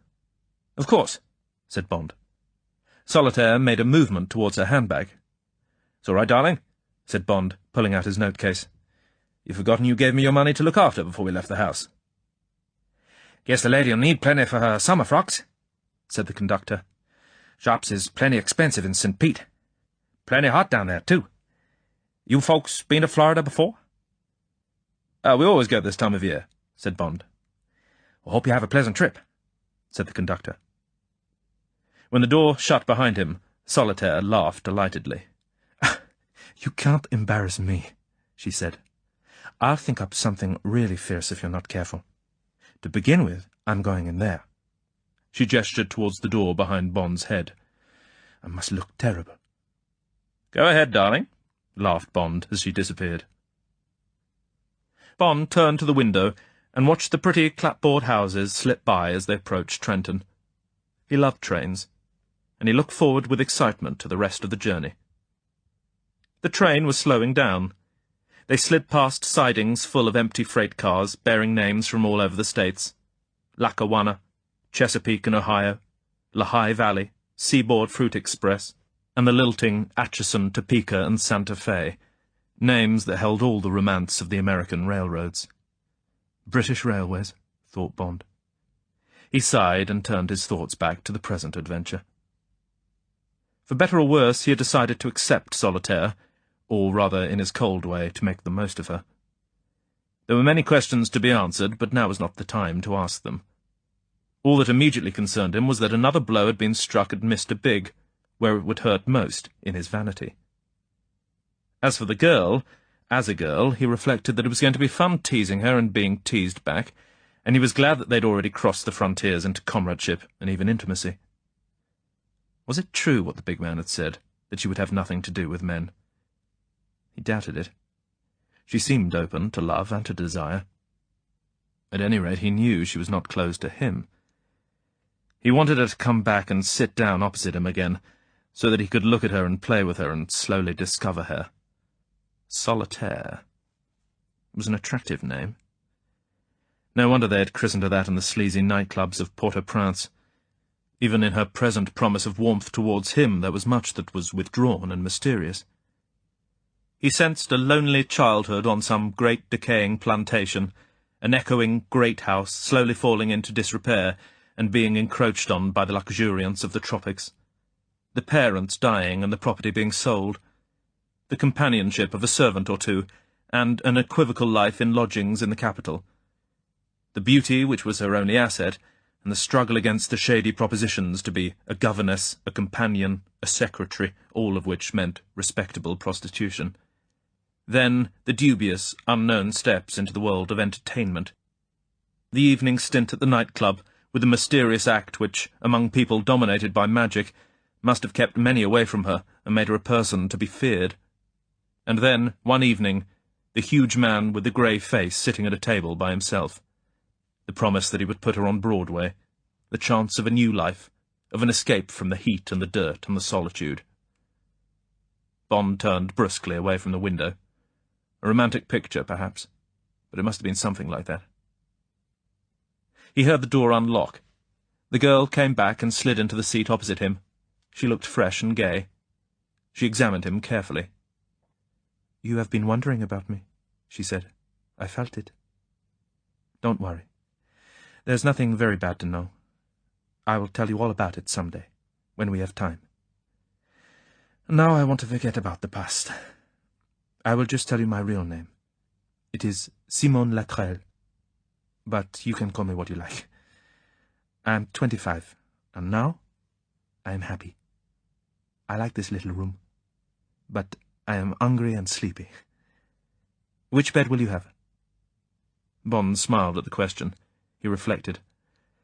"It's not very gallant," he said, "but I think I'd better have the bottom one. I'd rather be close to the floor, just in case. Not that there's anything to worry about," he added, seeing her frown. "But Mr. Big seems to have a pretty long arm, particularly in the Negro world, and that includes the railroads. Do you mind?" "Of course not," she said. "I was going to suggest it. And you couldn't climb into the top one with your poor aunt." Their lunch arrived, brought from the diner by a preoccupied Negro waiter. He seemed anxious to be paid and get back to his work. When they had finished, and Bond rang for the Pullman porter, he also seemed distrait and avoided looking at Bond. He took his time getting the beds made up. He made much show of not having enough room to move around in. Finally, he seemed to pluck up courage. "Perhaps Mistress Brass likes sit down next door while I get the room fixed," he said, looking over Bond's head. Next room going to be empty all the way to St. Pete. He took out a key and unlocked the communicating door without waiting for Bond's reply. At a gesture from Bond, Solitaire took the hint. He heard her lock the door into the corridor. The Negro bumped the communicating door shut. Bond waited for a moment. He remembered the Negro's name. "Got something on your mind, Baldwin?" he asked. Relieved, the attendant turned and looked straight at him. "I sure have, Mr. Bryce. Yes, sir." Once started, the words came in a torrent. "Shouldn't be telling you this, Mr. Bryce, but there's plenty of trouble in this train, this trip. You gotten yourself an enemy this train, Mr. Bryce. Yes, sir. I hears things which I don't like at all. I can't say much, get myself in plenty of trouble, but y'all want to watch your step plenty good. Yes, sir. Certain party got a finger in you, Mr. Bryce, and that man is bad news. I better take these here." He reached in his pocket and brought out 2 wooden window wedges. "Push them under the doors," he said. "I can't do nothing else, get my throat cut. But I don't like any fooling around with the customers in my car. No, sir." Bond took the wedges from him. "But I can't help you no more, sir," said the Negro with finality, his hand on the door. "If you ring for me this evening, I'll fetch you dinner. Don't y'all go letting any person else in the room." His hand came out to take the $20 bill. He crumpled it into his pocket. "I'll do all I can, sir," he said. "But they'll get me if I don't watch it. I sure will." He went out and quickly shut the door behind him. Bond thought for a moment, then he opened the communicating door. Solitaire was reading. "He's fixed everything," he said. "Took a long time about it. Wanted to tell me all his life story as well. I'll keep out of your way until you've climbed up to your nest. Call me when you're ready." He sat down next door in the seat she had left, and watched the grim suburbs of Philadelphia showing their sores like beggars to the rich train. No object in frightening her until it had to be. But the new threat had come sooner than he expected, and her danger if the watcher on the train discovered her identity would be as great as his. She called, and he went in. The room was in darkness save for his bedlight, which he had turned on. "Sleep well," she said. Bond got out of his coat. He quietly slipped the wedges firmly under both doors. Then he lay down carefully on his right side on the comfortable bed, and without a thought for the future fell into a deep sleep lulled by the pounding gallop of the train. A few cars away, in the deserted diner, a Negro waiter read again what he had written on a telegraph blank, and waited for the 10-minute stop at Philadelphia. Chapter 11. Allumeuse. The crack train thundered on through the bright afternoon towards the south. They left Pennsylvania behind, and Maryland. They came a long halt at Washington, where Bond heard, through his dreams, the measured clang of the warning bells on the shunting engines, and the soft think-speak of the public address system on the station. Then on into Virginia. Here the air was already softer, and the dusk, only 5 hours away from the bright, frosty breath of New York, smelled almost of spring. An occasional group of Negroes, walking home from the fields, would hear the distant rumble on the silent, sighing silver rails, and one would pull out his watch and consult it, and announce, "Here comes the Phantom, 6 o'clock. Guess my watch is right on time." "Sure enough," one of the others would say, as the great beat of the diesels came nearer, and the lighted coaches streaked past and on towards North Carolina. They awoke around 7 to the hasty ting of a grade-crossing alarm bell as the big train nosed its way out of the fields into the suburbs of Raleigh. Bond pulled the wedges from under the doors before he turned on the lights and rang for the attendant. He ordered dry martinis, and when the 2 little personalized bottles appeared with the glasses and the ice, they seemed so inadequate that he at once ordered 4 more. They argued over the menu. The fish was described as being made from flaky, tender, boneless fillets, and the chicken as delicious French fried to a golden brown, served disjointed. "Eyewash," said Bond. And they finally ordered scrambled eggs and bacon and sausages, a salad, and some of the domestic camembert that is one of the most welcome surprises on American menus. It was 9 o'clock when Baldwin came to clear the dishes away. He asked if there was anything else they wanted. Bond had been thinking. What time do we get into Jacksonville? He asked. Round 5 in the morning, sir. Is there a subway on the platform? Yes, sir. This car stops right alongside. Could you have the door open and the steps down pretty quick? The Negro smiled. Yes, sir. I can take good care of that. Bond slipped him a $10 bill. Just in case I miss you when we arrive in St. Petersburg, he said. The Negro grinned. I greatly appreciate your kindness, sir. Good night, sir. Good night, ma'am. He went out and closed the door. Bond got up and pushed the wedges firmly under the 2 doors. I see, said Solitaire. So it's like that. Yes, said Bond. I'm afraid so. He told her of the warning he had had from Baldwin. I'm not surprised, said the girl when he had finished. They must have seen you coming into the station. He's got a whole team of spies called the Eyes, and when they're put out on a job, it's almost impossible to get by them. I wonder who he's got on the train. You can be certain it's a Negro, either a Pullman attendant or someone in the diner. He can make these people do absolutely anything he likes. So it seems, said Bond. But how does it work? What's he got on them? She looked out of the window into the tunnel of darkness through which the lighted train was burning its thundering path. Then she looked back across the table into the cool, wide, grey-blue eyes of the English agent. She thought, how can one explain to someone with that certainty of spirit, with that background of common sense, brought up with clothes and shoes among the warm houses and the lighted streets, how can one explain to someone who hasn't lived close to the secret heart of the tropics, at the mercy of their anger and stealth and poison, who hasn't experienced the mystery of the drums, seen the quick workings of magic and the mortal dread it inspires? What can he know of catalepsy and thought transference, and the sixth sense of fish, of birds, of Negroes? The deadly meaning of a white chicken's feather, a cross stick in the road, a little leather bag of bones and herbs? What of nihilism, of shadow-taking, of the death by swelling and the death by wasting? She shivered, and a whole host of dark memories clustered round her. Above all, she remembered that first time in the Humfer where her black nurse had once taken her as a child. "It do you no harm, missy. This powerful good juju. Care for your rest for your life." And the disgusting old man, and the filthy drink he had given her. How her nurse had held her jaws open until she had drunk the last drop, and how she had lain awake screaming every night for a week. And how her nurse had been worried, and then suddenly she had slept all right, until, weeks later, shifting on her pillow, she had felt something hard and had dug it out from the pillowcase, a dirty little packet of muck. She had thrown it out of the window, but in the morning she could not find it. She had continued to sleep well, and she knew it must have been found by the nurse and secreted somewhere under the floorboards.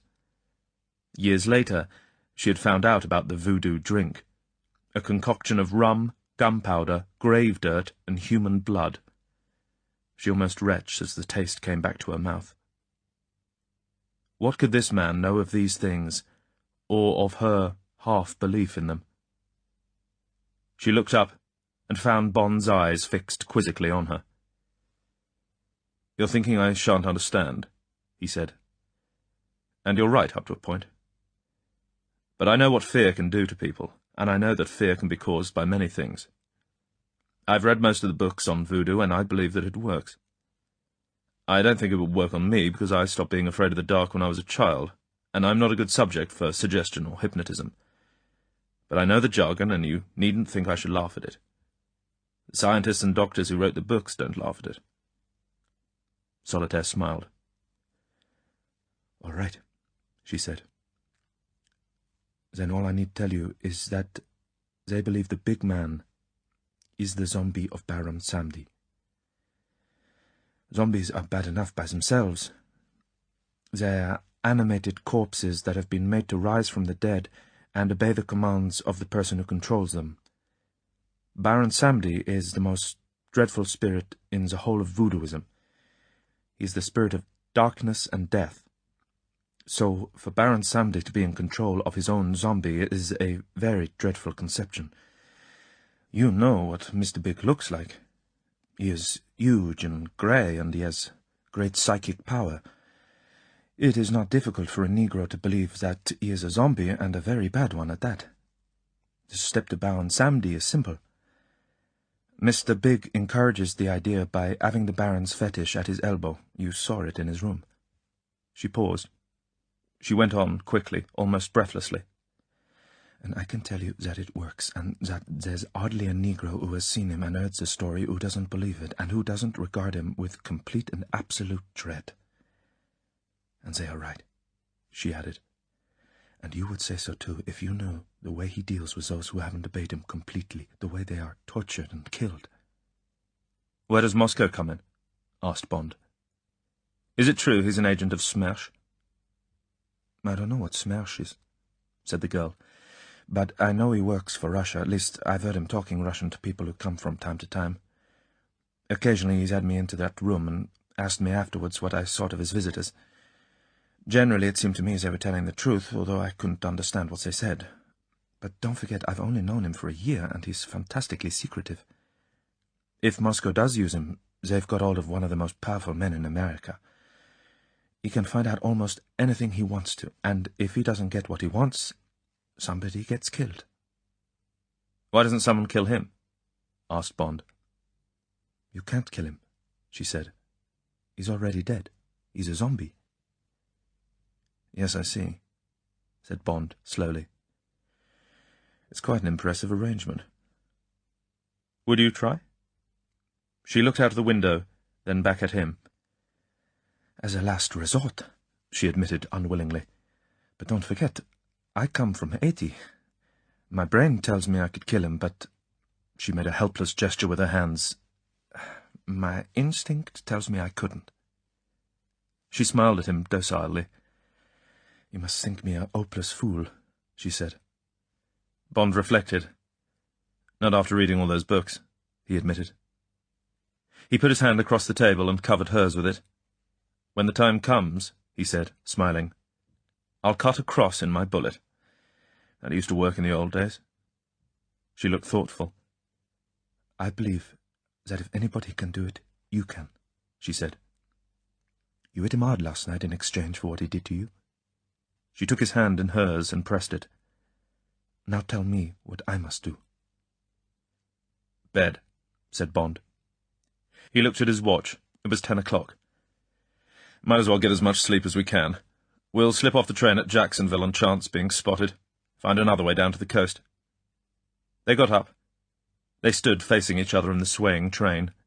Suddenly, Bond reached out and took her in his right arm. Her arms went round his neck, and they kissed passionately. He pressed her up against the swaying wall and held her there. She took his face between her two hands and held it away, panting. Her eyes were bright and hot. Then she brought his lips against hers again, and kissed him long and lasciviously, as if she was the man, and he the woman. Bond cursed the broken hand that prevented him exploring her body, taking her. He freed his right hand and put it between their bodies, feeling her hard breasts, each with its pointed stigma of desire. He slipped it down her back until it came to the cleft at the base of her spine, and he let it rest there, holding the centre of her body hard against him until they had kissed enough. She took her arms away from around his neck and pushed him away. I hoped I would one day kiss a man like that, she said. And when I first saw you, I knew it would be you. Her arms were down by her sides, and her body stood there, open to him, ready for him. You're very beautiful, said Bond. You kiss more wonderfully than any girl I've ever known. He looked down at the bandages on his left hand. Curse this arm, he said. I can't hold you properly or make love to you. It hurts too much. That's something else Mr. Big's got to pay for. She laughed. She took a handkerchief out of her bag and wiped the lipstick off his mouth. Then she brushed the hair away from his forehead and kissed him again, lightly and tenderly. It's just as well, she said. There are too many other things on our minds. The train rocked him back against her. He put his hand on her left breast and kissed her white throat. Then he kissed her mouth. He felt the pounding of his blood softening. He took her by the hand and drew her out into the middle of the little swaying room. He smiled. "Perhaps you're right," he said. "When the time comes, I want to be alone with you, with all the time in the world. Here there is at least one man who will probably disturb our night. And we'll have to be up at 4 in the morning anyway, so there simply isn't time to begin making love to you now. You get ready for bed, and I'll climb up after you and kiss you good night." They kissed once more, slowly. Then he stepped away. "We'll just see if we have company next door," he said. He softly pulled the wedge away from under the communicating door and gently turned the lock. He took the Beretta out of its holster, thumbed back the safety catch, and gestured to her to pull open the door so that she was behind it. He gave the signal, and she wrenched it quickly open. The empty compartment yawned sarcastically at them. Bond smiled at her and shrugged his shoulders. "Call me when you're ready," he said, and went in and closed the door. The door to the corridor was locked. The room was identical with theirs. Bond went over it very carefully for vulnerable points. There was only the air-conditioning vent in the ceiling, and Bond, who was prepared to consider any possibility, dismissed the employment of gas in the system. It would slay all the other occupants of the car. There only remained the waste pipes in the small lavatory, and while these certainly could be used to insert some death-dealing medium from the underbelly of the train, the operator would have to be a daring and skilled acrobat. There was no ventilating grill into the corridor. Bond shrugged his shoulders. If anyone came, it would be through the doors. He would just have to stay awake. Solitaire called for him. The room smelled of Dior's Vent Vert. She was leaning on her elbow and looking down at him from the upper berth. The bedclothes were pulled up round her shoulder. Bond guessed that she was naked. Her black hair fell away from her head in a dark cascade. With only the reading lamp on behind her, her face was in shadow. Bond climbed up the little aluminium ladder and leant towards her. She reached towards him, and suddenly the bedclothes fell away from her shoulders. "Damn you," said Bond. "You—" She put her hand over his mouth. "Allumeuse is the nice word for it," she said. "It is fun for me to be able to tease such a strong, silent man. You burn with such an angry flame. It is the only game I have to play with you, and I shan't be able to play it for long. How many days until your end is well again?" Bond bit hard into the soft hand over his mouth. She gave a little scream. "Not many," said Bond. "And then one day when you're playing your little game, you'll suddenly find yourself pinned down like a butterfly." She put her arms around him and they kissed, long and passionately. Finally she sank back among the pillows. "Hurry up and get well," she said. "I'm tired of my game already." Bond climbed down to the floor and pulled her curtains across the berth. "Try and get some sleep now," he said. "We've got a long day tomorrow." She murmured something, and he heard her turn over. She switched off the light. Bond verified that the wedges were in place under the doors. Then he took off his coat and tie and lay down on the bottom berth. He turned off his own light and lay thinking of Solitaire, and listening to the steady gallop of the wheels beneath his head and the comfortable small noises in the room, the gentle rattles and squeaks and murmurs in the coachwork that bring sleep so quickly on a train at night-time. It was 11 o'clock, and the train was on the long stretch between Columbia and Savannah, Georgia. There were another 6 hours or so to Jacksonville, another 6 hours of darkness, during which the big man would almost certainly have instructed his agent to make some move, while the whole train was asleep, and while a man could use the corridors without interference. The great train snaked on through the dark, pounding out the miles through the empty plains and mingy hamlets of Georgia, the Peach State, the angry moan of its four-toned wind horns soughing over the wide savannah, and the long shaft of its single searchlight ripping the black calico of the night. Bond turned on his light again and read for a while, but his thoughts were too insistent, and he soon gave up and switched the light off. Instead, he thought of Solitaire and of the future, and of the more immediate prospects of Jacksonville and St. Petersburg, and of seeing lighter again. Much later, around 1 o'clock in the morning, He was dozing and on the edge of sleep when a soft, metallic noise, quite close to his head, brought him wide awake with his hand on his gun. There was someone at the passage door, and the lock was being softly tried. Bond was immediately on the floor and moving silently on his bare feet. He gently pulled the wedge away from under the door to the next compartment, and as gently pulled the bolt and opened the door. He crossed the next compartment and softly began to open the door to the corridor. There was a deafening click as the bolt came back. He tore the door open and threw himself into the corridor, only to see a flying figure already nearing the forward end of the car. If his two hands had been free, he could have shot the man, but to open the doors he had to tuck his gun into the waistband of his trousers. Bond knew that pursuit would be hopeless. There were too many empty compartments into which the man could dodge and quietly close the door. Bond had worked all this out beforehand. He knew his only chance would be surprise, and either a quick shot or the man's surrender. He walked a few steps to compartment H. A tiny diamond of paper protruded into the corridor. He went back and into their room, locking the doors behind him. He softly turned on his reading light. Solitaire was still asleep. The rest of the paper, a single sheet, lay on the carpet against the passage door. He picked it up and sat on the edge of his bed. It was a sheet of cheap ruled notepaper. It was covered with irregular lines of writing in rough capitals in red ink. Bond handled it gingerly, without much hope that it would yield any prints. These people weren't like that. "O witch," he read, "do not slay me. Spare me, his is the body. The divine drummer declares that when he rises with the dawn, he will sound his drums for you in the morning. Very early, very early, very early, very early.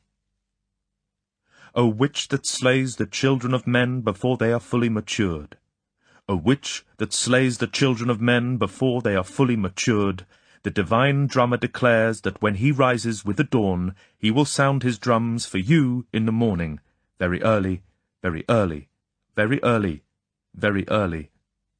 We are addressing you, and you will understand." Bond lay down on his bed and thought. Then he folded the paper and put it in his pocket-book. He lay on his back and looked at nothing, waiting for daybreak. Chapter 12. The Everglades. It was around 5 o'clock in the morning when they slipped off the train at Jacksonville. It was still dark, and the naked platforms of the great Florida Junction were sparsely lit. The entrance to the subway was only a few yards from car 245, and there was no sign of life on the sleeping train as they dived down the steps. Bond had told the attendant to keep the door of their compartment locked after they had gone, and the blinds drawn, and he thought there was quite a chance they would not be missed until the train reached St. Petersburg. They came out of the subway into the booking hall. Bond verified that the next express for St. Petersburg would be the Silver Meteor, the sister train of the Phantom, due at about 9 o'clock, and he booked 2 Pullman seats on it. Then he took Solitaire's arm, and they walked out of the station into the warm, dark street. There were 2 or 3 all-night diners to choose from, and they pushed through the door that announced "Good Eats" in the brightest neon. It was the usual sleazy food machine. 2 tired waitresses behind a zinc counter loaded with cigarettes and candy and paperbacks and comics. There was a big coffee percolator and a row of butane gas rings. A door marked "Restroom" concealed its dreadful secrets next to a door marked "Private," which was probably the back entrance. A group of overalled men at one of the dozen stained, crueted tables looked up briefly as they came in, and then resumed their low conversation. Relief crews for the diesels, Bond guessed. There were 4 narrow booths on the right of the entrance, and Bond and Solitaire slipped into one of them. They looked dully at the stained menu card. After a time, one of the waitresses sauntered over and stood leaning against the partition, running her eyes over Solitaire's clothes. "Orange juice, coffee, scrambled eggs twice," said Bond, briefly. "Kay," said the girl. Her shoes lethargically scuffed the floor as she sauntered away. "The scrambled eggs'll be cooked with milk," said Bond, But one can't eat boiled eggs in America. They look so disgusting without their shells, mixed up in a teacup the way they do them here. God knows where they learned the trick. From Germany, I suppose. And bad American coffee's the worst in the world, worse even than in England. I suppose they can't do much harm to the orange juice. After all, we are in Florida now. He suddenly felt depressed by the thought of their 4-hour wait in this unwashed, dog-eared atmosphere. "Everybody's making easy money in America these days," said Solitaire. "That's always but for the customer. All they want is to strip a quick dollar off you and toss you out. Wait till you get down to the coast. At this time of the year, Florida's the biggest sucker trap on earth. On the East Coast, they fleece the millionaires. Where we're going, they just take it off the little man. Serves him right, of course. He goes there to die. He can't take it with him." "For heaven's sake," said Bond. "What sort of a place are we going to?" "Well, everybody's nearly dead in St. Petersburg," explained Solitaire. "It's the great American graveyard. When the bank clerk or the post office worker or the railroad conductor reaches 60, he collects his pension or his annuity and goes to St. Petersburg to get a few years' sunshine before he dies. It's called the Sunshine City. The weather's so good that the evening paper there, the Independent, is given away free any day the sun hasn't shone by edition time. It only happens 3 or 4 times a year. It's a fine advertisement. Everybody goes to bed around 9 o'clock in the evening, and during the day, the old folks play shuffleboard and bridge, herds of them. There's a couple of baseball teams down there, the Kids and the Cubs, all over 75. Then they play bowls, but most of the time they sit squashed together in droves on things called sidewalk davenports, rows of benches up and down the sidewalks of the main streets. They just sit in the sun and gossip and doze. It's a terrifying sight, all these old people with their spectacles and hearing aids and clicking false teeth." "Sounds pretty grim," said Bond. "Why the hell did Mr. Big choose this place to operate from?" "It's perfect for him," said Solitaire seriously. "There's practically no crime except cheating at bridge and canasta, so there's a very small police force. There's quite a big Coast Guard station, but it's mainly concerned with smuggling between Tampa and Cuba, and sponge fishing out of season at Tarpon Springs. I don't really know what he does there, except that he's got a big agent called the Robber. Something to do with Cuba, I expect," she added thoughtfully. "Probably mixed up with communism. I believe Cuba comes under Harlem and runs red agents all through the Caribbean. Anyway," she went on, "St. Petersburg is probably the most innocent town in America. Everything's very folksy and gracious. It's true there's a place called the Restorium, a hospital for alcoholics, but very old ones, I suppose," she laughed. "And I expect they're past doing anyone any harm. You'll love it," she smiled maliciously at Bond. "You'll probably want to settle down there for life and be an oldster, too. That's the great word down there, oldster." "God forbid," said Bond fervently.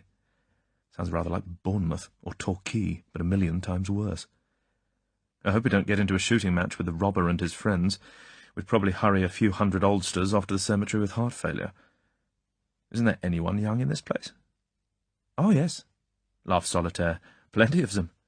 All the local inhabitants who take the money off the oldsters, for instance. The people who own the motels and the trailer camps.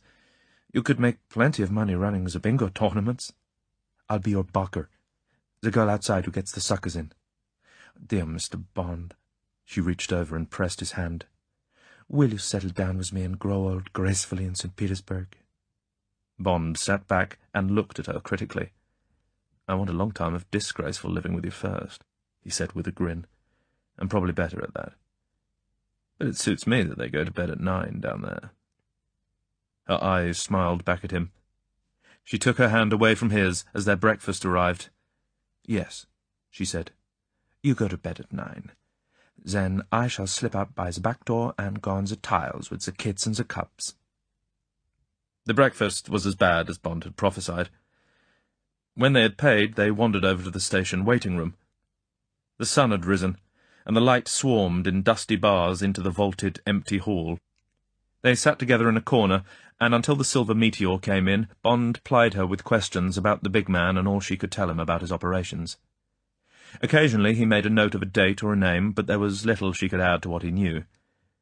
She had an apartment to herself in the same Harlem block as Mr. Big, and she had been kept virtually a prisoner there for the past year.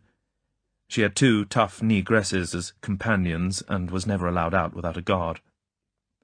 From time to time Mr. Big would have her brought over to the room where Bond had seen him. There she would be told to divine whether some man or woman, generally bound to the chair, was lying or not. She varied her replies according to whether she sensed these people were good or evil. She knew that her verdict might often be a death sentence, but she felt indifferent to the fate of those she judged to be evil. Very few of them were white. Bond jotted down the dates and details of all these occasions. Everything she told him added to the picture of a very powerful and active man, ruthless and cruel, commanding a huge network of operations. All she knew of the gold coins was that she had several times had to question men on how many they had passed and the price they had been paid for them. Very often, she said, they were lying on both counts. Bond was careful to divulge very little of what he himself knew or guessed. His growing warmth towards Solitaire and his desire for her body were in a compartment which had no communicating door with his professional life. The Silver Meteor came in on time, and they were both relieved to be on their way again and to get away from the dreary world of the big junction. The train sped on down through Florida, through the forests and swamps, stark and bewitched with Spanish moss, and through the mile upon mile of citrus groves. All through the centre of the state the moss lent a dead, spectral feeling to the landscape. Even the little townships through which they passed had a grey, skeletal aspect with their dried-up, sun-sucked clapboard houses. Only the citrus groves laden with fruit looked green and alive. Everything else seemed baked and desiccated with the heat. Looking out at the gloomy, silent, withered forests, Bond thought that nothing could be living in them except bats and scorpions, horned toads, and black widow spiders. They had lunch, and then suddenly the train was running along the Gulf of Mexico, through the mangrove swamps and palm groves, endless motels and caravan sites, and Bond caught the smell of the other Florida, the Florida of the advertisements, the land of Miss Orange Blossom 1954. They left the train at Clearwater, the last station before St. Petersburg. Bond took a cab and gave the address on Treasure Island, half an hour's drive away. It was 2 o'clock, and the sun blazed down out of a cloudless sky. Solitaire insisted on taking off her hat and veil. "It's sticking to my face," she said. "Hardly a soul has ever seen me down here." A big negro with a face pitted with ancient smallpox was held up in his cab at the same time as they were checked at the intersection of Park Street and Central Avenue, where the avenue runs onto the long Treasure Island causeway across the shallow waters of Boca Ciega Bay. When the negro saw Solitaire's profile, his mouth fell open. He pulled his cab into the curb and dived into a drugstore. He called a St. Petersburg number. "This is Poxy," he said urgently into the mouthpiece. "Give me the robber and step on it." "That you, robber? Listen, the big man must be in town." "What do you mean you just talked with him in New York? I just seen his girl in a Clearwater cab, one of the Stasson companies. Heading over the causeway. I sure am certain. Cross my heart. I couldn't mistake that awful. With a man in a blue suit, grey Stetson, seemed like a scar down his face. What do you mean, follow him? I just couldn't believe you wouldn't tell me the big man was in town if he was. I thought maybe I'd better check and make sure. Okay, I'll catch the cab when he comes back over the causeway, else Clearwater. Okay, keep your shirt on. I ain't done nothing wrong."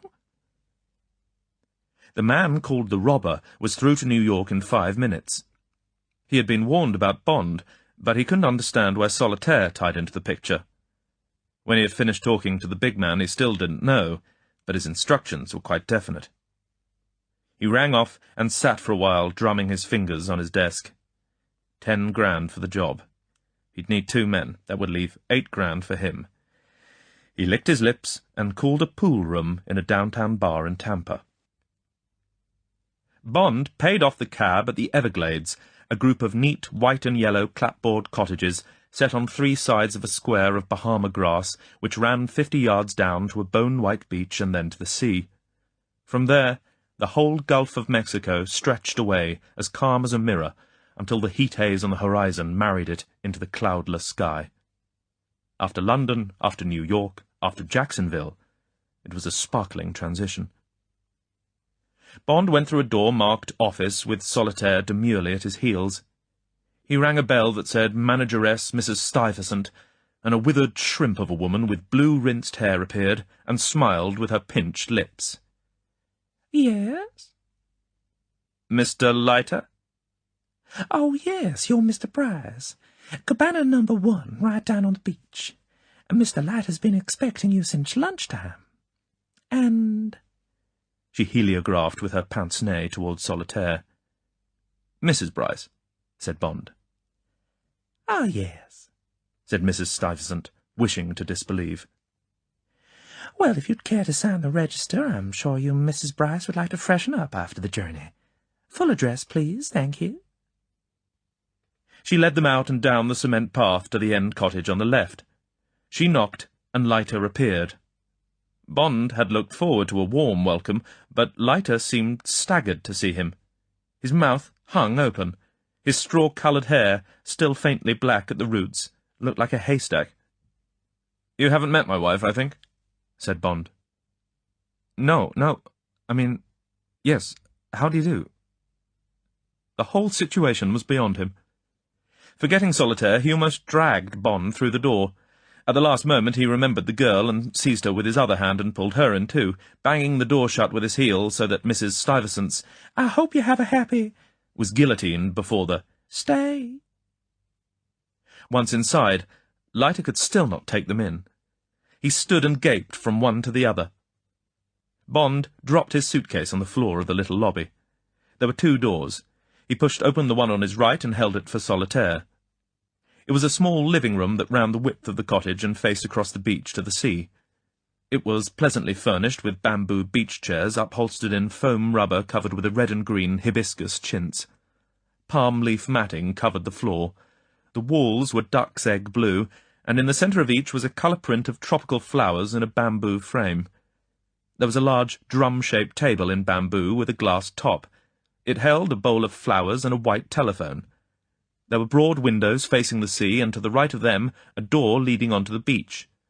White plastic jalousies were drawn half up the windows to cut the glare from the sand. Bond and Solitaire sat down.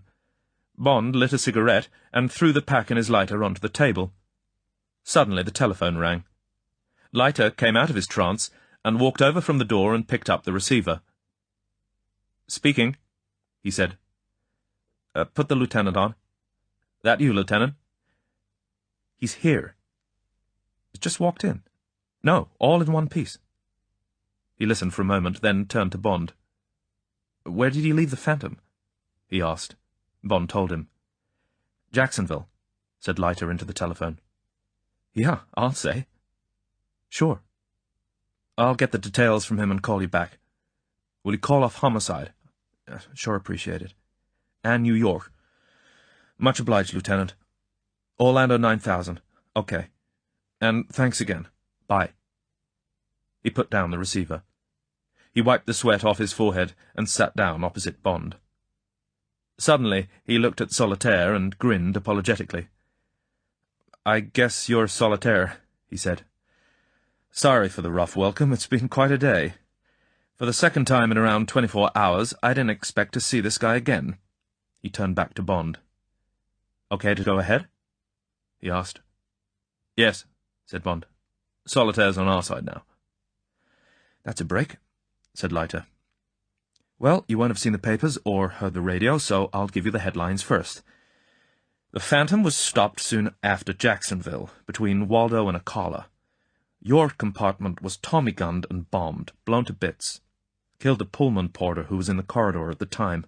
No other casualties. Bloody uproar going on. Who did it? Who's Mr. Bryce and who's Mrs. Bryce? Where are they? Of course, we were sure you'd been snatched. The police at Orlando are in charge. Traced the bookings back to New York, found the FBI made them. Everyone comes down on me like a load of bricks. Then you walk in with a pretty girl on your arm looking as happy as a clam." Leiter burst out laughing.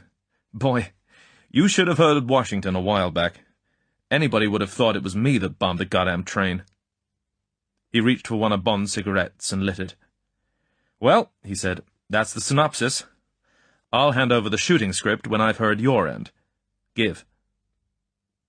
Bond described in detail what had happened since he had spoken to Leiter from the St. Regis. When he came to the night on the train, he took the piece of paper out of his pocketbook and pushed it across the table. Leiter whistled. "Voodoo," he said.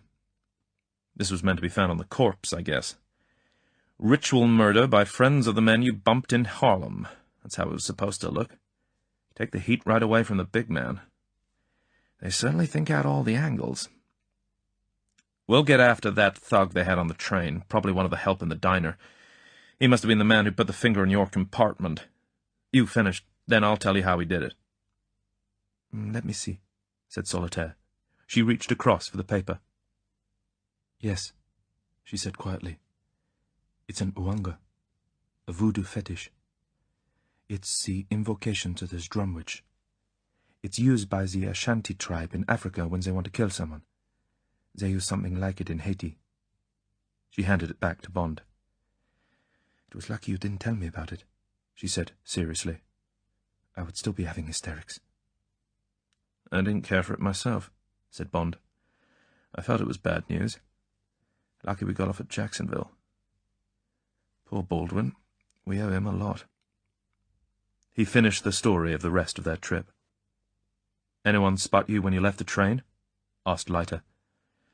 "Shouldn't think so," said Bond. "But we'd better keep Solitaire under cover until we can get her out. Thought we ought to fly her over to Jamaica tomorrow. I can get her looked after there till we come on." "Sure," agreed Leiter. "We'll put her in a charter plane at Tampa. Get her down to Miami by tomorrow lunchtime, and she can take one of the afternoon services, KLM or Pan Am. Get her in by dinner time tomorrow. Too late to do anything this afternoon." "Is that all right, Solitaire?" Bond asked her. The girl was staring out of the window. Her eyes had the faraway look that Bond had seen before. Suddenly she shivered. Her eyes came back to Bond. She put out a hand and touched his sleeve. "Yes," she said. She hesitated. "Yes, I guess so." Chapter 13. Death of a Pelican. Solitaire stood up. "I must go and tidy myself," she said. "I expect you've both got plenty to talk about." "Of course," said Leiter, jumping up. "Crazy of me. You must be dead beat. Guess you'd better take James's room, and he can bed down with me." Solitaire followed him out into the little hall, and Bond heard Leiter explaining the arrangement of the rooms. In a moment, Leiter came back with a bottle of Haig and some ice. "I'm forgetting my manners," he said. "We could both do with a drink. There's a small pantry next to the bathroom, and I've stocked it with all we're likely to need." He fetched some soda water, and they both took a long drink. "Let's have the details," said Bond, sitting back. "Must have been a hell of a fine job." "Sure was," agreed Leiter, "except for the shortage of corpses." He put his feet on the table and lit a cigarette. "Phantom left Jacksonville around 5, he began. "Got to Waldo around 6. Just after leaving Waldo, and here I'm guessing, Mr. Big's man comes along to your car, gets into the next compartment to yours, and hangs a towel between the drawn blind and the window, meaning, and he must have done a good deal of telephoning at stations on the way down, meaning the window to the right of this towel is it. There's a long stretch of straight track between Waldo and Ocala," continued Leiter, "running through forest and swampland. State highway right alongside the track. About 20 minutes outside Waldo, wham goes a dynamite emergency signal under the leading diesel. Driver comes down to 40. Wham! And another wham. 3 in line. Emergency, halt at once. He halts the train, wondering what the hell. Straight track. Last signal green over green, nothing in sight. It's around 6:15 and just getting light. There's a sedan. Clouted heap, I expect." Bond raised an eyebrow. "Stolen car," explained Leiter. "Grey, thought to have been a Buick, no lights, engine running, waiting on the highway opposite the center of the train. 3 men get out, collared, probably Negro. They walk slowly in line abreast along the grass verge between the road and the track. 2 on the outside carry rippers, Tommy guns. Man in the center has something in his hand. 20 yards and they stop outside car 245. Men with the rippers give a double squirt at your window, open it up for the pineapple. Centre man tosses in the pineapple, and all three run back to the car. 2 seconds fuse. As they reach the car, boom! Fricassee of compartment H. Fricassee, presumably, of Mr. and Mrs. Bryce. In fact, fricassee of your Baldwin, who runs out and crouches in corridor directly he sees men approaching his car. No other casualties except multiple shock and hysterics throughout train. Car drives away very fast towards limbo, where it still is and will probably remain. Silence mingled with screams falls. People run to and fro. Train limps gingerly into a collar, drops car 245, is allowed to proceed 3 hours later. Scene 2. Leiter sits alone in cottage, hoping has never said an unkind word to his friend James, and wondering how Mr. Hoover will have Mr. Leiter served for his dinner tonight. That's all, folks. Bond laughed. What an organization, he said. I'm sure it's all beautifully covered up and alibied. What a man. He certainly seems to have the run of this country. Just shows how one can push a democracy around, what with habeas corpus and human rights and all the rest. Glad we haven't got him on our hands in England. Wooden truncheons wouldn't make much of a dent in him. Well, he concluded, that's 3 times I've managed to get away with it. The pace is beginning to get a bit hot. Yes, said Leiter thoughtfully. Before you arrived over here, you could have counted the mistakes Mr. Big has ever made on one thumb. Now he's made 3 all in a row. He won't like that. We've got to put the heat on him while he's still groggy, and then get out quick. I'll tell you what I've got in mind.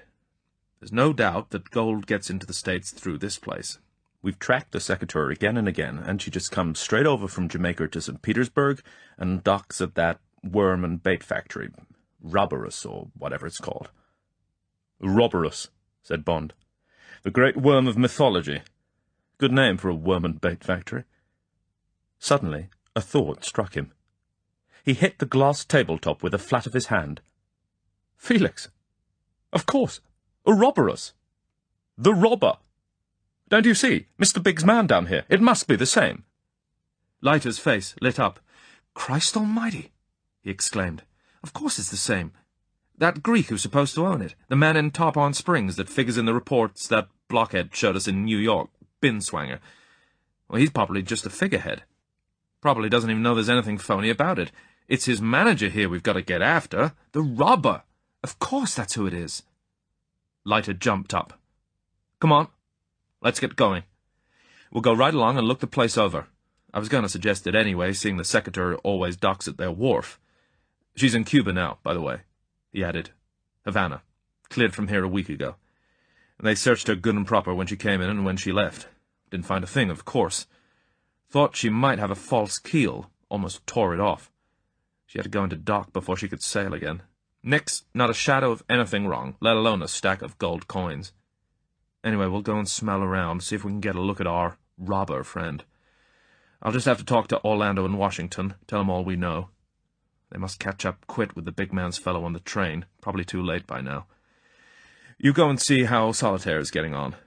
Tell her she's not to move till we get back. Lock her in. We'll take her out to dinner in Tampa. They've got the best restaurant on the whole coast, Cuban, Las Novedades. We'll stop at the airport on the way and fix a flight for tomorrow. Leiter reached for the telephone and asked for long distance. Bond left him to it. 10 minutes later, they were on their way. Solitaire had not wanted to be left. She had clung to Bond. I want to get away from here, she said, her eyes frightened. I have a feeling. She didn't end the sentence. Bond kissed her. It's all right, he said. We'll be back in an hour or so. Nothing can happen to you here. Then I shan't leave you until you're on the plane. We can even stay the night in Tampa and get you off at the first light. Yes, please, said Solitaire anxiously. I'd rather do that. I'm frightened here. I feel in danger. She put her arms round his neck. Don't think I'm being hysterical. She kissed him. Now you can go. I just wanted to see you. Come back quickly. Leiter had called, and Bond had closed the door on her and locked it. He followed Leiter to his car on the parkway, feeling vaguely troubled. He couldn't imagine that the girl could come to any harm in this peaceful, law-abiding place, or that the big man could conceivably have traced her to the Everglades, which was only one of 100 similar beach establishments on Treasure Island. But he respected the extraordinary power of her intuitions, and her attack of nerves made him uneasy. The sight of Leiter's car put these thoughts out of his mind. Bond liked fast cars, and he liked driving them. Most American cars bored him. They lacked personality and the patina of individual craftsmanship that European cars have. They were just vehicles, similar in shape and in colour, and even in the tone of their horns, designed to serve for a year and then be turned in part exchange for the next year's model. All the fun of driving had been taken out of them with the abolition of a gear change, with hydraulic-assisted steering and spongy suspension. All effort had been smoothed away, and all of that close contact with the machine and the road that extracts skill and nerve from the European driver. To Bond, American cars were just beetle-shaped dodgems in which you motored along with one hand on the wheel, the radio full on, and the power-operated windows closed to keep out the draughts. But Leiter had got hold of an old Cord, one of the few American cars with a personality, and it cheered Bond to climb into the low-hung saloon, to hear the solid bite of the gears and the masculine tone of the wide exhaust. 15 years old, he reflected, yet still one of the most modern-looking cars in the world. They swung on to the causeway and across the wide expanse of unrippled water that separates the 20 miles of narrow island from the broad peninsula sprawling with St. Petersburg and its suburbs. Already, as they idled up Central Avenue on their way across the town to the yacht basin and the main harbour and the big hotels, Bond caught a whiff of the atmosphere that makes the town the old folks' home of America. Everyone on the sidewalks had white hair, white or blue, and the famous sidewalk davenports that Solitaire had described were thick with oldsters sitting in rows like the starlings in Trafalgar Square. Bond noted the small, grudging mouths of the women, the sun gleaming on their pince-nez, the stringy, collapsed chests and arms of the men displayed to the sunshine in Truman shirts, the fluffy, sparse balls of hair on the women showing the pink scalp, the bony, bald heads of the men, and everywhere a prattling camaraderie, a swapping of news and gossip, a making of folksy dates for the shuffleboard and the bridge table, a handing round of letters from children and grandchildren, a tut-tutting about prices in the shops and the motels. You didn't have to be amongst them to hear it all. It was all in the nodding and twittering of the balls of blue fluff, the back-slapping and hawken-spitting of the little old bald heads. "Makes you want to climb right into the tomb and pull the lid down," said Leiter at Bond's exclamations of horror. "You wait till we get out and walk. If they see your shadow coming up the sidewalk behind them, they jump out of the way as if you were the chief cashier coming to look over their shoulders in the bank. It's ghastly. Makes me think of the bank clerk who went home unexpectedly at midday and found the president of the bank sleeping with his wife. He went back and told his pals in the ledger department and said, 'Gosh, fellas, he nearly caught me.'" Bond laughed.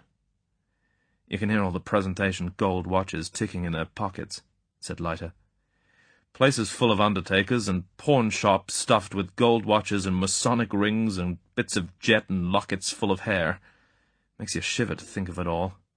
Wait till you go to Aunt Millie's place, see them all in droves, mumbling over their corned beef hash and cheeseburgers, trying to keep alive till 90. It'll frighten the life out of you. But they're not all old down here. Take a look at that ad over there." He pointed towards a big hoarding on a deserted lot. It was an advertisement for maternity clothes. "Stutzheimer and Block," it said. "It's new. Our anticipation department. And after. Clothes for Chips 1 to 4, and Twigs 4 to 8. Bond groaned. "Let's get away from here," he said. "This is really beyond the call of duty."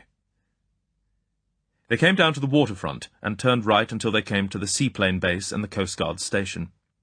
The streets were free of oldsters, and here there was the normal life of a harbour: wharves, warehouses, a ship's chandler, some upturned boats, nets drying, the cry of seagulls, the rather fetid smell coming in off the bay. After the teeming boneyard of the town, the sign over the garage, "Drive yourself, Pat Grady, the Smiling Irishman, used cars," was a cheerful reminder of a livelier, bustling world. "Better get out and walk," said Leiter. "The robber's place is in the next block." They left the car beside the harbour and sauntered along past a timber warehouse and some oil storage tanks. Then they turned left again towards the sea. The side road ended at a small, weather-beaten wooden jetty that reached out 20 feet on barnacled piles into the bay. Right up against its open gate was a long, low, corrugated iron warehouse.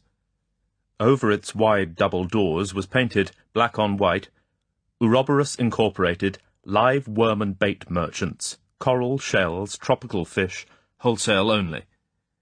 In one of the double doors there was a smaller door with a gleaming Yale lock. On the door was a sign, Private, Keep Out. Against this, a man sat on a kitchen chair, its back tilted so that the door supported his weight. He was cleaning a rifle, a Remington 30 it looked like to Bond. He had a wooden toothpick sticking out of his mouth and a battered baseball cap on the back of his head. He was wearing a stained white singlet that revealed tufts of black hair under his arms and slept-in white canvas trousers and rubber-soled sneakers. He was around 40, and his face was as knotted and seamed as the mooring posts on the jetty. It was a thin, hatchet face, and the lips were thin, too, and bloodless. His complexion was the colour of tobacco dust, a sort of yellowy beige. He looked cruel and cold, like the bad man in a film about poker players and gold mines. Bond and Leiter walked past him and onto the pier. He didn't look up from his rifle as they went past, but Bond sensed that his eyes were following them. "If that isn't the robber," said Leiter, "it's a blood relation." A pelican, grey with a pale yellow head, was hunched on one of the mooring posts at the end of the jetty. He let them get very close, then reluctantly gave a few heavy beats of his wings and planed down towards the water. The two men stood and watched him flying slowly along just above the surface of the harbour. Suddenly he crashed, clumsily down, his long bill snaking out and down in front of him. It came up, clutching a small fish which he moodily swallowed. Then the heavy bird got up again and went on fishing, flying mostly into the sun so that its big shadow would give no warning. When Bond and Leiter turned to walk back down the jetty, it gave up fishing and glided back to its post. It settled with a clatter of wings and resumed its thoughtful consideration of the late afternoon. The man was still bent over his gun, wiping the mechanism with an oily rag. "Good afternoon," said Leiter. "You the manager of this wharf?" "Yep," said the man, without looking up. "I wondered if there was any chance of mooring my boat here. Basin's pretty crowded." "Nope." Leiter took out his note-case. "Would 20 talk?" "Nope." The man gave a rattling hawk in his throat and spat directly between Bond and Leiter. "Hey," said Leiter, "you want to watch your manners." The man deliberated. He looked up at Leiter. He had small, close-set eyes, as cruel as a painless dentist's. "What's the name of your boat?" "The Sybil," said Leiter. "Ain't no such boat in the basin," said the man. He clicked the breech shut on his rifle. It lay casually on his lap, pointing down the approach to the warehouse, away from the sea. "You're blind," said Leiter. "Been there a week. 60-foot twin-screw diesel, white with a green awning, rigged for fishing." The rifle started to move lazily in a low arc. The man's left hand was at the trigger, his right just in front of the trigger guard, pivoting the gun. They stood still. The man sat lazily, looking down at the breech, his chair still tilted against the small door with the yellow Yale lock. The gun slowly traversed Leiter's stomach, then Bond's. The two men stood like statues, not risking a move of the hand. The gun stopped pivoting. It was pointing down the wharf. The robber looked briefly up, narrowed his eyes, and pulled the trigger. The Pelican gave a faint squawk, and they heard its heavy body crash into the water. The echo of the shot boomed across the harbour. "What the hell do you do that for?" asked Bond, furiously. "Practice," said the man, pumping another bullet into the breech. "Guess there's a branch of the ASPCA in this town," said Leiter. "Let's get along there and report this guy." "Want to be prosecuted for trespass?" asked the robber, getting slowly up and shifting the gun under his arm. "This is private property. Now," he spat the words out, "get the hell out of here." He turned and yanked the chair away from the door, opened the door with a key, and turned with one foot on the threshold. "You both got guns," he said. "I can smell 'em. You come round here again, and you follow the boy, and I plead self-defense. I've had a belly full of you lousy dicks around here lately, breathing down my neck. Sipple my ass." He turned contemptuously through the door and slammed it so that the frame rattled. They looked at each other. Leiter grinned ruefully and shrugged his shoulders. "Round one to the robber," he said. They moved off down the dusty side road. The sun was setting, and the sea behind them was a pool of blood. When they got to the main road, Bond looked back. A big arc light had come on over the door, and the approach to the warehouse was stripped of shadows. "No good trying anything from the front," said Bond. "There's never been a warehouse with only one entrance." "Just what I was thinking," said Leiter. "We'll save that for the next visit." They got into the car and drove slowly home across Central Avenue. On their way home, Leiter asked a string of questions about Solitaire. Finally, he said casually, "By the way, hope I fixed the rooms like you want them?" "Couldn't be better," said Bond cheerfully. "Fine," said Leiter. "Just occurred to me you two might be hyphenating." "Oh, you read too much Winchell," said Bond.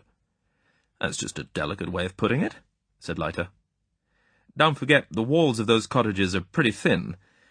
I use my ears for hearing with, not for collecting lipstick." Bond grabbed for a handkerchief. "You lousy goddamn sleuth," he said furiously. Leiter watched him scrubbing at himself out of the corner of his eye. "What are you doing?" he asked innocently. "I wasn't for a moment suggesting the colour of your ears was anything but a natural red. However," he put a wealth of meaning into the word, "if you find yourself dead in your bed tonight," laughed Bond, "you'll know who did it." They were still chaffing each other when they arrived at the Everglades, and they were laughing when the grim Mrs. Stuyvesant greeted them on the lawn. "Pardon me, Mr. Leiter," she said, "but I'm afraid we can't allow music here. I can't have the other guests disturbed at all hours." They looked at her in astonishment. "I'm sorry, Mrs. Stuyvesant," said Leiter. "I don't quite get you." "That big radiogram you had sent round," said Mrs. Stuyvesant. "The men could hardly get the packing case through the door." Chapter 14. He disagreed with something that ate him. The girl had not put up much of a struggle. When Leiter and Bond, leaving the manageress gaping on the lawn, raced down to the end cottage, they found her room untouched and the bedclothes barely rumpled. The lock of her room had been forced with one swift wrench of a jemmy, and then the two men must have just stood there with guns in their hands. "Get going, lady. Get your clothes on. Try any tricks, and we'll let the fresh air into you." Then they must have gagged her or knocked her out, and doubled her into the packing case and nailed it up. There were tire marks at the back of the cottage where the truck had stood. Almost blocking the entrance hall was a huge, old-fashioned radiogram. Second-hand, it must have cost them under $50. Bond could see the expression of blind terror on Solitaire's face as if she was standing before him. He cursed himself bitterly for leaving her alone. He couldn't guess how she had been traced so quickly. It was just another example of the big man's machine. Leiter was talking to the FBI headquarters at Tampa. "Airports, railroad terminals, and the highways," he was saying. "You'll get blanket orders from Washington just as soon as I've spoken to them.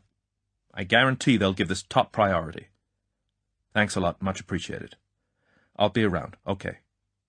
He hung up. "Thank God they're cooperating," he said to Bond, who was standing gazing with hard, blank eyes out to sea. "Sending a couple of their men round right away, and throwing as wide a net as they can. While I sew this up with Washington and New York, get what you can from that old battle-axe. Exact time, descriptions, etc. Better make out it was a burglary and that Solitaire is skipped with the men. She'll understand that. It'll keep the whole thing on the level of the usual hotel crimes. Say the police are on the way and that we don't blame the Everglades. She'll want to avoid a scandal. Say we feel the same way. Bond nodded. Skipped with the men? That was possible too, but somehow he didn't think so. He went back to Solitaire's room and searched it minutely. It still smelled of her, of the vent vert that reminded him of their journey together. Her hat and veil were in the cupboard, and her few toilet articles on the shelf in the bathroom. He soon found her bag and knew that he was right to have trusted her. It was under the bed, and he visualized her kicking it there as she got up with the guns trained on her. He emptied it out on the bed and felt the lining. Then he took out a small knife and carefully cut a few threads. He took out the $5,000 and slipped them into his pocketbook. They would be safe with him.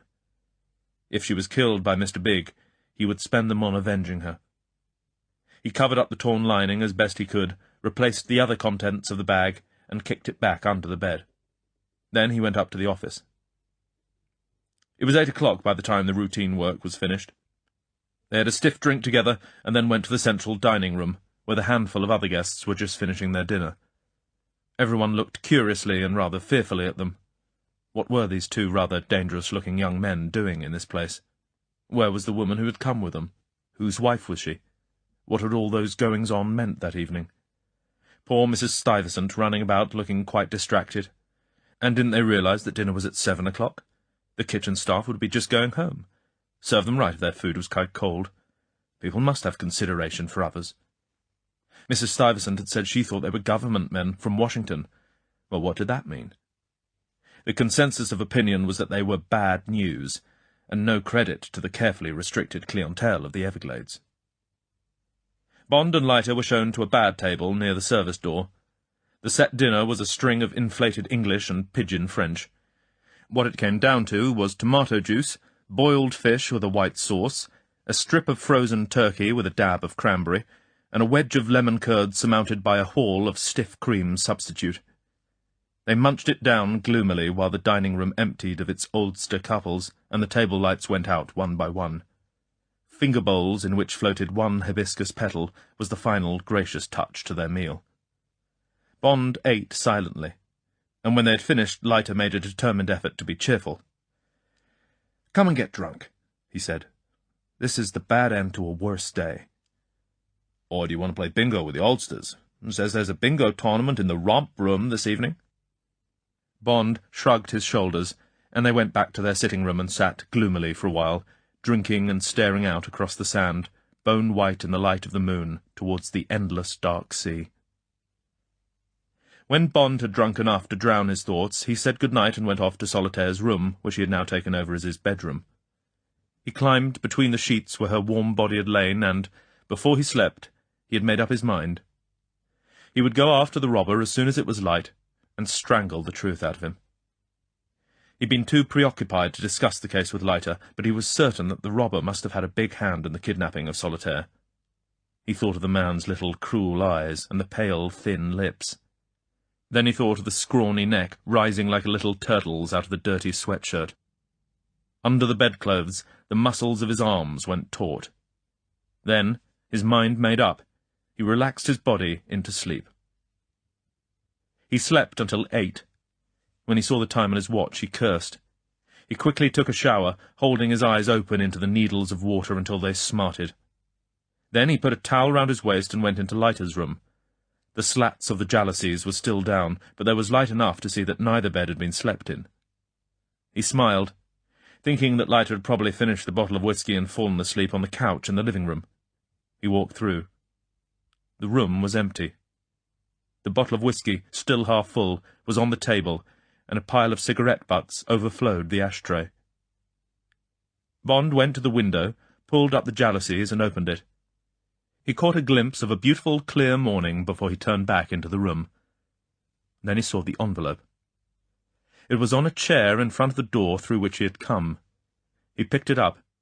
It contained a note scribbled in pencil. "Got to thinking, don't feel like sleep. It's about 5 a.m. Going to visit the Worm and Baits store. All same, early bird. Odd that trick-shot artist was sitting there while S was being snatched, as if he knew we were in town and was ready for trouble in case the snatch went wrong. If I'm not back by 10, call out the militia. Tampa 88. Felix. Bond didn't wait. While he shaved and dressed, he ordered some coffee and rolls and a cab. In just over 10 minutes he had got them all and had scalded himself with the coffee. He was leaving the cottage when he heard the telephone ring in the living room. He ran back. Mr. Bryce? Mound Park Hospital speaking, said a voice. Emergency ward. Dr. Roberts. We have a Mr. Latta here who's asking for you. Can you come right over? God almighty, said Bond, gripped with fear. What's the matter with him? Is he bad? Nothing to worry about, said the voice. Automobile accident. Looks like a hit-and-run job, slight concussion. Can you come over? He seems to want you. Of course, said Bond, relieved. I'll be there right away. Now what the hell, he wondered, as he hurried across the lawn. Must have been beaten up and left in the road. On the whole, Bond was glad it was no worse. As they turned across Treasure Island Causeway, an ambulance passed them, its bell clanging. More trouble, thought Bond. Don't seem to be able to move without running into it. They crossed St. Petersburg by Central Avenue and turned right down the road he and Leiter had taken the day before. Bond's suspicions seemed to be confirmed when he found the hospital was only a couple of blocks from Ouroboros Incorporated. Bond paid off the cab and ran up the steps of the impressive building. There was a reception desk in the spacious entrance hall. A pretty nurse sat at the desk reading the ads in the St. Petersburg Times. "Dr. Roberts?" inquired Bond. "Dr. which?" asked the girl, looking at him with approval. "Dr. Roberts' emergency ward," said Bond, impatiently. "A patient called Leiter, Felix Leiter, brought in this morning." "No doctor called Roberts here," said the girl. She ran a finger down a list on the desk. "And no patient called Leiter. Just a moment, I'll call the ward. What did you say your name was?" "Bryce," said Bond. "John Bryce." He started to sweat profusely, although it was quite cool in the hall. He wiped his wet hands on his trousers, fighting to keep from panic. Damn girl just didn't know her job. Too pretty to be a nurse, or to have someone competent on the desk. He ground his teeth as she talked cheerfully into the telephone. She put down the receiver. "I'm sorry, Mr. Bryce, must be some mistake. No cases during the night, and they've never heard of a Dr. Roberts or a Mr. Leiter. Are you sure you've got the right hospital?" Bond turned away without answering her. Wiping the sweat from his forehead, he made for the exit. The girl made a face at his back and picked up her paper. Mercifully, a cab was just drawing up with some other visitors. Bond took it and told the driver to get him back quick to the Everglades. All he knew was that they had got Leiter and had wanted to draw Bond away from the cottage. Bond couldn't make it out, but he knew that suddenly everything was going bad on them, and that the initiative was back in the hands of Mr. Big and his machine. Mrs. Stuyvesant hurried out when she saw him leave the cab. "Your poor friend," she said, without sympathy. "Really, he should be more careful." "Yes, Mrs. Stuyvesant, what is it?" said Bond, impatiently. "Oh, the ambulance came just after you left." The woman's eyes were gleaming with the bad news. "Seems Mr. Leiter is in an accident with his car. They had to carry him to the cottage on a stretcher. Such a nice coloured man was in charge. He said Mr. Leiter would be quite all right, but he mustn't be disturbed on any account. Poor boy. Face all covered with bandages. They said they'd make him comfortable and a doctor would be coming later. If there's anything I can—" Bond didn't wait for more. He ran down the lawn to the cottage and dashed through the lobby into Leiter's room. There was the shape of a body on Leiter's bed. It was covered with a sheet. Over the face, the sheet seemed to be motionless. Bond gritted his teeth as he leant over the bed. Was there a tiny flutter of movement? Bond snatched the shroud down from the face. There was no face. Just something wrapped round and round with dirty bandages, like a white wasp's nest. He softly pulled the sheet down further. More bandages, still more roughly wound, with wet blood seeping through. Then the top of a sack, which covered the lower half of the body, everything soaked in blood. There was a piece of paper protruding from a gap in the bandages where the mouth should have been. Bond pulled it away and leant down. There was the faintest whisper of breath against his cheek. He snatched up the bedside telephone. It took minutes before he could make Tampa understand. Then the urgency in his voice got through. They would get to him in 20 minutes. He put down the receiver and looked vaguely at the paper in his hand. It was a rough piece of white wrapping paper. Scrawled in pencil, in ragged block letters, were the words, "He disagreed with something that ate him," and underneath, in brackets, "P.S. We have plenty more jokes as good as this." With the movements of a sleepwalker, Bond put the piece of paper down on the bedside table. Then he turned back to the body on the bed. He hardly dared touch it for fear that the tiny, fluttering breath would suddenly cease. But he had to find out something. His fingers worked softly at the bandages on top of the head. Soon he uncovered some of the strands of hair. The hair was wet, and he put his fingers to his mouth. There was a salt taste. He pulled out some strands of hair and looked closely at them. There was no more doubt. He saw again the pale, straw-coloured mop that used to hang down in disarray over the right eye, grey and humorous, and below it the wry, hawk-like face of the Texan with whom he had shared so many adventures. He thought of him for a moment, as he had been. Then he tucked the lock of hair back into the bandages and sat on the edge of the other bed and quietly watched over the body of his friend, and wondered how much of it could be saved. When the 2 detectives and the police surgeon arrived, he told them all he knew in a quiet, flat voice. Acting on what Bond had already told them on the telephone, they had sent a squad car down to the robber's place, and they waited for a report while the surgeon worked next door. He was finished first. He came back into the sitting room looking anxious. Bond jumped to his feet. The police surgeon slumped into a chair and looked up at him. "I think he'll live," he said, "but it's 50-50. They certainly did a job on the poor guy. One arm gone, half the left leg, face in a mess, but only superficial. Darned if I know what did it. Only thing I can think of is an animal or a big fish. Something's been tearing at him. Know a bit more when I can get him to the hospital. There'll be traces left from the teeth of whatever it was. Ambulance should be along any time." They sat in gloomy silence. The telephone rang intermittently. New York, Washington. The St. Petersburg Police Department wanted to know what the hell was going on down at the wharf and were told to keep out of the case. It was a federal job. Finally, from a call box, there was the lieutenant in charge of the squad car reporting. They had been over the robber's place with a tooth comb.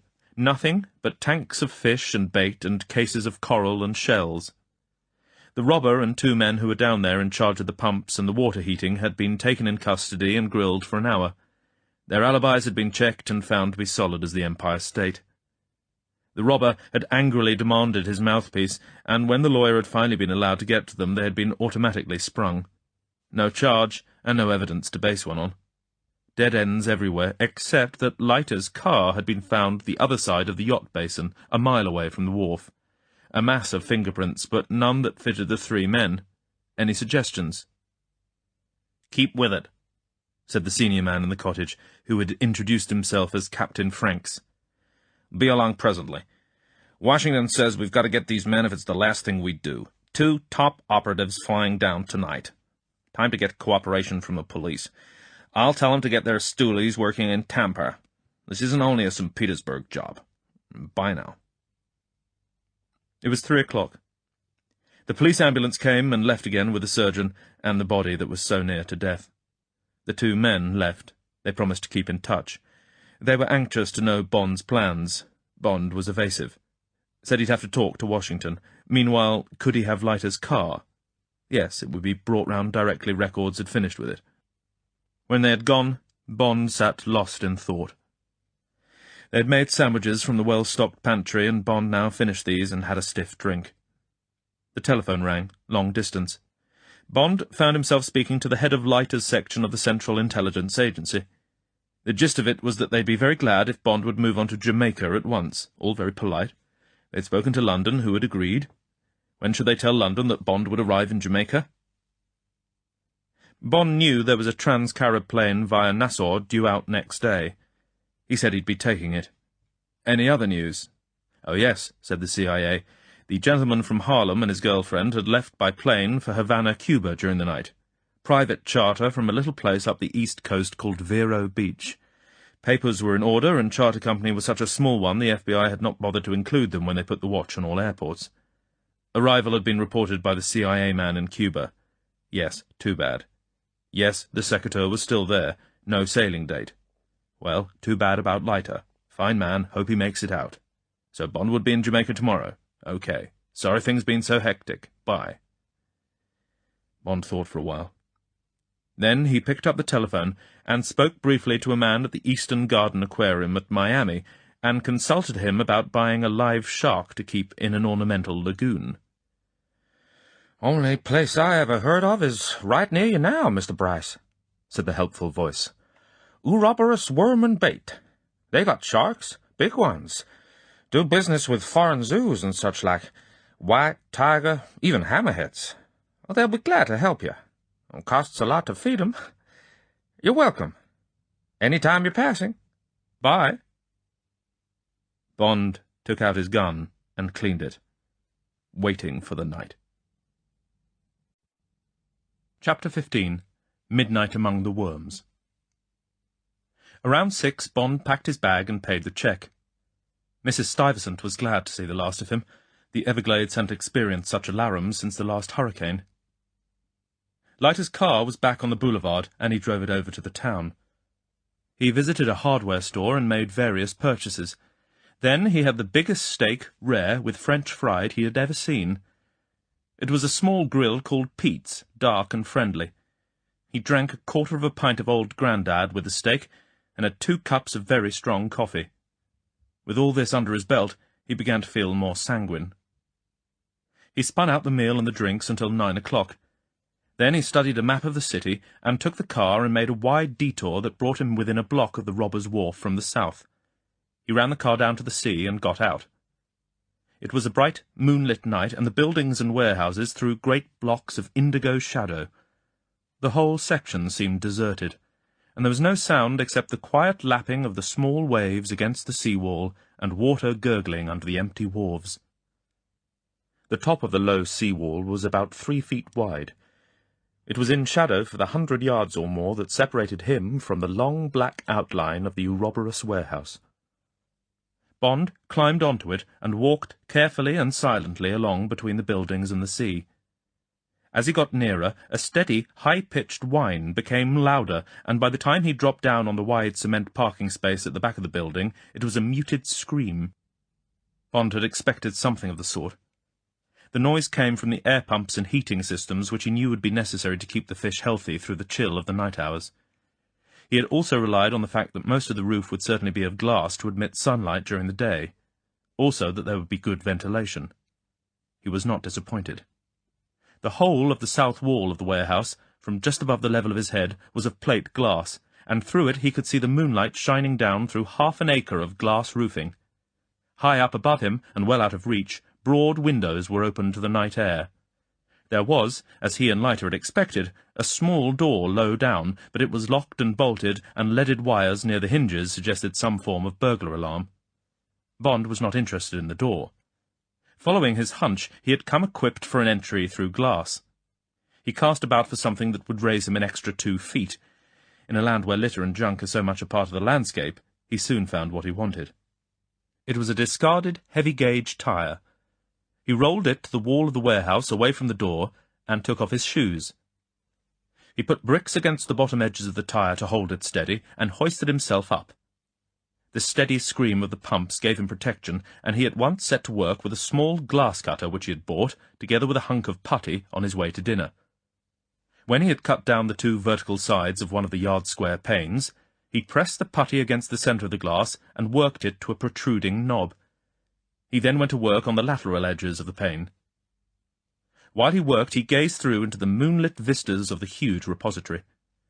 The endless rows of tanks stood on wooden trestles with narrow passages between. Down the centre of the building there was a wider passage. Under the trestles, Bond could see long tanks and trays let into the floor. Just below him, broad racks covered with regiments of seashells jutted out from the walls. Most of the tanks were dark, but in some a tiny strip of electric light glimmered spectrally and glinted on little fountains of bubbles rising from the weeds and sand.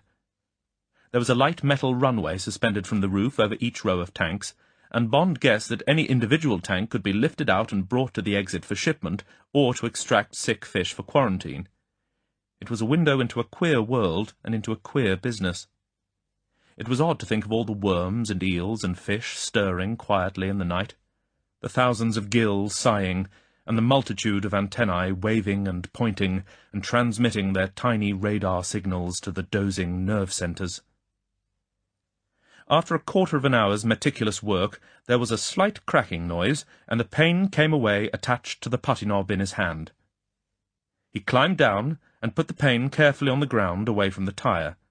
Then he stuffed his shoes inside his shirt. With only one good hand, they might be vital weapons. He listened. There was no sound but the unfaltering whine of the pumps. He looked up to see if by chance there were any clouds about to cross the moon, but the sky was empty save for its canopy of brightly burning stars. He got back on top of the tyre, and with an easy heave half his body was through the wide hole he had made. He turned and grasped the metal frame above his head, and, putting all his weight on his arms, he jackknifed his legs through and down so that they were hanging a few inches above the racks full of shells. He lowered himself until he could feel the backs of the shells with his stocking toes. Then he softly separated them with his toes until he had exposed a width of board. Then he let his whole weight subside softly onto the tray. It held, and in a moment he was down on the floor, listening with all his senses for any noise behind the whine of the machinery. But there was none. He took his steel-tipped shoes out of his shirt and left them on the cleared board. Then he moved off on the concrete floor with a pencil flashlight in his hand. He was in the aquarium fish section, and as he examined the labels he caught flashes of coloured light from the deep tanks, and occasionally a piece of living jewellery would materialise and briefly goggle at him before he moved on. There were all kinds: swordtails, guppies, platies, terrors, neons, cichlids, labyrinth and paradise fish, and every variety of exotic goldfish. Underneath, sunk in the floor, and most of them covered with chicken wire, there were tray upon tray swarming and heaving with worms and baits: white worms, micro-worms, daphnia, shrimp, and thick, slimy clam worms. From these ground tanks, forests of tiny eyes looked up at his torch. There was the fetid smell of a mangrove swamp in the air, and the temperature was in the high 70s. Soon Bond began to sweat slightly, and to long for the clean night air. He had moved to the central passageway before he found the poison fish, which were one of his objectives. When he had read about them in the files of the police headquarters in New York, he had made a mental note that he would like to know more about this sideline of the peculiar business of Ouroboros Incorporated. Here the tanks were smaller, and there was generally only one specimen in each. Here the eyes that looked sluggishly at Bond were cold and hooded, and an occasional fang was bared at the torch, or a spined backbone slowly swelled. Each tank bore an ominous skull and crossbones in chalk, and there were large labels that said "Very Dangerous" and "Keep Off." There must have been at least 100 tanks of various sizes, from the large ones to hold torpedo skates and the sinister guitar fish, to smaller ones for the horse-killer eel, mudfish from the Pacific, and the monstrous West Indian scorpion fish, each of whose spines has a poison sac as powerful as a rattlesnake's. Bond's eyes narrowed as he noticed that in all the dangerous tanks the mud or sand on the bottom occupied nearly half the tank. He chose a tank containing a 6-inch scorpion fish. He knew something of the habits of this deadly species, and in particular that they do not strike, but poison only on contact. The top of the tank was on a level with his waist. He took out a strong pocket-knife he had purchased and opened the longest blade. Then he leant over the tank, and with his sleeve rolled up, he deliberately aimed his knife at the centre of the craggy head between the overhung grottos of the eye sockets. As his hand broke the surface of the water, the white dinosaur spines stood threateningly erect, and the mottled stripes of the fish turned to a uniform muddy brown. Its broad, wing-like pectorals rose slightly, poised for flight. Bond lunged swiftly, correcting his aim for the refraction from the surface of the tank. He pinned the bulging head down as the tail thrashed wildly, and slowly drew the fish towards him and up the glass side of the tank. He stood aside and whipped it out onto the floor, where it continued flapping and jumping despite its shattered skull. He leant over the tank and plunged his hand deep into the centre of the mud and sand. Yes, they were there. His hunch about the poisoned fish had been right.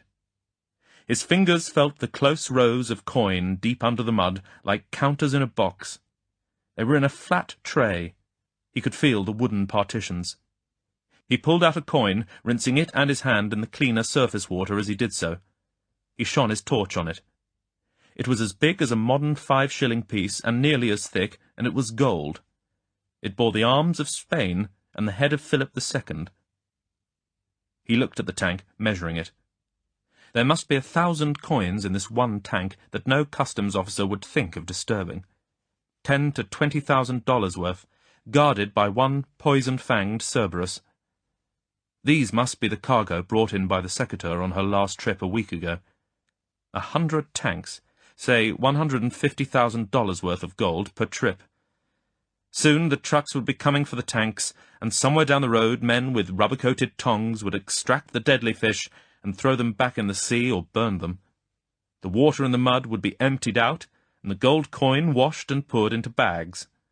Then the bags would go to agents, and the coins would trickle out on the market, each one strictly accounted for by Mr. Big's machine. It was a scheme after Mr. Big's philosophy. Effective, technically brilliant, almost foolproof. Bond was full of admiration as he bent to the floor and speared the scorpionfish in the side. He dropped it back in the tank. There was no point in divulging his knowledge to the enemy.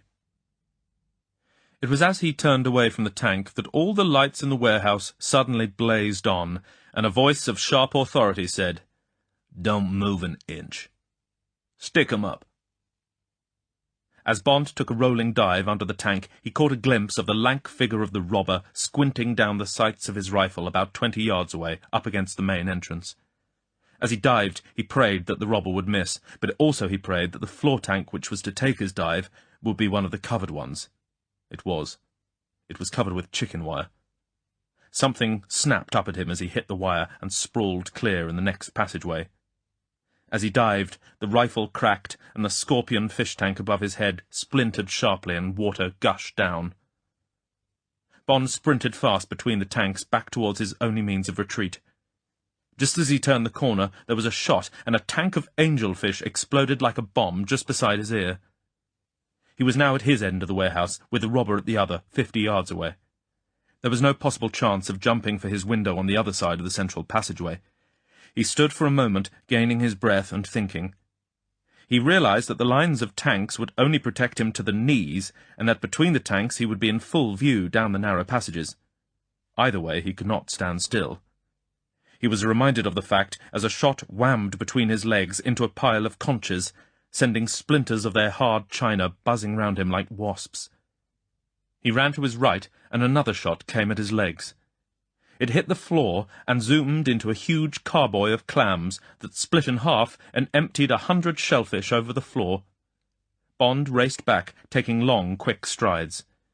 He had his Beretta out and loosed off 2 shots as he crossed the central passageway. He saw the robber jump for shelter as a tank shattered above his head.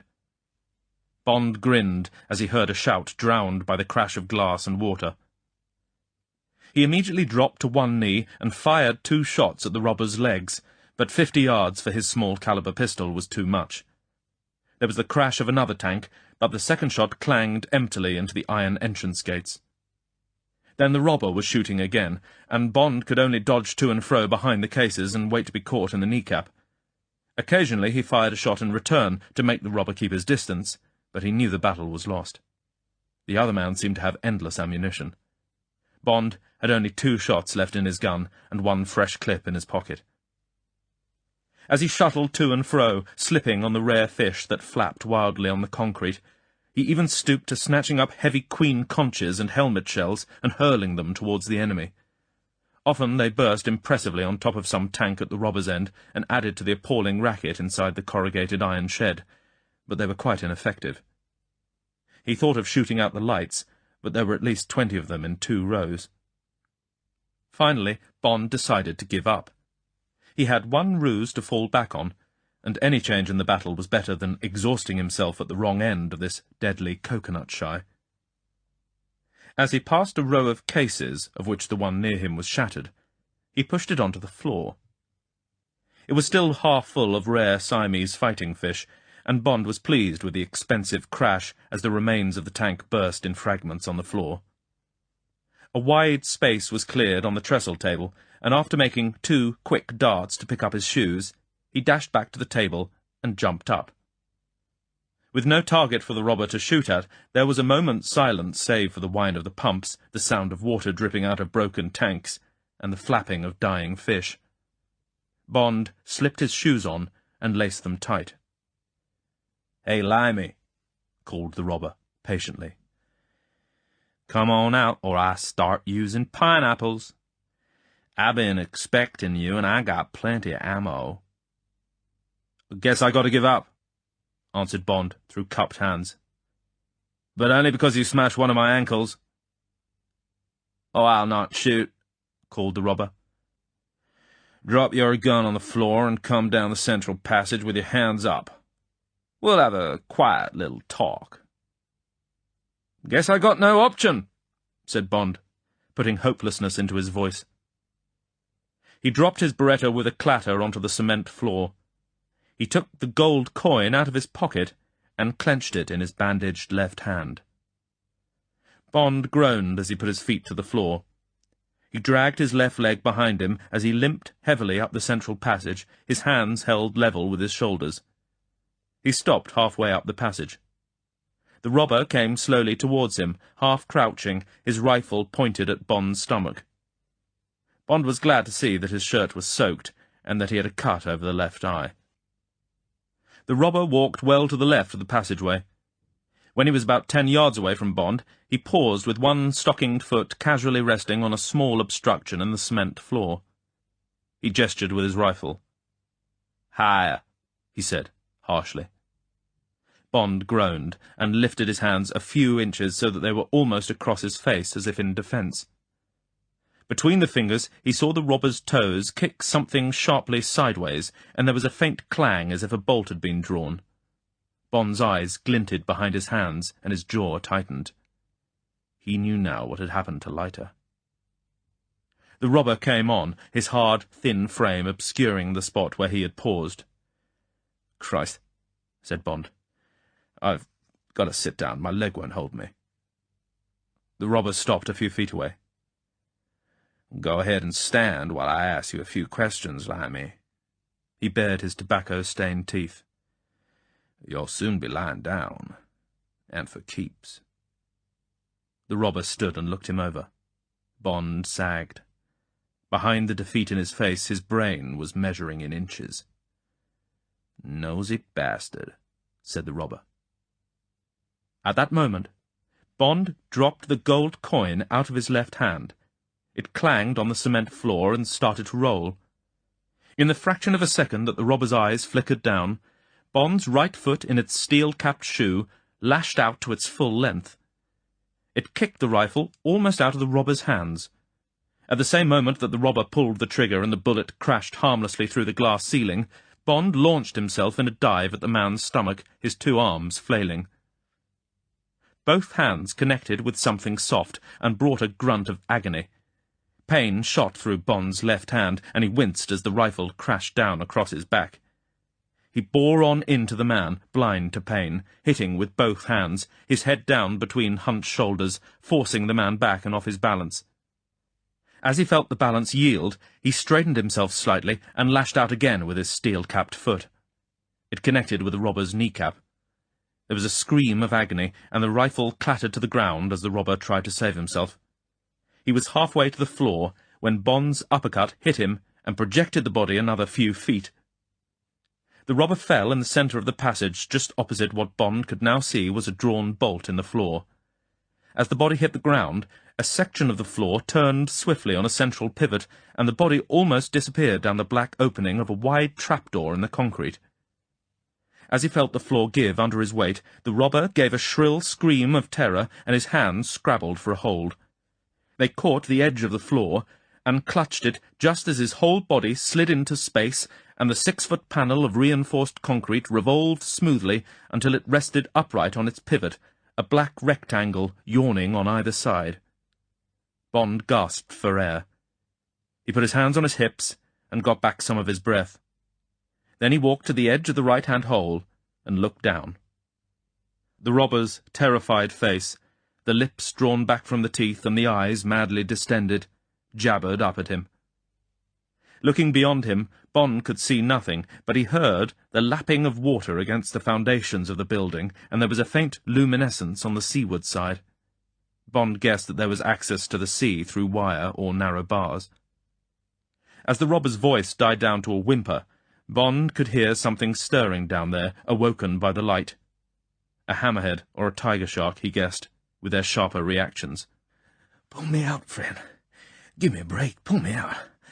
I can't hold much longer. I'll do anything you want, tell you anything." The robber's voice was a hoarse whisper of supplication. What happened to Solitaire? Bond stared down into the frenzied eyes.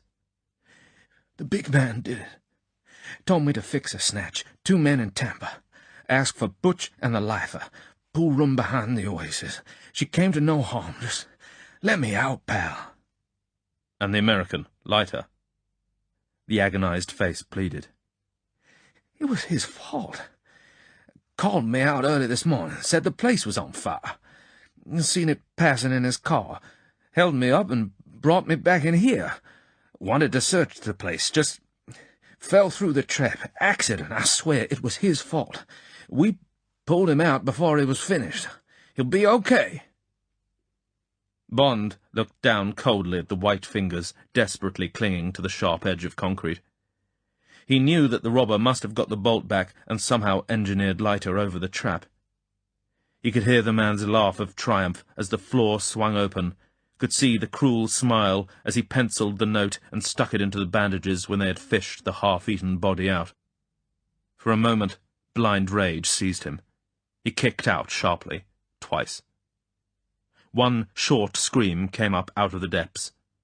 There was a splash, and then a great commotion in the water.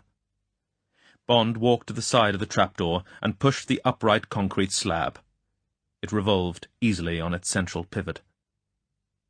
Just before its edges shut out the blackness below, Bond heard one terrible snuffling grunt, as if a great pig was getting its mouth full. He knew it for the grunt that a shark makes, as its hideous flat nose comes up out of the water, and its sickle-shaped mouth closes on a floating carcass. He shuddered, and kicked the bolt home with his foot. Bond collected the gold coin off the floor, and picked up his Beretta. He went to the main entrance, and looked back for a moment at the shambles of the battlefield. He reflected that there was nothing to show that the secret of the treasure had been discovered. The top had been shot off the scorpion fish tank under which Bond had dived, and when the other men came in the morning they would not be surprised to find the fish dead in the tank. They would get the remains of the robber out of the shark tank, and report to Mr. Big that he'd been worsted in a gun battle, and that there were X thousand dollars worth of damage which would have to be repaired before the Secretary could bring over its next cargo. They would find some of Bond's bullets, and soon guess that it was his work. Bond grimly shut his mind to the horror beneath the floor of the warehouse. He turned off the lights, and let himself out by the main entrance. A small payment had been made on account of Solitaire and Leiter. Chapter 16.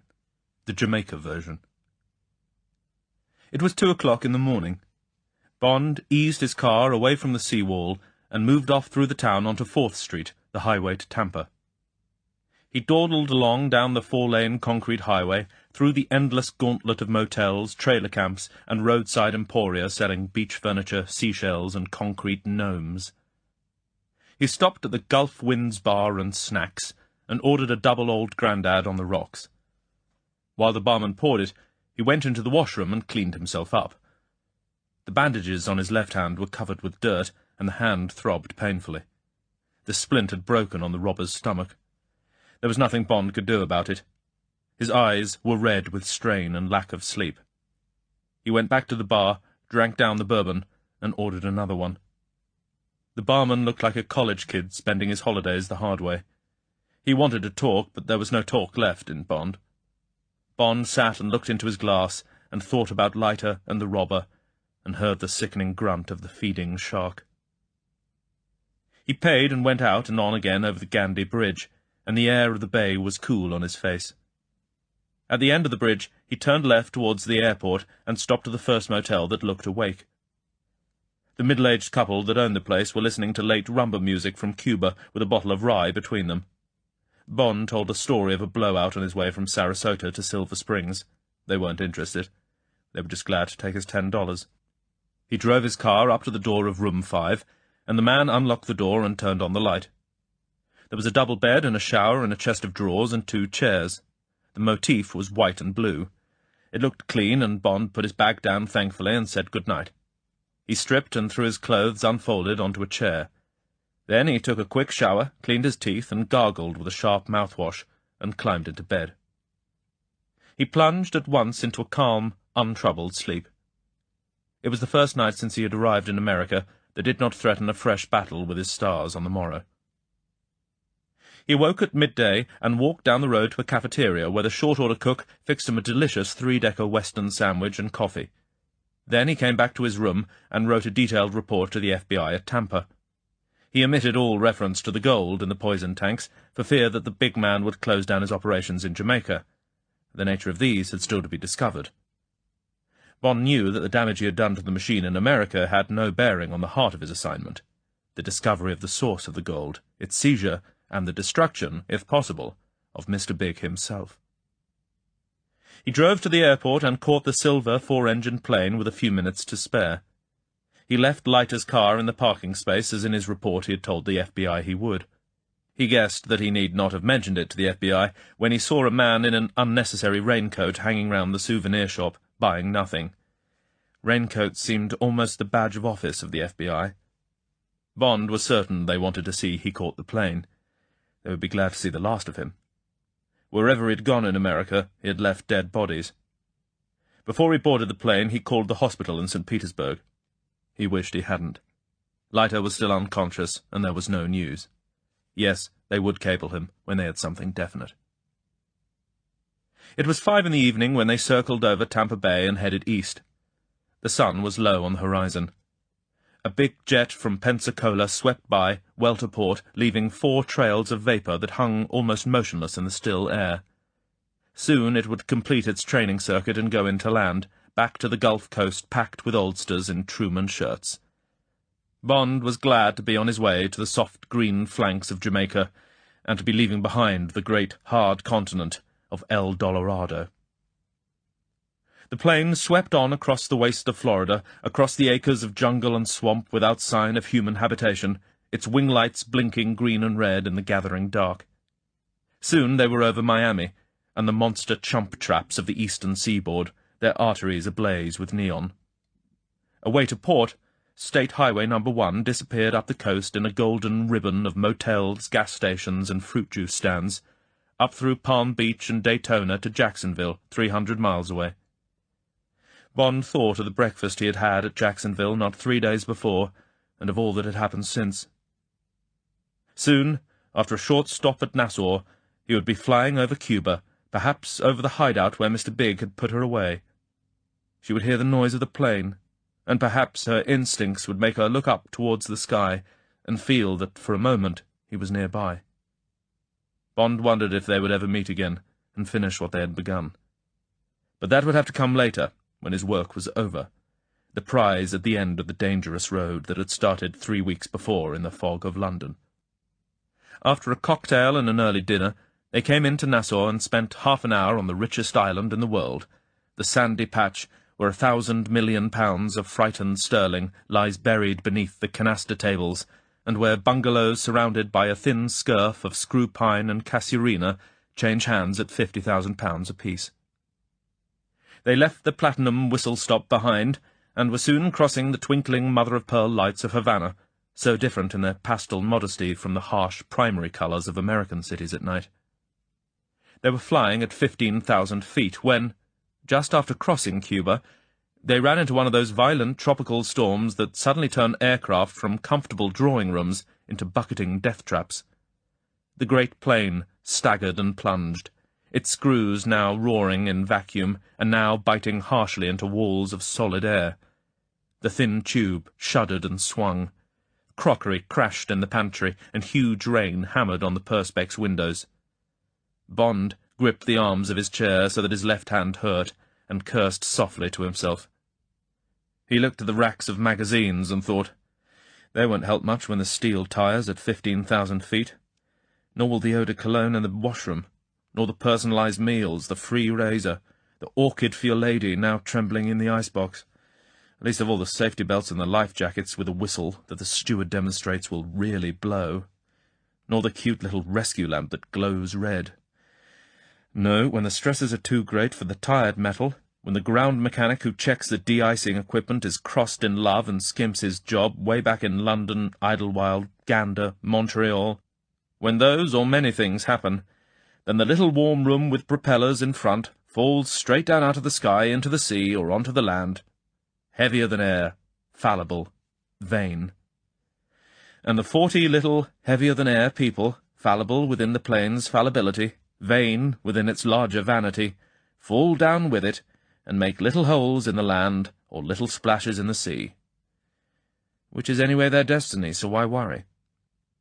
You were linked to the ground mechanic's careless fingers in Nassau, just as you were linked to the weak head of the little man in the family saloon who mistakes the red light for the green and meets you head-on, for the first and last time, as you were motoring quietly home from some private sin.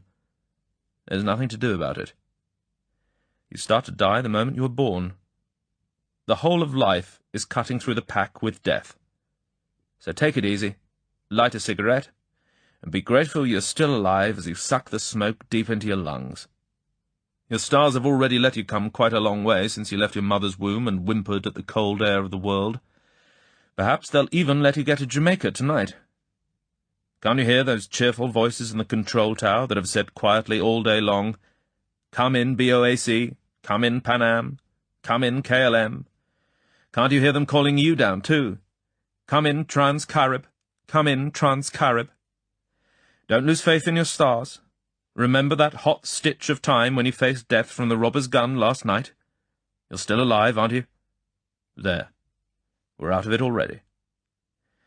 It was just to remind you that being quick with a gun doesn't mean you're really tough. Just don't forget it. This happy landing at Palisadoes Airport comes to you by courtesy of your stars. Better thank them. Bond unfastened his seat-belt and wiped the sweat off his face. To hell with it, he thought, as he stepped down out of the huge, strong plane. Strangways, the chief Secret Service agent for the Caribbean, was at the airport to meet him, and he was quickly through the customs and immigration and finance control. It was nearly 11, and the night was quiet and hot. There was the shrill sound of crickets from the dildo cactus on both sides of the airport road, and Bond gratefully drank in the sounds and smells of the tropics as the military pickup cut across the corner of Kingston and took them up towards the gleaming, moonlit foothills of the Blue Mountains. They talked in monosyllables, until they were settled on the comfortable veranda of Strangway's neat white house on the junction road below Stony Hill.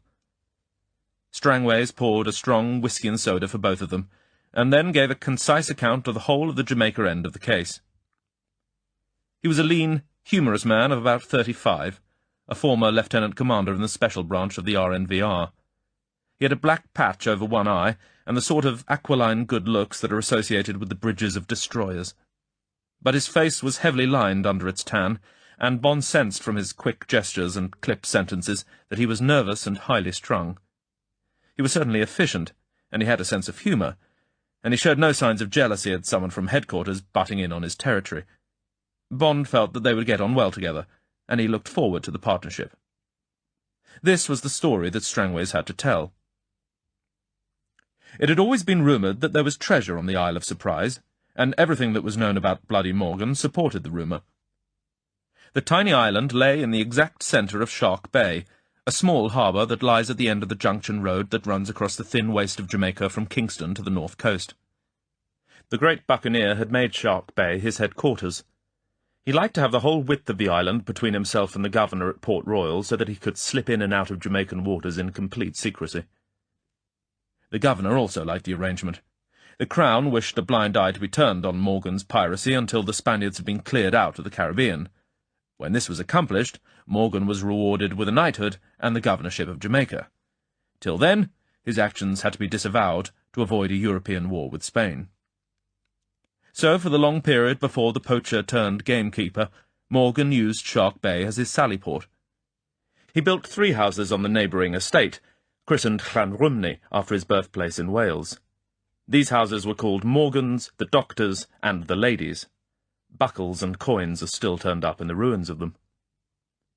His ships always anchored in Shark Bay, and he careened them in the lee of the Isle of Surprise, a precipitous lump of coral and limestone that surges straight up out of the centre of the bay and is surmounted by a jungly plateau of about an acre. When in 1683 he left Jamaica for the last time, it was under open arrest to be tried by his peers for flouting the Crown. His treasure was left behind somewhere in Jamaica, and he died in penury without revealing its whereabouts. It must have been a vast hoard, the fruits of countless raids on Hispaniola, of the capture of innumerable treasure ships sailing for the Plate, of the sacking of Panama and the looting of Maracaibo. But it vanished without trace. It was always thought that the secret lay somewhere on the Isle of Surprise, but for 200 years the diving and digging of treasure hunters yielded nothing. Then, said Strangways, just 6 months before, 2 things had happened within a few weeks. A young fisherman disappeared from the village of Shark Bay and had not been heard of since, and an anonymous New York syndicate purchased the island for £1,000 from the present owner of the Llanrumney estate, which was now a rich banana and cattle property. A few weeks after the sale, the yacht Secateur put into Shark Bay and dropped anchor in Morgan's old anchorage in the lee of the island. It was manned entirely by negroes. They went to work and cut a stairway in the rock face of the island, and erected on the summit a number of low-lying shacks in the fashion known in Jamaica as wattle and daub. They appeared to be completely equipped with provisions, and all they purchased from the fishermen of the bay was fresh fruit and water. They were a taciturn and orderly lot who gave no trouble. They explained to the customs, which they had cleared in the neighbouring Port Maria, that they were there to catch tropical fish, especially the poisonous varieties, and collect rare shells for Ouroboros Incorporated in St. Petersburg. When they had established themselves, they purchased large quantities of these from the Shark Bay, Port Maria, and Oricabessa fishermen. For a week they carried out blasting operations on the island, and it was given out that these were for the purpose of excavating a large fish tank. The Secateur began a fortnightly shuttle service with the Gulf of Mexico, and watchers with binoculars confirmed that, before each sailing, consignments of portable fish tanks were taken aboard. Always 6 men were left behind. Canoes approaching the island were warned off by a watchman at the base of the steps in the cliff, who fished all day from a narrow jetty alongside which the Secateur on her visits moored with 2 anchors out, well sheltered from the prevailing northeasterly winds. No one succeeded in landing on the island by daylight, and, after 2 tragic attempts, nobody tried to gain access by night. The first attempt was made by a local fisherman, spurred on by the rumours of buried treasure that no talk of tropical fish could suppress. He had swum out one dark night, and his body had been washed back over the reef next day. Sharks and barracuda had left nothing but the trunk and the remains of a thigh. At about the time he should have reached the island, the whole village of Shark Bay was awakened by the most horrible drumming noise. It seemed to come from inside the island. It was recognized as the beating of voodoo drums. It started softly and rose slowly to a thunderous crescendo. Then it died down again and stopped. It lasted about 5 minutes. From that moment, the island was Juju, or Obeah, as it is called in Jamaica, and even in daylight, canoes kept at a safe distance. By this time, Strangways was interested, and he made a full report to London. Since 1950, Jamaica had become an important strategic target, thanks to the development by Reynolds Metal and the Kaiser Corporation of huge bauxite deposits found on the island. So far as Strangways was concerned, the activities on Surprise might easily be the erection of a base for one-man submarines in the event of war, particularly since Shark Bay was within range of the route followed by the Reynolds ships to the new bauxite harbour at Ocho Rios, a few miles down the coast. London followed the report up with Washington, and it came to light that the New York syndicate that had purchased the island was wholly owned by Mr. Big. This was 3 months ago. Strangways was ordered to penetrate the island at all costs and find out what was going on. He mounted quite an operation. He rented a property on the western arm of Shark Bay called Beau Desert. It contained the ruins of one of the famous Jamaican great houses of the early 19th century, and also a modern beach house directly across from the Secateurs' anchorage up against Surprise. He brought down 2 very fine swimmers from the naval base at Bermuda and set up a permanent watch on the island through day and night glasses. Nothing of a suspicious nature was seen, and on a dark, calm night he sent out the 2 swimmers with instructions to make an underwater survey of the foundations of the island. Strangways described his horror when, an hour after they had left to swim across the 300 yards of water, the terrible drumming had started up somewhere inside the cliffs of the island. That night the 2 men did not return. On the next day, they were both washed up at different parts of the bay, or rather, the remains left by the shark and barracuda. At this point in Strangway's narrative, Bond interrupted him. "Just a minute," he said. "What's all this about shark and barracuda? They're not generally savage in these waters. There aren't very many of them round Jamaica, and they don't often feed at night. Anyway, I don't believe either of them attack humans unless there's blood in the water. Occasionally they might snap at a white foot out of curiosity. Have they ever behaved like this round Jamaica before?" "Never been a case since a girl got her foot bitten off in Kingston Harbour in 1942, said Strangways. "She was being towed by a speedboat, flipping her feet up and down. The white feet must have looked particularly appetizing. Travelling at just the right speed, too. Everyone agrees with your theory. And my men had harpoons and knives. I thought I'd done everything to protect them. Dreadful business. You can imagine how I felt about it. Since then we've done nothing except try to get legitimate access to the island via the Colonial Office in Washington. You see, it belongs to an American now. Damn slow business, particularly as there's nothing against these people. They seem to have pretty good protection in Washington, and some smart international lawyers. We're absolutely stuck. London told me to hang on until you came." Strangways took a pull at his whisky and looked expectantly at Bond. "What are the Secretary's movements?" asked Bond. "Still in Cuba. Sailing in about a week, according to the CIA. "How many trips has she done?" "About 20. Bond multiplied $150,000 by 20. If his guess was right, Mr. Big had already taken £1 million in gold out of the island. "I've made some provisional arrangements for you," said Strangways. "There's the house at Beau Desert. I've got you a car, Sunbeam Talbot coupe, new tyres, fast, right car for these roads. I've got a good man to act as your factotum, a Cayman Islander called Quarrel, best swimmer and fisherman in the Caribbean, terribly keen, nice chap. And I've borrowed the West Indian Citrus Company's rest house at Manatee Bay. It's the other end of the island. You could rest up there for a week and get in a bit of training until the Secateur comes in. You'll need to be fit if you're going to try to get over to Surprise, and I honestly believe that's the only answer. Anything else I can do, I'll be about, of course, but I'll have to stay around Kingston to keep up communications with London and Washington. They'll want to know everything we do. Anything else you'd like me to fix up?" Bond had been making up his mind. "Yes," he said. "You might ask London to get the Admiralty to lend us one of their frogman suits, complete with compressed air bottles. Plenty of spares.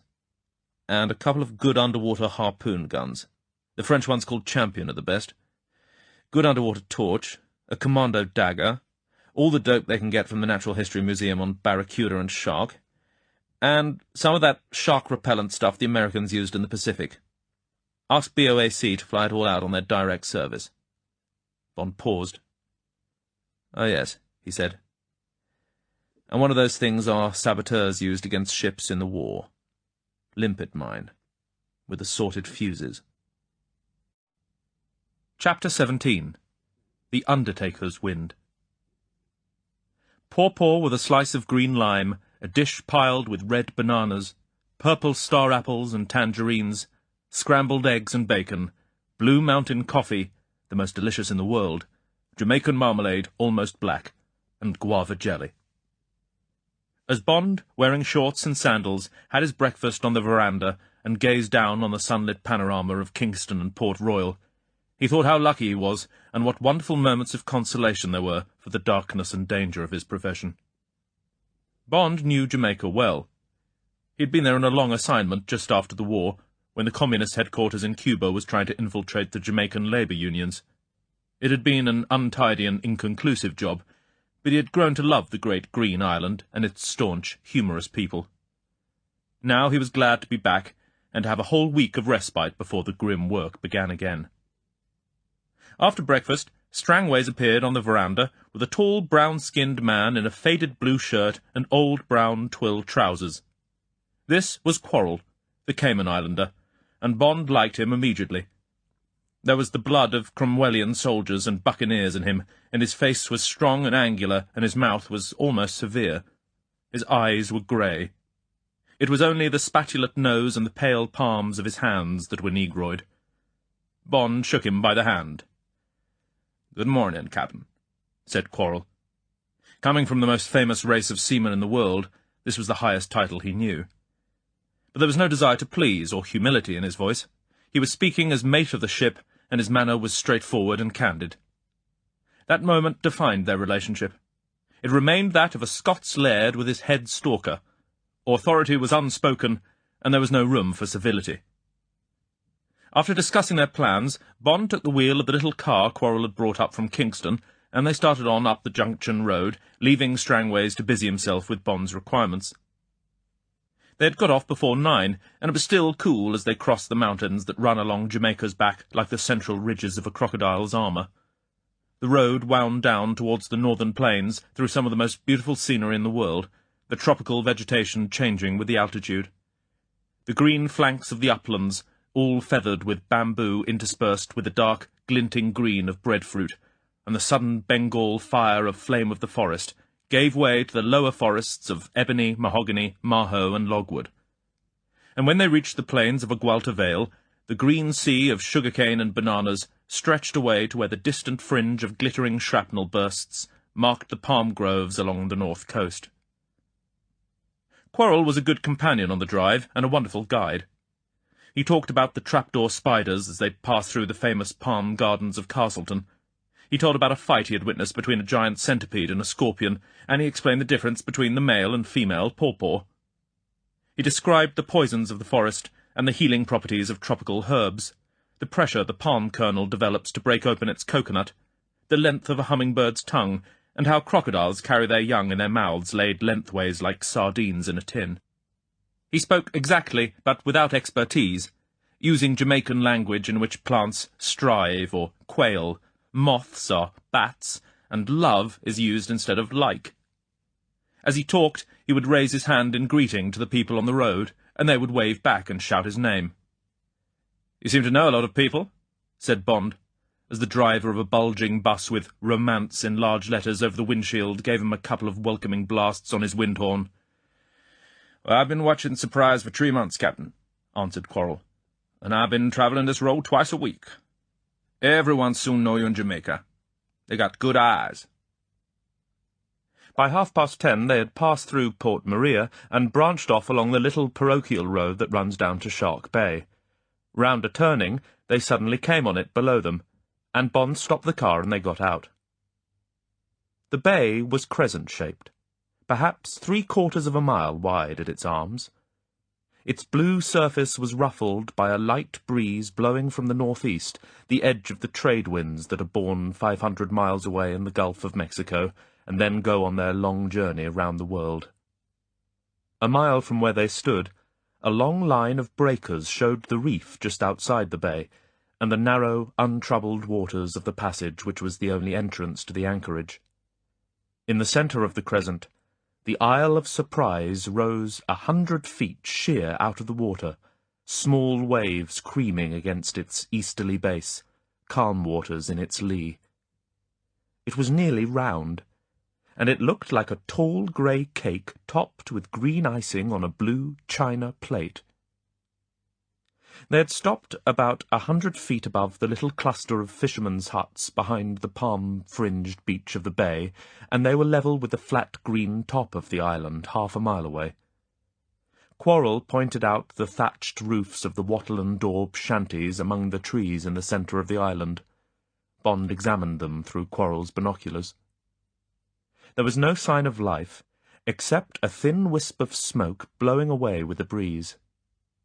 Below them, the water of the bay was pale green on the white sand. Then it deepened to dark blue just before the broken brown of a submerged fringe of inner reef that made a wide semicircle 100 yards from the island. Then it was dark blue again, with patches of lighter blue and aquamarine. Quarrel said that the depth of the Secateurs' anchorage was about 30 feet.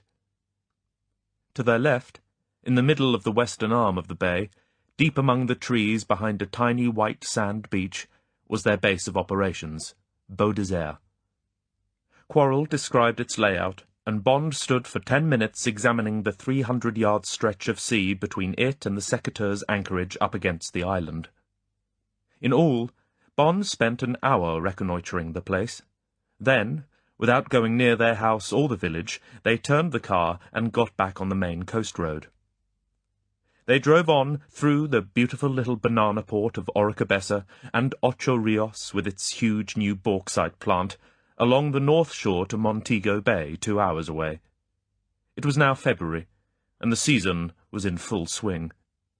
The little village and the straggle of large hotels were bathed in the 4 months gold rush that sees them through the whole year. They stopped at a rest house on the other side of the wide bay and had lunch, and then drove on through the heat of the afternoon to the western tip of the island, 2 hours further on. Here, because of the huge coastal swamps, nothing has happened since Columbus used Manatee Bay as a casual anchorage. Jamaican fishermen have taken the place of the Arawak Indians, but otherwise there is the impression that time has stood still. Bond thought it the most beautiful beach he had ever seen. 5 miles of white sand sloping easily into the breakers, and, behind, the palm trees marching in graceful disarray to the horizon.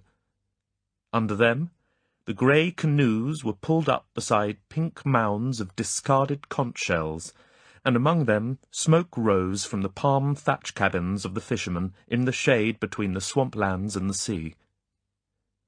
In a clearing among the cabins, set on a rough lawn of Bahama grass, was the house on stilts built as a weekend cottage for the employees of the West Indian Citrus Company. It was built on stilts to keep the termites at bay, and it was closely wired against mosquito and sandfly. Bond drove off the rough track and parked under the house. While Quarrel chose 2 rooms and made them comfortable, Bond put a towel round his waist and walked through the palm trees to the sea 20 yards away. For an hour he swam and lazed in the warm, buoyant water, thinking of surprise and its secret, fixing these 300 yards in his mind, wondering about the shark and barracuda and the other hazards of the sea, the great library of books one cannot read. Walking back to the little wooden bungalow, Bond picked up his first sandfly bites. Quarrel chuckled when he saw the flat bumps on his back that would soon start to itch maddeningly. "Can't do nothing to keep 'em away, Cap'n," he said. "But I can stop 'em tickling. You best take a shower first to get the salt off. They only bites hard for an hour in the evening, and then they like salt with their dinner." When Bond came out of the shower, Quarrel produced an old medicine bottle and swabbed the bites with a brown liquid that smelled of creosote. "We get more skeeters and sandfly in the Caymans than anywhere else in the world," he said. "But we gives 'em no attention so long as we got this medicine." The 10 minutes of tropical twilight brought its quick melancholy, and then the stars and the 3/4 moon blazed down, and the sea died to a whisper. There was the short lull between the 2 great winds of Jamaica, and then the palms began to whisper again. Quarrel jerked his head towards the window. "The Undertaker's wind," he commented. "How's that?" asked Bond, startled. "On and offshore breeze, the sailors call it," said Quarrel. "The Undertaker blow the bad air out of Ireland night times from 6 till 6. Then every morning the doctor's wind come and blow the sweet air in from the sea. Leastwise, that's what we calls them in Jamaica." Quarrel looked quizzically at Bond. "Guess you and the Undertaker's wind got much the same job, Cap'n," he said, half seriously. Bond laughed shortly. "Glad I don't have to keep the same hours," he said. Outside, the crickets and the tree frogs started to zing and tinkle, and the great hawk moths came to the wire netting across the windows and clutched it, gazing with trembling ecstasy at the 2 oil lamps that hung from the crossbeams inside. Occasionally a pair of fishermen or a group of giggling girls would walk by down the beach on their way to the single tiny rum shop at the point of the bay. No man walked alone for fear of the duppies under the trees, or the rolling calf, the ghastly animal that comes rolling towards you along the ground, its legs in chains and flames coming out of its nostrils. While Quarrel prepared one of the succulent meals of fish and eggs and vegetables that were to be their staple diet, Bond sat under the light and pored over the books that Strangways had borrowed from the Jamaica Institute, books on the tropical sea and its denizens by Beebe and Allen and others, and on submarine hunting by Cousteau and Haas. When he set out to cross those 300 yards of sea, he was determined to do it expertly and to leave nothing to chance. He knew the calibre of Mr. Big, and he guessed that the defences of surprise would be technically brilliant. He thought they would not involve simple weapons like guns and high explosives. Mr. Big needed to work undisturbed by the police. He had to keep out of reach of the law. He guessed that somehow the forces of the sea had been harnessed to do the big man's work for him, and it was on these that he concentrated, on murder by shark and barracuda, perhaps by manta ray and octopus. The facts set out by the naturalists were chilling and awe-inspiring, but the experiences of Cousteau in the Mediterranean and of Haas in the Red Sea and Caribbean were more encouraging. That night Bond's dreams were full of terrifying encounters with giant squids and stingrays, hammerheads and the saw teeth of barracuda, so that he whimpered and sweated in his sleep. On the next day he started his training under the critical, appraising eyes of Quarrel. Every morning he swam a mile up the beach before breakfast, and then ran back along the firm sand to the bungalow. At about 9 they would set out in a canoe, the single triangular sail taking them fast through the water up the coast to Bloody Bay and Orange Bay, where the sand ends in cliffs and small coves, and the reef is close in against the coast. Here they would beach the canoe, and Quarrel would take him out with spears and masks and an old underwater harpoon gun on breathtaking expeditions in the sort of waters he would encounter in Shark Bay. They hunted quietly, a few yards apart, Quarrel moving effortlessly in an element in which he was almost at home. Soon Bond, too, learned not to fight the sea, but always to give and take with the currents and eddies, and not to struggle against them, to use judo tactics in the water. On the first day he came home cut and poisoned by the coral, and with a dozen sea egg spines in his side. Quarrel grinned and treated the wounds with merthiolate and Milton.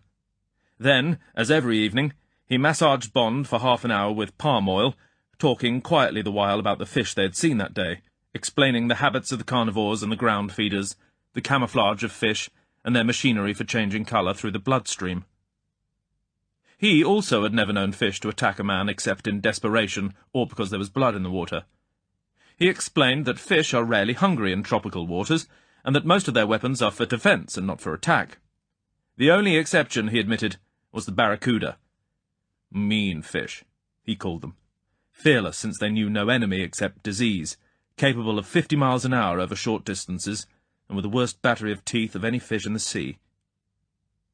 One day they shot a 10-pounder that had been hanging round them, melting into the grey distances and then reappearing, silent, motionless in the upper water, its angry tiger's eyes glaring at them so close that they could see its gills working softly, and the teeth glinting like a wolf's along its cruel, underslung jaw. Quarrel finally took the harpoon gun from Bond and shot it, badly, through the streamlined belly. It came straight for them, its jaws on their great hinges wide open like a striking rattlesnake. Bond made a wild lunge at it with his spear, just as it was on to Quarrel. He missed, but the spear went between its jaws. They immediately snapped shut on the steel shaft, and as the fish tore the spear out of Bond's hand, Quarrel stabbed at it with his knife, and it went mad, dashing through the water with its entrails hanging out, the spear clenched between its teeth, and the harpoon dangling from its body.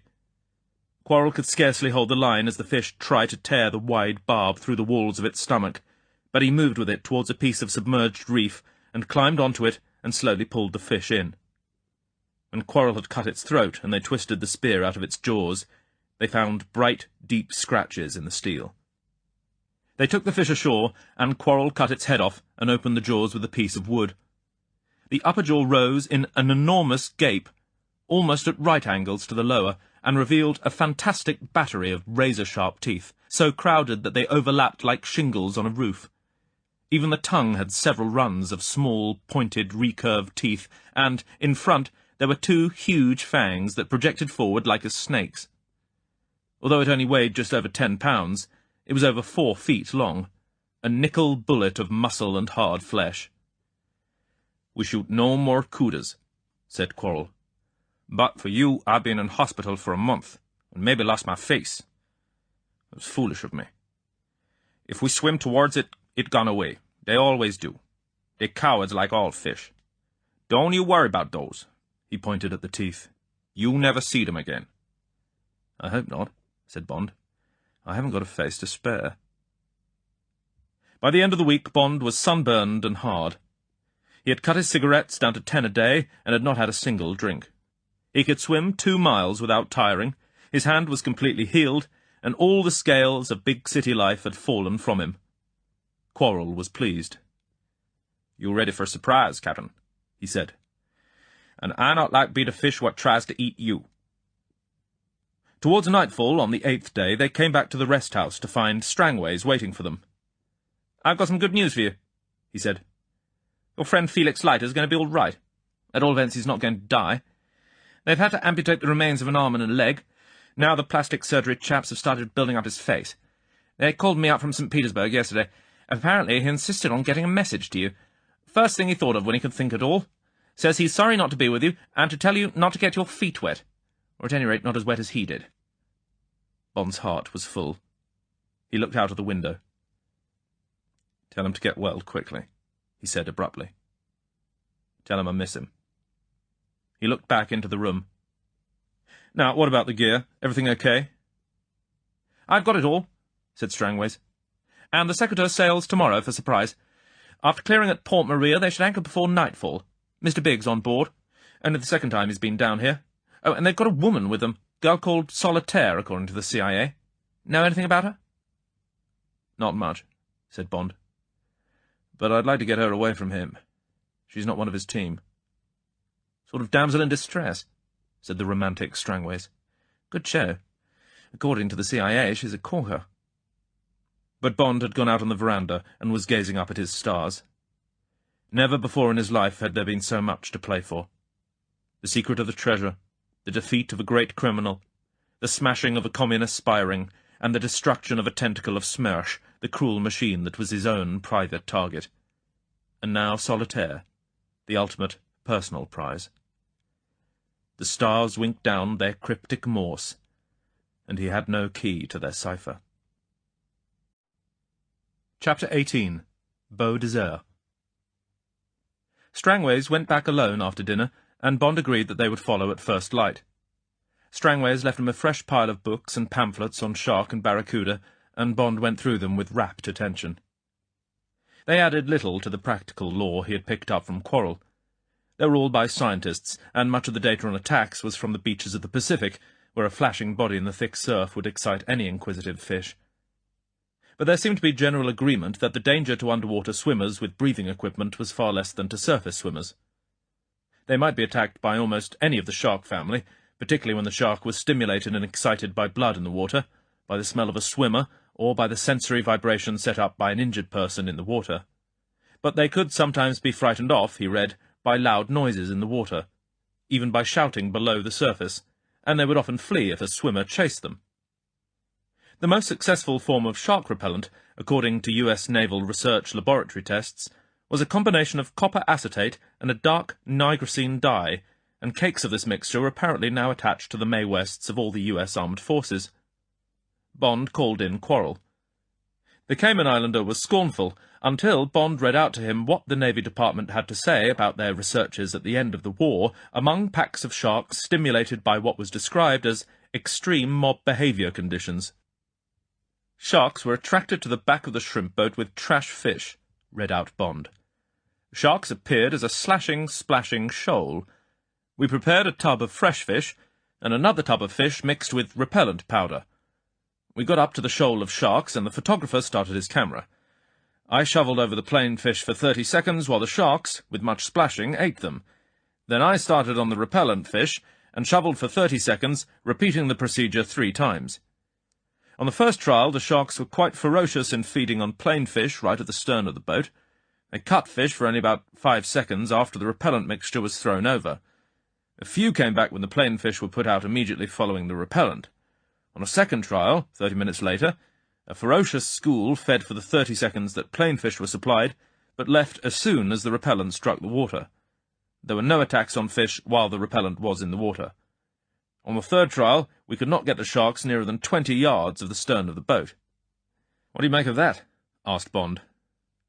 "You better have some of that stuff," said Quarrel, impressed against his will. Bond was inclined to agree with him. Washington had cabled that cakes of the stuff were on the way, but they had not yet arrived and were not expected for another 48 hours. If the repellent did not arrive, Bond was not dismayed. He could not imagine that he would encounter such dangerous conditions in his underwater swim to the island. Before he went to bed, he finally decided that nothing would attack him unless there was blood in the water or unless he communicated fear to a fish that threatened. As for octopus, scorpionfish, and morays, he would just have to watch where he put his feet. To his mind, the 3-inch spines of the black sea eggs were the greatest hazard to normal underwater swimming in the tropics, and the pain they caused would not be enough to interfere with his plans. They left before 6 in the morning, and were at Beau Desert by 10:30. The property was a beautiful old plantation of about 1,000 acres, with the ruins of a fine great house commanding the bay. It was given over to pimiento and citrus inside a fringe of hardwoods and palms, and had a history dating back to the time of Cromwell. The romantic name was in the fashion of the 18th century, when Jamaican properties were called Bel Air, Bellevue, Boscobel, Harmony, Nymphenburg, or had names like Prospect, Content, or Repose. A track, out of sight of the island in the bay, led them among the trees down to the little beach house. After the week's picnic at Manatee Bay, the bathrooms and comfortable bamboo furniture seemed very luxurious, and the brightly coloured rugs were like velvet under Bond's hardened feet. Through the slats of the jalousies, Bond looked across the little garden, aflame with hibiscus, bougainvillea, and roses, which ended in the tiny crescent of white sand half obscured by the trunks of the palms. He sat on the arm of a chair and let his eyes go on, inch by inch, across the different blues and browns of sea and reef, until they met the base of the island. The upper half of it was obscured by the dipping feathers of the palm trees in the foreground, but the stretch of vertical cliff within his vision looked grey and formidable in the half-shadow cast by the hot sun. Quarrel cooked lunch on a Primus stove so that no smoke would betray them, and in the afternoon Bond slept and then went over the gear from London that had been sent across from Kingston by Strangways. He tried on the thin black rubber frogman's suit that covered him from the skull-tight helmet with the perspex window to the long black flippers over his feet. It fitted like a glove, and Bond blessed the efficiency of M's Q-branch. They tested the twin cylinders, each containing 1,000 litres of free air compressed to 200 atmospheres, and Bond found the manipulation of the demand valve and the reserve mechanism simple and foolproof. At the depth he would be working, the supply of air would last him for nearly 2 hours under water. There was a new and powerful champion harpoon gun, and a commando dagger of the type devised by Wilkinson's during the war. Finally, in a box covered with danger labels, there was the heavy limpet mine, a flat cone of explosive on a base, studded with wide copper bosses, so powerfully magnetized that the mine would stick like a clam to any metal hull. There were a dozen pencil-shaped metal and glass fuses, set for 10 minutes to 8 hours, and a careful memorandum of instructions that were as simple as the rest of the gear. There was even a box of benzodrine tablets to give endurance and heightened perception during the operation, and an assortment of underwater torches, including one that threw only a tiny pencil-thin beam. Bond and Quarrel went through everything, testing joints and contacts until they were satisfied that nothing further remained to be done. Then Bond went down among the trees and gazed at the waters of the bay, guessing at depths, tracing routes through the broken reef, and estimating the path of the moon, which would be his only point of reckoning on the tortuous journey.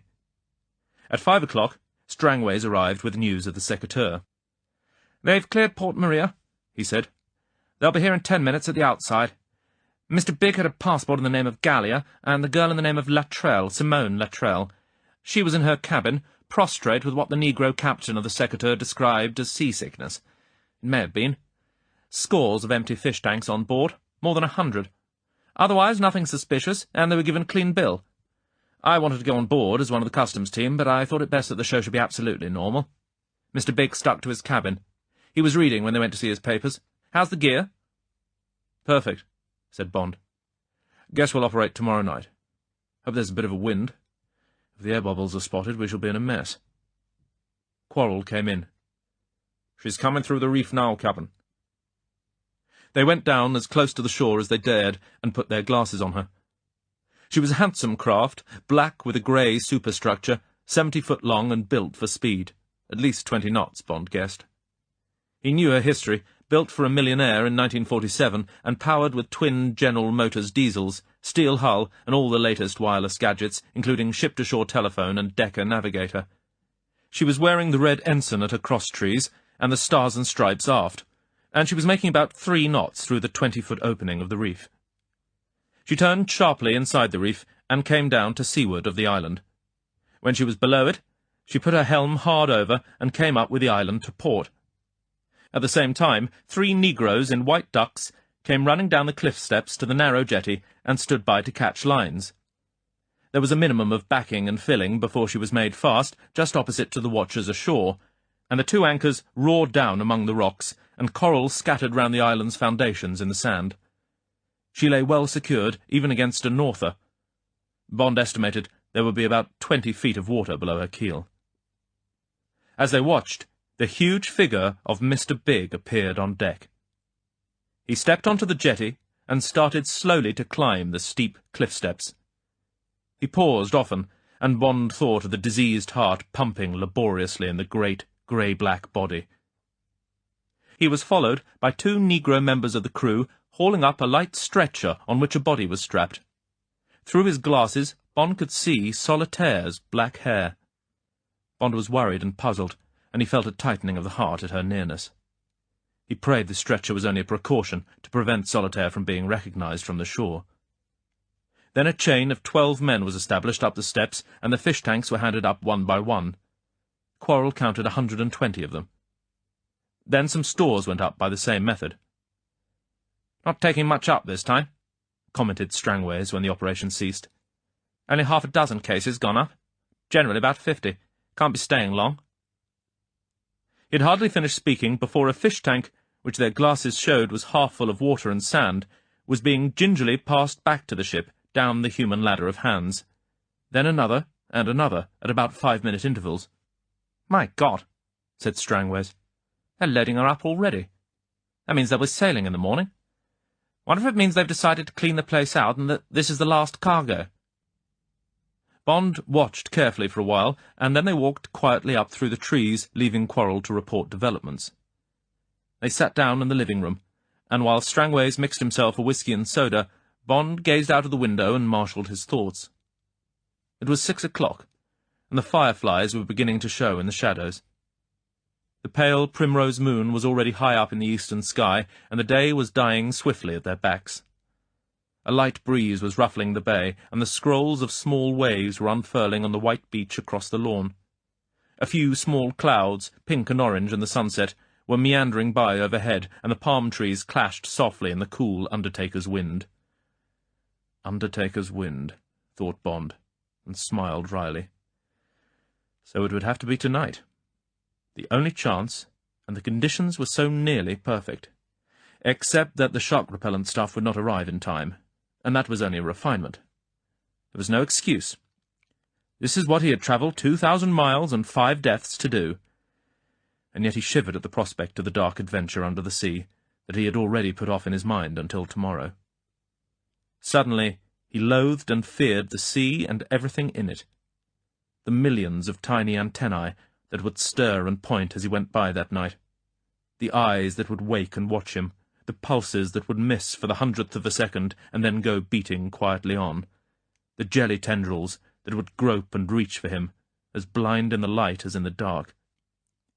He would be walking through thousands of millions of secrets. In 300 yards, alone and cold, he would be blundering through a forest of mystery towards a deadly citadel whose guardians had already killed 3 men. He, Bond, after a week's paddling with his nanny beside him in the sunshine, was going out tonight, in a few hours, to walk alone under that black sheet of water. It was crazy, unthinkable. Bond's flesh cringed, and his fingers dug into his wet palms. There was a knock on the door, and Quarrel came in. Bond was glad to get up and move away from the window to where Strangways was enjoying his drink under a shaded reading light. "They're working with lights now, Captain," Quarrel said with a grin. "Still a tank every 5 minutes. I figure it'll be 10 hours' work. Be through about 4 in the morning, won't sail before 6. Too dangerous to try the passage without plenty light." Quarrel's warm grey eyes and the splendid mahogany face were looking into Bond's, waiting for orders. "I'll start at 10 sharp," Bond found himself saying. "From the rocks to the left of the beach. Can you get us some dinner and then get the gear out onto the lawn? Conditions are perfect. I'll be over there in half an hour." He counted on his fingers. "Give me fuses for 5 to 8 hours, and the quarter-hour one in reserve in case anything goes wrong, okay?" "Aye, aye, Captain," said Quarrel. "You just leave 'em all to me." He went out. Bond looked at the whiskey bottle. Then he made up his mind and poured half a glass on top of 3 ice cubes. He took the box of Benzedrine tablets out of his pocket and slipped a tablet between his teeth. "Here's luck," he said to Strangways, and took a deep swallow. He sat down and enjoyed the tough, hot taste of his first drink for more than a week. "Now," he said, "tell me exactly what they do when they're ready to sail. How long it takes them to clear the island and get through the reef.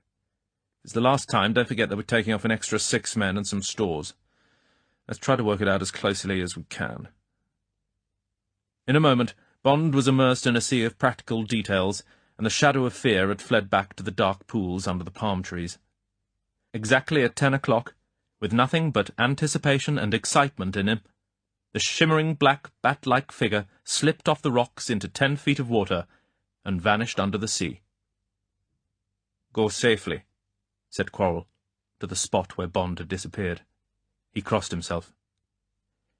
Then he and Strangways moved back through the shadows to the house, to sleep uneasily in watches, and wait fearfully for what might come.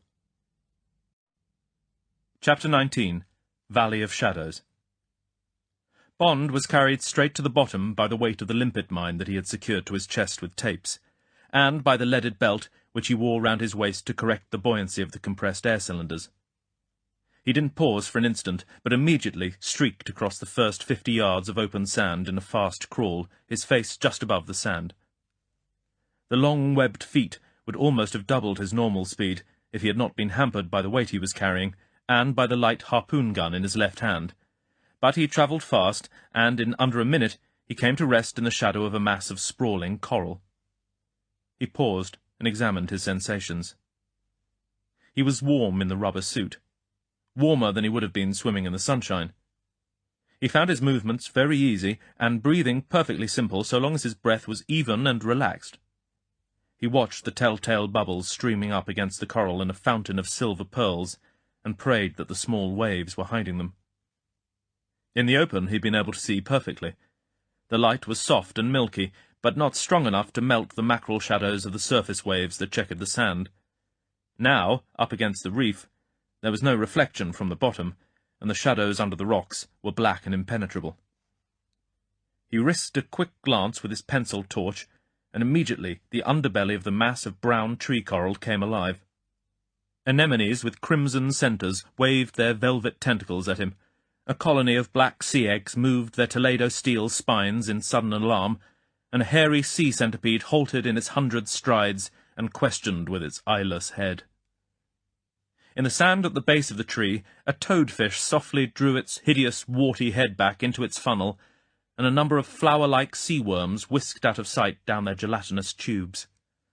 A covey of bejewelled butterfly and angelfish flirted into the light, and he marked the flat spiral of a long-spined star-shell. Bond tucked the light back in his belt. Above him, the surface of the sea was a canopy of quicksilver. It crackled softly like fat frying in a saucepan. Ahead, The moonlight glinted down into the deep, crooked valley that sloped down and away on the route he had to follow. He left his sheltering tree of coral and walked softly forward. Now it was not so easy. The light was tricky and bad, and the petrified forest of the coral reef was full of cul-de-sac and tempting but misleading avenues. Sometimes he had to climb almost to the surface to get over a tangled scrub of tree and antler coral, and when this happened, he profited by it to check his position with the moon, that glowed like a huge pale rocket burst through the broken water. Sometimes the hourglass waist of a nigger head gave him shelter, and he rested for a few moments, knowing that the small froth of his air bubbles would be hidden by the jagged knob protruding above the surface. Then he would focus his eyes on the phosphorescent scribbles of the minute underwater nightlife, and perceive whole colonies and populations about their microscopic business. There were no big fish about, but many lobsters were out of their holes, looking huge and prehistoric in the magnifying lens of the water. Their stalk-like eyes glared redly at him, and their foot-long spined antennae asked him for the password. Occasionally they scuttled nervously backwards into their shelters, their powerful tails kicking up the sand, and crouched on the tips of their 8 hairy feet, waiting for the danger to pass. Once the great streamers of a Portuguese man-of-war floated slowly by. They almost reached his head from the surface, 15 feet away, and he remembered the whiplash of a sting from the contact of one of their tendrils that had burned for 3 of his days at Manatee Bay. If they caught a man across the heart, they could kill him. He saw several green and speckled moray eels, the latter moving like big yellow and black snakes along patches of sand, the green ones baring their teeth from some hole in the rock, and several West Indian blowfish, like brown owls with huge soft green eyes. He poked at one with the end of his gun, and it swelled out to the size of a football and became a mass of dangerous white spines. Wide sea fans swayed and beckoned in the eddies, and in the grey valleys they caught the light of the moon and waved spectrally, like fragments of the shrouds of men buried at sea. Often in the shadows there were unexplained, heavy movements, and swirls in the water, and the sudden glare of large eyes at once extinguished. Then Bond would whirl round, thumbing up the safety catch on his harpoon gun, and stare back into the darkness. But he shot at nothing, and nothing attacked him, as he scrambled and slithered through the reef. The 100 yards of coral took him a quarter of an hour. When he got through and rested on a round lump of brain coral under the shelter of a last nigger head, he was glad that nothing but 100 yards of grey-white water lay in front of him. He still felt perfectly fresh, and the elation and clarity of mind produced by the benzodrine was still with him, but the gauntlet of hazards through the reef had been a constant fret, with the risk of tearing his rubber skin always on his mind. Now the forest of razor-blade coral was behind, to be exchanged for shark and barracuda, or perhaps a sudden stick of dynamite dropped into the centre of the little flower of his bubbles on the surface. It was while he was measuring the dangers ahead that the octopus got him, round both ankles. He had been sitting with his feet on the sand, and suddenly they were manacled to the base of the round toadstool of coral on which he was resting. Even as he realized what had happened, a tentacle began to snake up his leg, and another one, purple in the dim light, wandered down his webbed left foot. He gave a start of fear and disgust, and at once he was on his feet, shuffling and straining to get away. But there was no inch of yield, and his movements only gave the octopus an opportunity to pull his heels tighter under the overhang of the round rock. The strength of the brute was prodigious, and Bond could feel his balance going fast. In a moment he would be pulled down flat on his face, and then, hampered by the mine on his chest and the cylinders on his back, it might be almost impossible to get at the beast. Bond snatched the dagger out of his belt and jabbed down between his legs. But the overhang of the rock impeded him, and he was terrified of cutting his rubber skin. Suddenly he was toppled over, lying on the sand. At once his feet began to be drawn into a wide lateral cleft under the rock. He scrabbled at the sand and tried to curl round to get within range with the dagger, but the thick hump of the mine protruding from his chest prevented him. On the edge of panic, he remembered the harpoon gun. Before, he had dismissed it as being a hopeless weapon at that short range, but now it was the only chance. It lay on the sand where he had left it. He reached for it and put up the safety catch. The mine prevented him from aiming. He slid the barrel along his legs and probed each of his feet with the tip of the harpoon to find the gap between them. At once a tentacle seized the steel tip and began tugging. The gun slipped between his manacled feet, and he pulled the trigger blindly. Immediately a great cloud of viscous, stringy ink rolled out of the cleft towards his face. But one leg was free, and then the other, and he whipped them round and under him, and seized the haft of the 3-foot harpoon where it disappeared under the rock.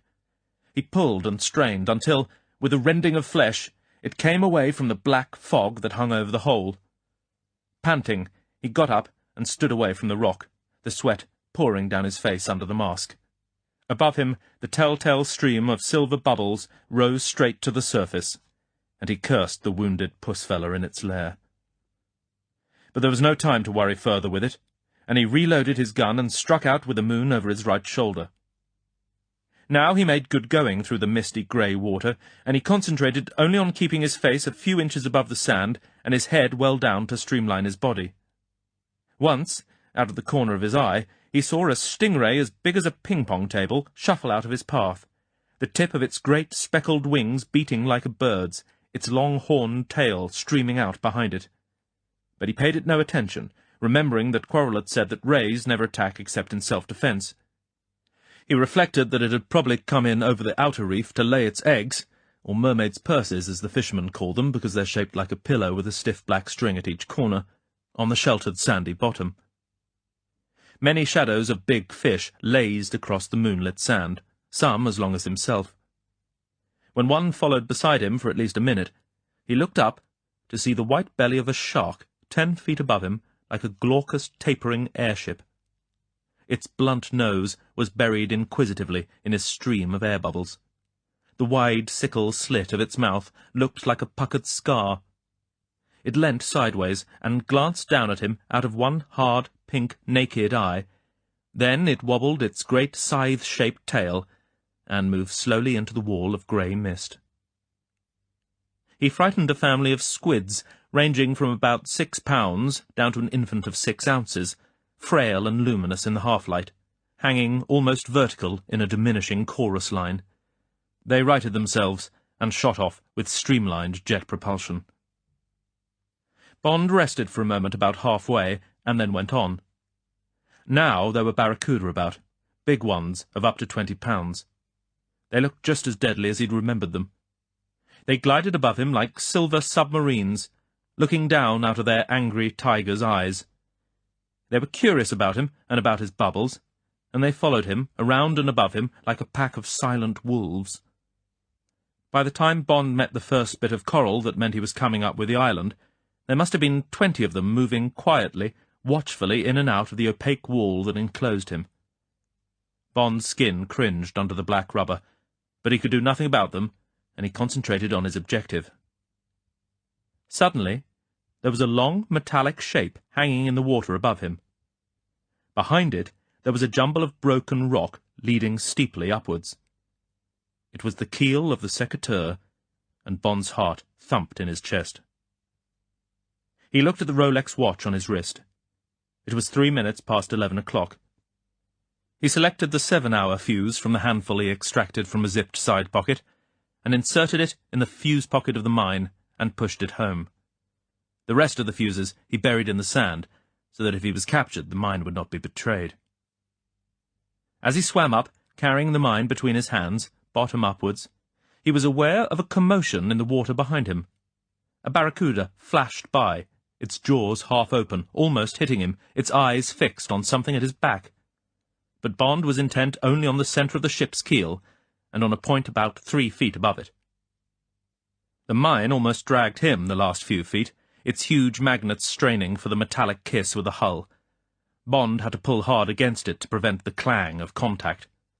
Then it was silently in place, and with its weight removed, Bond had to swim strongly to counter his new buoyancy and get down again and away from the surface. It was as he turned to swim towards the twin propellers on his way to the shelter of the rocks that he suddenly saw the terrible things that had been going on behind him. The great pack of barracudas seemed to have gone mad. They were whirling and snapping in the water like hysterical dogs. 3 sharks that had joined them were charging through the water with a clumsier frenzy. The water was boiling with a dreadful fish, and Bond was slammed in the face and buffeted again and again within a few yards. At any moment he knew his rubber skin would be torn with the flesh below it, and then the pack would be on him. Extreme mob behaviour conditions. The Navy Department's phrase flashed into his mind. This was just when he might have saved himself with the shark repellent stuff. Without it, he might only have a few more minutes to live. In desperation, he threshed through the water along the ship's keel, the safety catch up on the harpoon gun that was now only a toy in the face of this drove of maddened cannibal fish. He reached the 2 big copper screws and clung to one of them, panting, his lips drawn back from his teeth in a snarl of fear, his eyes distended as he faced the frenzy of the boiling sea around him. He at once saw that the mouths of the hurtling, darting fish were half open, and that they were plunging in and out of a brownish cloud spreading downwards from the surface. Close to him, a barracuda hung for an instant, something brown and glittering in its jaws. It gave a great swallow, and then swirled back into the melee. At the same time, he noticed that it was getting darker. He looked up and saw, with dawning comprehension, that the quicksilver surface of the sea had turned red, a horrible, glinting crimson. Threads of the stuff drifted within his reach. He hooked some towards him with the end of his gun, held the end close up against his glass mask. There was no doubt about it. Up above, someone was spraying the surface of the sea with blood and offal. Chapter 20. Bloody Morgan's Cave. Immediately Bond understood why all these barracuda and shark were lurking round the island, how they were kept frenzied with bloodlust by this nightly banquet, why, against all reason, the 3 men had been washed up half-eaten by the fish. Mr. Big had just harnessed the forces of the sea for his protection. It was a typical invention, imaginative, technically foolproof, and very easy to operate. Even as Bond's mind grasped it all, something hit him a terrific blow in the shoulder, and a 20-pound barracuda backed away, black rubber and flesh hanging from its jaws.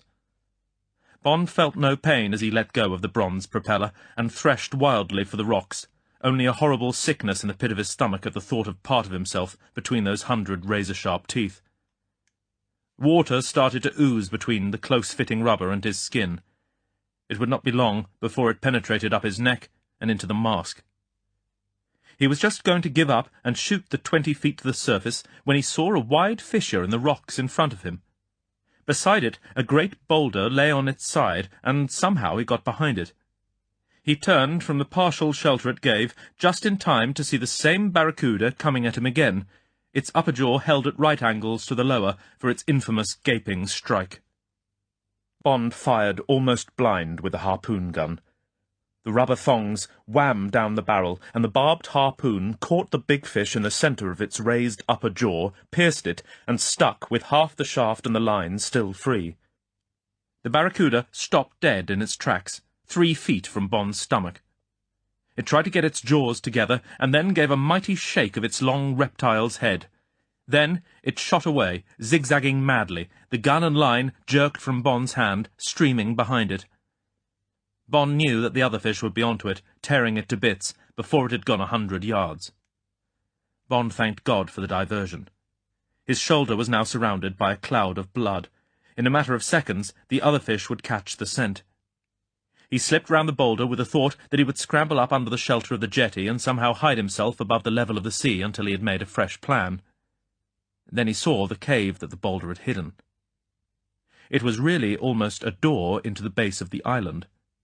If Bond had not been swimming for his life, he could have walked in. As it was, he dived straight through the opening, and only stopped when several yards separated him from the glimmering entrance. Then he stood upright on the soft sand and switched on his torch. A shark might conceivably come in after him, but in the confined space it would be almost impossible for it to bring its underslung mouth to bear on him. It would certainly not come in with a rush, for even the shark is frightened of hazarding its tough skin among rocks, and he would have plenty of chance of going for its eyes with his dagger. Bond shone his torch on the ceiling and sides of the cave. It had certainly been fashioned or finished by man. Bond guessed that it had been dug outwards from somewhere in the centre of the island. "At least another 20 yards to go, men," Bloody Morgan must have said to the slave overseers. And then the picks would have burst suddenly through to the sea, and a welter of arms and legs and screaming mouths, gagged forever with water, would have hurtled back into the rock to join the bodies of other witnesses. The great boulder at the entrance would have been put in position to seal the seaward exit. The Shark Bay fisherman who suddenly disappeared 6 months before must have one day found it rolled away by a storm or by the tidal wave following a hurricane. Then he had found the treasure and had known he would need help to dispose of it. A white man would cheat him. Better go to the great Negro gangster in Harlem and make the best terms he could. The gold belonged to the black men who had died to hide it. It should go back to the black men. Standing there, swaying in the slight current in the tunnel, Bond guessed that one more barrel of cement had splashed into the mud of the Harlem River. It was then that he heard the drums. Out amongst the big fish, he had heard a soft thunder in the water that had grown as he entered the cave, but he had thought it was only the waves against the base of the island, and anyway he had had other things to think about. But now he could distinguish a definite rhythm, and the sound boomed and swelled around him in a muffled roar as if he himself was imprisoned inside a vast kettle-drum. The water seemed to tremble with it. He guessed its double purpose. It was a great fish-call used, when intruders were about, to attract and excite the fish still further. Quarrel had told him how the fishermen at night beat the sides of their canoes with a paddle to wake and bring the fish. This must be the same idea. And, at the same time, it would be a sinister voodoo warning to the people on shore, made doubly effective when the dead body was washed up on the following day. Another of Mr. Big's refinements, thought Bond. Another spark thrown off by that extraordinary mind. Well, at least he knew where he was now. The drums meant that he had been spotted. What would Strangways and Quarrel think as they heard them? They would just have to sit and sweat it out. Bond had guessed the drums were some sort of trick, and he had made them promise not to interfere unless the secreteur got safely away. That would mean that all Bond's plans had failed. He had told Strangways where the gold was hidden, and the ship would have to be intercepted on the high seas. Now the enemy was alerted, but would not know who he was, nor that he was still alive. He would have to go on, if only to stop Solitaire at all costs from sailing in the doomed ship. Bond looked at his watch. It was half an hour after midnight. So far as Bond was concerned, it might have been a week since he started his lonely voyage through the sea of dangers. He felt the Beretta under his rubber skin, and wondered if it was already ruined by the water that had got in through the rent made by the barracuda's teeth. Then, the roar of the drums getting louder every moment, he moved on into the cave, his torch throwing a tiny pinpoint of light ahead of him. He had gone about 10 yards, when a faint glimmer showed in the water ahead of him. He doused the torch and went cautiously towards it. The sandy floor of the cave started to move upwards, and with every yard the light grew brighter. Now he could see dozens of small fish playing around him, and ahead the water seemed full of them, attracted into the cave by the light. Crabs peered from the small crevices in the rocks, and a baby octopus flattened itself into a phosphorescent star against the ceiling. Then he could make out the end of the cave, and a wide shining pool beyond it, the white sandy bottom as bright as day. The throb of the drums was very loud. He stopped in the shadow of the entrance, and saw that the surface was only a few inches away, and that lights were shining down into the pool. Bond was in a quandary. Any further step, and he would be in full view of anyone looking at the pool. As he stood, debating with himself, he was horrified to see a thin red cloud of blood spreading beyond the entrance from his shoulder. He had forgotten the wound, but now it began to throb, and when he moved his arm, the pain shot through it. There was also the thin stream of bubbles from the cylinders, but he hoped these were just creeping up to burst unnoticed at the lip of the entrance. Even as he drew back a few inches into his hole, his future was settled for him. Above his head, there was a single huge splash, and 2 Negroes, naked except for the glass masks over their faces, were onto him, long daggers held like lances in their left hands. Before his hand reached the knife at his belt, they had seized both his arms and were hauling him to the surface. Hopelessly, helplessly, Bond let himself be manhandled out of the pool onto flat sand. He was pulled to his feet, and the zips of his rubber suit were torn open. His helmet was snatched off his head, and his holster from his shoulder, and suddenly he was standing among the debris of his black skin like a flayed snake, naked except for his brief swimming trunks.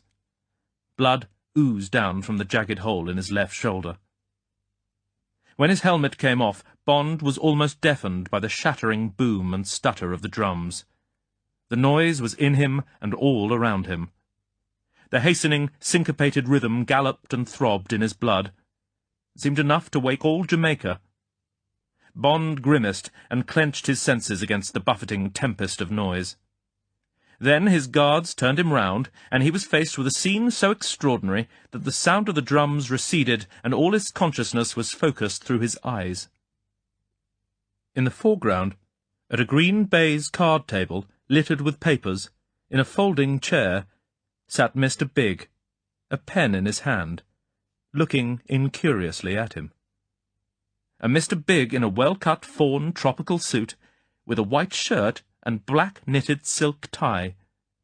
His broad chin rested on his left hand, and he looked up at Bond as if he had been disturbed in his office by a member of the staff asking for a raise in salary. He looked polite, but faintly bored. A few steps away from him, sinister and incongruous, the scarecrow effigy of Baron Samedi, erect on a rock, gaped at Bond from under its bowler hat.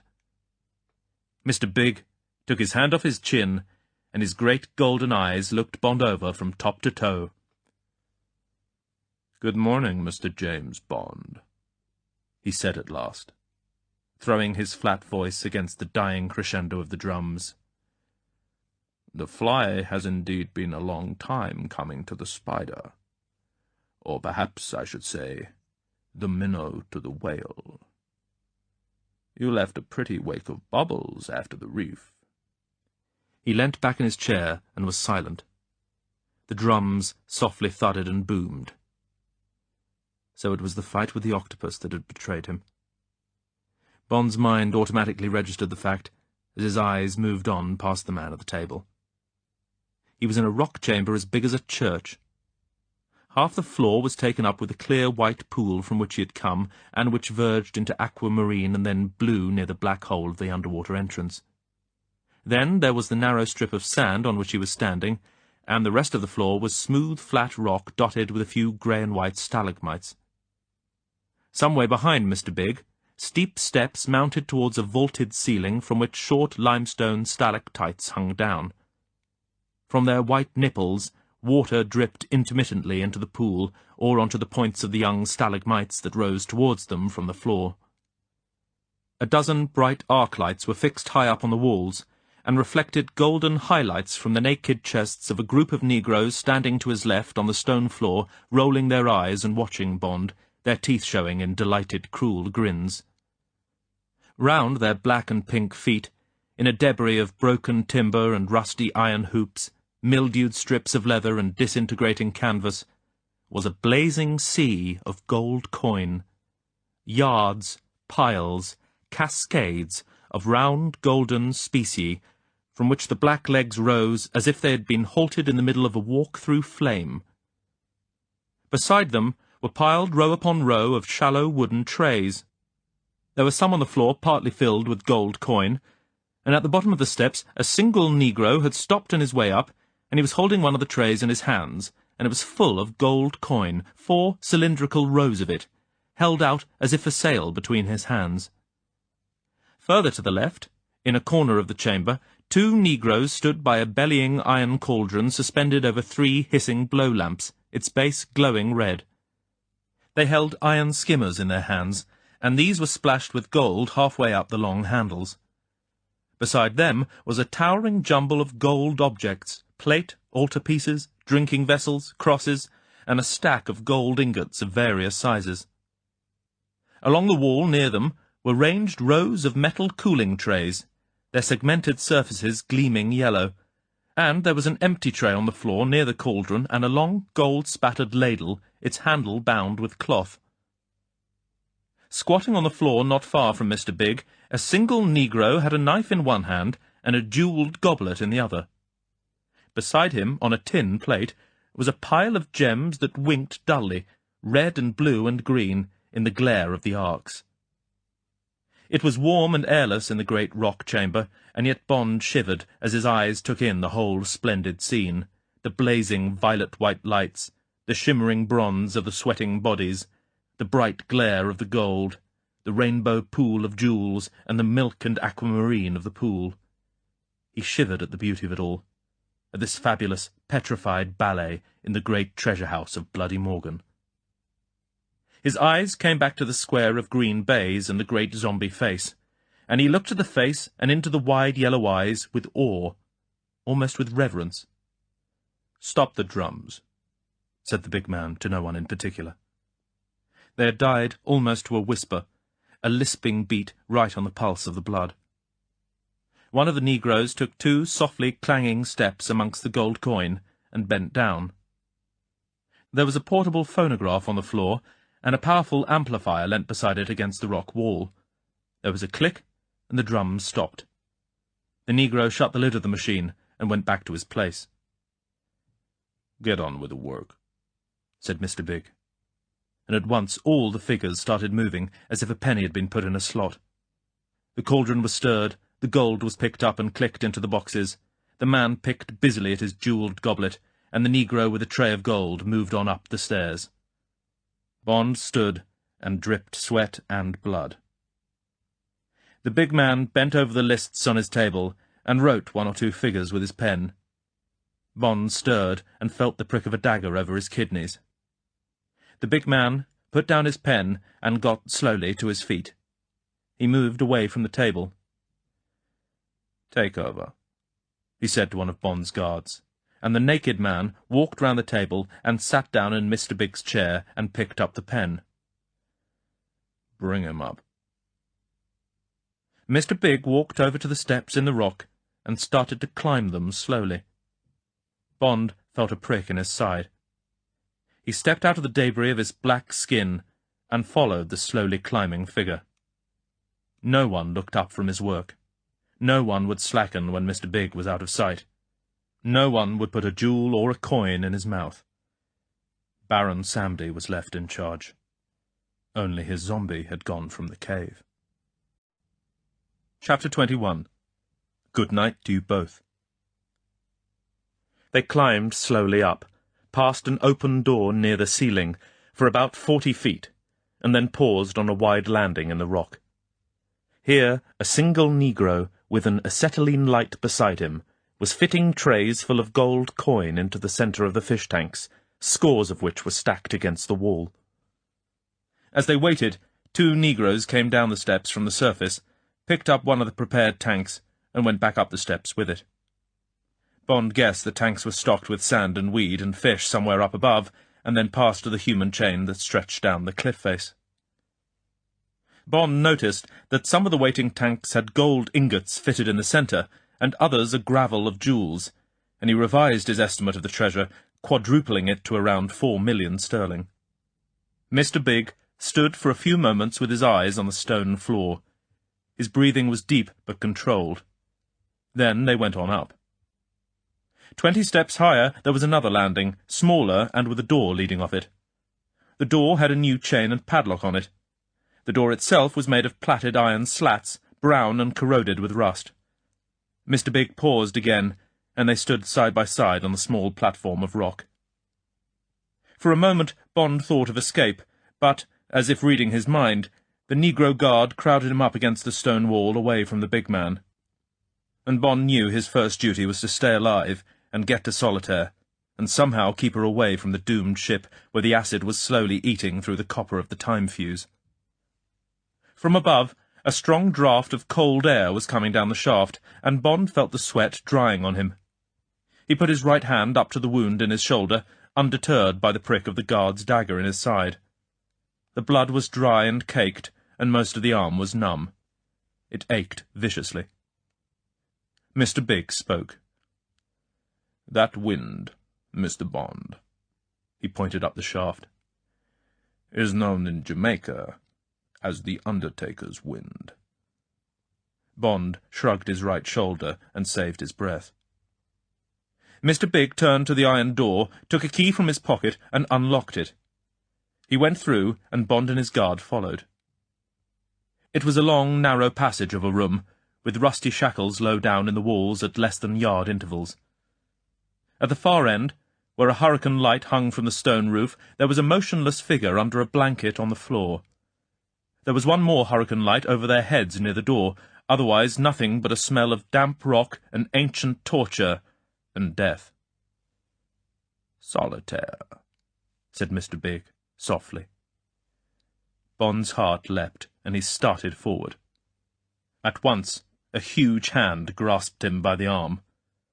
"Hold it, white man," snapped his guard, and twisted his wrist up between his shoulder blades, hefting it higher until Bond lashed out with his left heel. It hit the other man's shin, and hurt Bond more than the guard. Mr. Big turned round. He had a small gun almost covered by his huge hand. "Let him go," he said, quietly. "If you want an extra navel, Mr. Bond, you can have one. I have 6 of them in this gun." Bond brushed past the big man. Solitaire was on her feet, coming towards him. When she saw his face, she broke into a run, holding out her 2 hands. "Oh, James," she sobbed. "Oh, James." She almost fell at his feet. Their hands clutched at each other. "Get me some rope," said Mr. Big in the doorway. "It's all right, Solitaire," said Bond, knowing that it wasn't. "It's all right. I'm here now." He picked her up and held her at arm's length. It hurt his left arm. She was pale and dishevelled. There was a bruise on her forehead and black circles under her eyes. Her face was grimy, and tears had made streaks down the pale skin. She had no makeup. She wore a dirty white linen suit and sandals. She looked thin. "What's the bastard been doing to you?" said Bond. He suddenly held her tightly to him. She clung to him, her face buried in his neck. Then she drew away and looked at her hand. "But you're bleeding," she said. "What is it?" She turned him half round and saw the black blood on his shoulder and down his arm. "Oh, my darling, what is it?" She started to cry again, forlornly, hopelessly, realizing suddenly that they were both lost. "Tie them up," said the big man from the door. "Here under the light. I have things to say to them." The Negro came towards them, and Bond turned. Was it worth a gamble? The Negro had nothing but rope in his hands, but the big man had stepped sideways and was watching him, the gun held loosely, half pointing at the floor. "No, Mr. Bond," he said, simply. Bond eyed the big Negro, and thought of Solitaire and his own wounded arm. The Negro came up, and Bond allowed his arms to be tied behind his back. They were good knots. There was no play in them. They hurt. Bond smiled at Solitaire. He half closed one eye. It was nothing but bravado, but he saw a hopeful awareness dawn through her tears. The Negro led him back to the doorway. "There," said the big man, pointing at one of the shackles. The Negro cut Bond's legs from under him with a sudden sweep of his shin. Bond fell on his wounded shoulder. The Negro pulled him by the rope up to the shackle, tested it, and put the rope through and then down to Bond's ankles, which he bound securely. He had stuck his dagger in a crevice in the rock. He pulled it out and cut the rope and went back to where Solitaire was standing. Bond was left sitting on the stone floor, his legs straight out in front, his arms hoisted up and secured behind him. Blood dripped down from his freshly opened wound. Only the remains of the Benzedrine in his system kept him from fainting. Solitaire was bound and placed almost opposite him. There was a yard between their feet. When it was done, the big man looked at his watch. "Go," he said to the guard. He closed the iron door behind the man and leant against it. Bond and the girl looked at each other, and the big man gazed down on both of them. After one of his long silences, he addressed Bond. Bond looked up at him. The great grey football of a head under the hurricane lamp looked like an elemental, a malignant spectre from the centre of the earth, as it hung in mid-air, the golden eyes blazing steadily, the great body in shadow. Bond had to remind himself that he had heard its heart pumping in its chest, had heard it breathe, had seen sweat on the grey skin. It was only a man, of the same species as himself, a big man with a brilliant brain, but still a man who walked and defecated, a mortal man with a diseased heart. The wide, rubbery mouth split open, and the flat, slightly averted lips drew back from the big white teeth. "You are the best of those that have been sent against me," said Mr. Big. His quiet, flat voice was thoughtful, measured. "And you have achieved the death of 4 of my assistants. My followers find this incredible. It was fully time that accounts should be squared. What happened to the American was not sufficient. The treachery of this girl," he still looked at Bond, "whom I found in the gutter, and whom I was prepared to put on my right hand, has also brought my infallibility in question. I was wondering how she should die when Providence, or Baron Samedi, as my followers will believe, brought you also to the altar, with your head bowed ready for the axe." The mouth paused, with the lips parted. Bond saw the teeth come together to form the next word. "So it is convenient that you should die together. That will happen in an appropriate fashion." The big man looked at his watch. "In 2.5 hours' time. At 6 o'clock, give or take," he added, "a few minutes." "Let's give those minutes," said Bond. "I enjoy my life." "In the history of Negro emancipation," Mr. Big continued in an easy, conversational tone, "there have already appeared great athletes, great musicians, great writers, great doctors and scientists. In due course, as in the developing history of other races, there will appear Negroes great and famous in every other walk of life." He paused. "It is unfortunate for you, Mr. Bond, and for this girl, that you have encountered the first of the great Negro criminals. I use a vulgar word, Mr. Bond, because it is the one you, as a form of policeman, would yourself use. But I prefer to regard myself as one who has the ability and the mental and nervous equipment to make his own laws and act according to them rather than accept the laws that suit the lowest common denominator of the people. You have doubtless read Trotter's Instincts of the Herd in War and Peace, Mr. Bond. Well, I am by nature and predilection a wolf, and I live by a wolf's laws. Naturally, the sheep describe such a person as a criminal. The fact, Mr. Bond," the big man continued after a pause, "that I survive and indeed enjoy limitless success, although I am alone against countless millions of sheep, is attributable to the modern techniques I described to you on the occasion of our last talk, and to an infinite capacity for taking pains. Not dull, plodding pains, but artistic, subtle pains. And I find, Mr. Bond, that it is not difficult to outwit sheep, however many of them there may be, if one is dedicated to the task, and if one is by nature an extremely well-equipped wolf. Let me illustrate to you by an example how my mind works. We will take the method I have decided upon by which you are both to die. It is a modern variation on the method used in the time of my kind patron, Sir Henry Morgan. In those days, it was known as keel-hauling." "Pray continue," said Bond, not looking at Solitaire. "We have a paravane on board the yacht," continued Mr. Big, as if he was a surgeon describing a delicate operation to a body of students, "which we use for trawling for shark and other big fish. This paravane, as you know, is a large, buoyant, torpedo-shaped device, which rides on the end of a cable away from the side of a ship, and which can be used for sustaining the end of a net and drawing it through the water when the ship is in motion, or if fitted with a cutting device, for severing the cables of moored mines in time of war. I intend, said Mr. Big, in a matter-of-fact, discursive tone of voice, to bind you together to a line streamed from this paravane, and to tow you through the sea, until you are eaten by sharks. He paused, and his eyes looked from one to the other.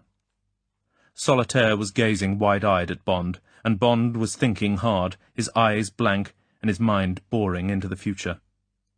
He felt he ought to say something. "You are a big man," he said, "and one day you will die a big, horrible death. If you kill us, that death will come soon. I've arranged for it. You are going mad very fast, or you would see what our murder will bring down on you."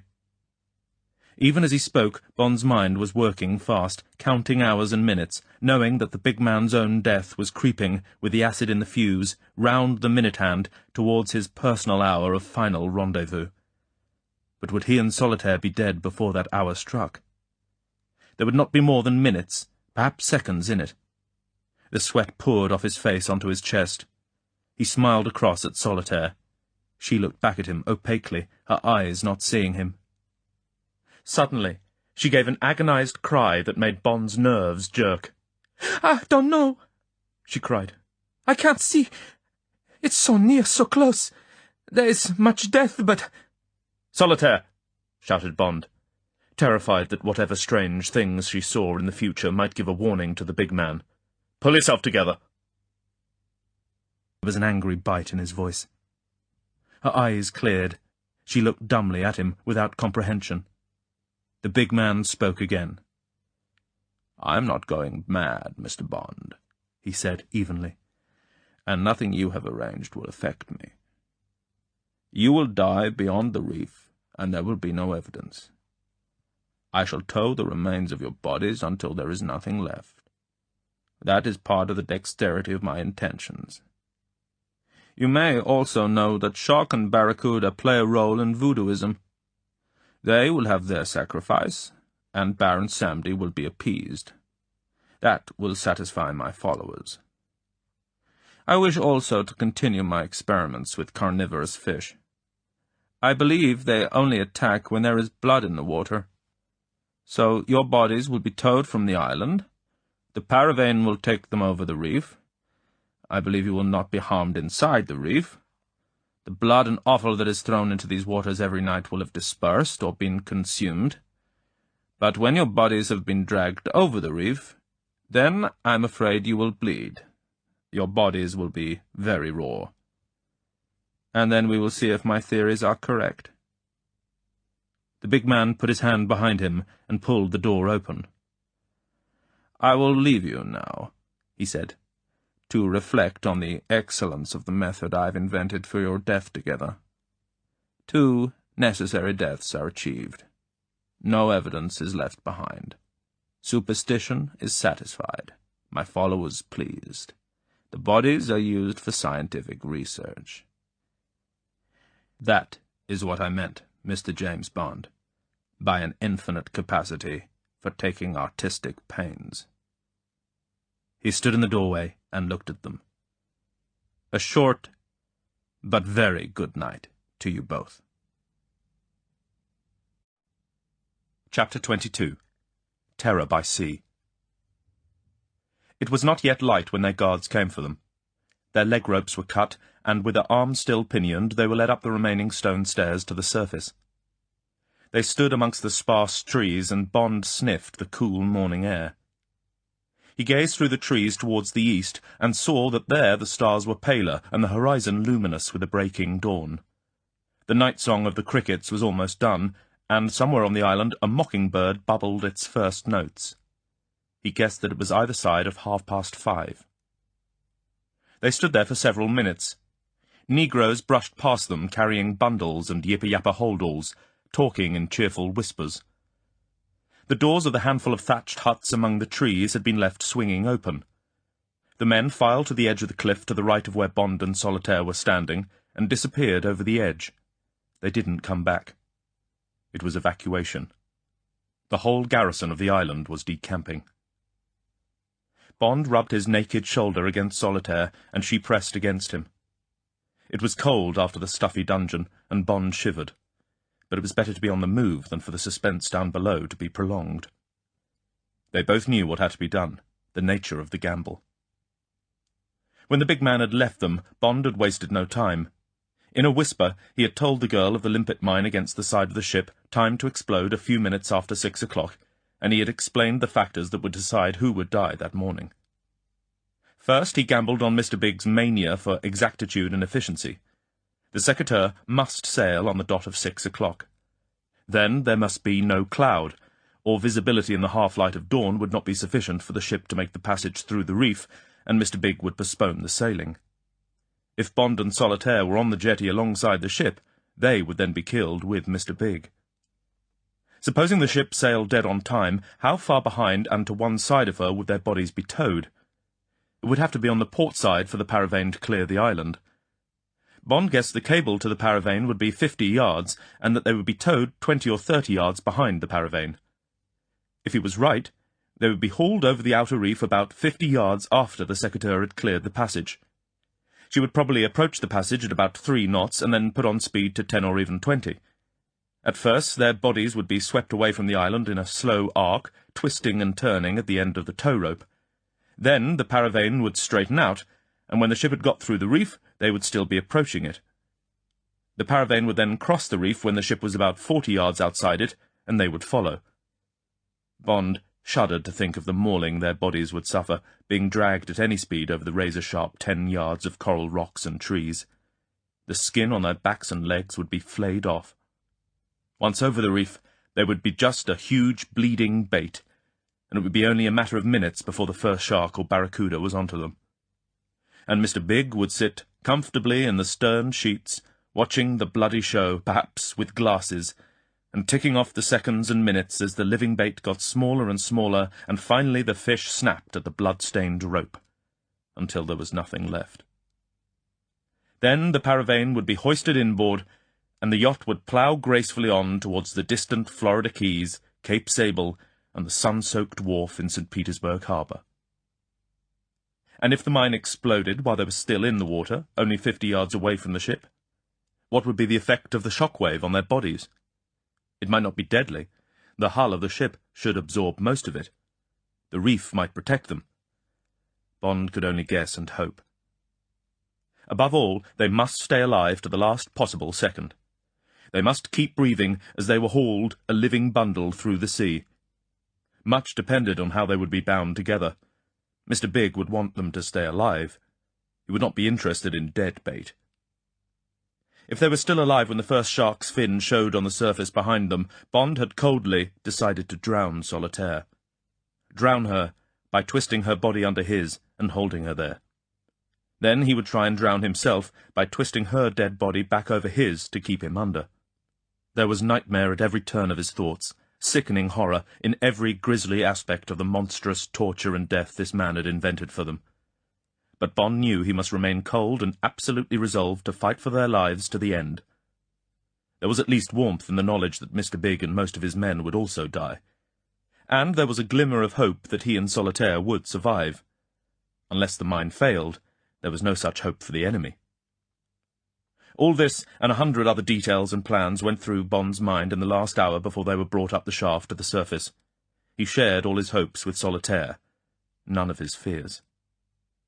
She had lain opposite him, her tired blue eyes fixed on him, obedient, trusting, drinking in his face and his words, pliant, loving. "Don't worry about me, my darling," she had said when the men came for them. "I am happy to be with you again. My heart is full of it. For some reason I am not afraid, although there is much death very close. Do you love me a little?" "Yes," said Bond. "And we shall have our love." "Get up," said one of the men. And now, on the surface, it was getting lighter, and from below the cliff Bond heard the great twin diesels stutter and roar. There was a light flutter of breeze to windward, but to leeward, where the ship lay, the bay was a gunmetal mirror. Mr. Big appeared up the shaft, a businessman's leather briefcase in his hand. He stood for a moment looking round, gaining his breath. He paid no attention to Bond and Solitaire, nor to the two guards standing beside them with revolvers in their hands. He looked up at the sky, and suddenly called out in a loud, clear voice towards the rim of the sun, "Thank you, Sir Henry Morgan. Your treasure will be well spent. Give us a fair wind." The negro guards showed the whites of their eyes. "The Undertaker's wind it is," said Bond. The big man looked at him. "All down?" he asked the guards. "Yes, sir, boss," answered one of them. "Take them along," said the big man. They went to the edge of the cliff and down the steep steps, one guard in front, one behind. Mr. Big followed. The engines of the long, graceful yacht were turning over quietly, the exhaust bubbling glutinously, a thread of blue vapour rising astern. There were 2 men on the jetty at the guide ropes. There were only 3 men on deck, besides the captain and the navigator on the grey streamlined bridge. There was no room for more. All the available deck space, save for a fishing chair rigged right aft, was covered with fish tanks. The red ensign had been struck, and only the stars and stripes hung motionless at the stern. A few yards clear of the ship, the red torpedo-shaped paravane, about 6 foot long, lay quietly on the water, now aquamarine in the early dawn. It was attached to a thick pile of wire cable, coiled up on the deck aft. To Bond there looked to be a good 50 yards of it. The water was crystal clear, and there were no fish about. The Undertaker's wind was almost dead. Soon the Doctor's wind would start to breathe in from the sea. How soon, wondered Bond. Was it an omen? Away beyond the ship he could see the roof of Beau Desert among the trees, but the jetty and the ship and the cliff path were still in deep shadow. Bond wondered if night glasses would be able to pick them out, and if they could, what Strangways would be thinking. Mr. Big stood on the jetty and supervised the process of binding them together. "Stripper," he said to Solitaire's guard. Bond flinched. He stole a glance at Mr. Big's wristwatch. It said 10 minutes to 6. Bond kept silence. There must not be even a minute's delay. "Throw the clothes on board," said Mr. Big. "Tie some strips round his shoulder. I don't want any blood in the water yet." Solitaire's clothes were cut off her with a knife. She stood, pale and naked. She hung her head, and the heavy black hair fell forward over her face. Bond's shoulder was roughly bound with strips of her linen skirt. "You bastard," said Bond through his teeth. Under Mr. Big's direction, their hands were freed. Their bodies were pressed together, face to face, and their arms held round each other's waists and then bound tightly again. Bond felt Solitaire's soft breasts pressed against him. She leant her chin on his right shoulder. "I didn't want it to be like this," she whispered tremulously. Bond didn't answer. He hardly felt her body. He was counting seconds. On the jetty there was a pile of rope to the paravane. It hung down off the jetty, and Bond could see it lying along the sand until it rose to meet the belly of the red torpedo. The free end was tied under their armpits and knotted tightly between them in the space between their necks. It was all very carefully done. There was no possible escape. Bond was counting the seconds. He made it 5 minutes to 6. Mr. Big had a last look at them. "Their legs can stay free," he said. "They'll make appetizing bait." He stepped off the jetty onto the deck of the yacht. The 2 guards went aboard. The 2 men on the jetty unhitched their lines and followed. The screws churned up the still water, and with the engines at half speed ahead, the secateurs slid swiftly away from the island. Mr. Big went aft and sat down on the fishing chair. They could see his eyes fixed on them. He said nothing, made no gesture. He just watched. The secateur cut through the water towards the reef. Bond could see the cable to the paravane snaking over the side. The paravane started to move softly after the ship. Suddenly, it put its nose down, then righted itself and sped away, its rudder pulling out and away from the wake of the ship. The coil of rope beside them leapt into life. "Look out," said Bond urgently, holding tighter to the girl. Their arms were pulled almost out of their sockets as they were jerked together off the jetty into the sea. For a second they both went under. Then they were on the surface, their joined bodies smashing through the water. Bond gasped for breath amongst the waves and spray that dashed past his twisted mouth. He could hear the rasping of Solitaire's breath next to his ear. "Breathe, breathe," he shouted through the rushing of the water. "Lock your legs against mine." She heard him, and he felt her knee pressing between his thighs.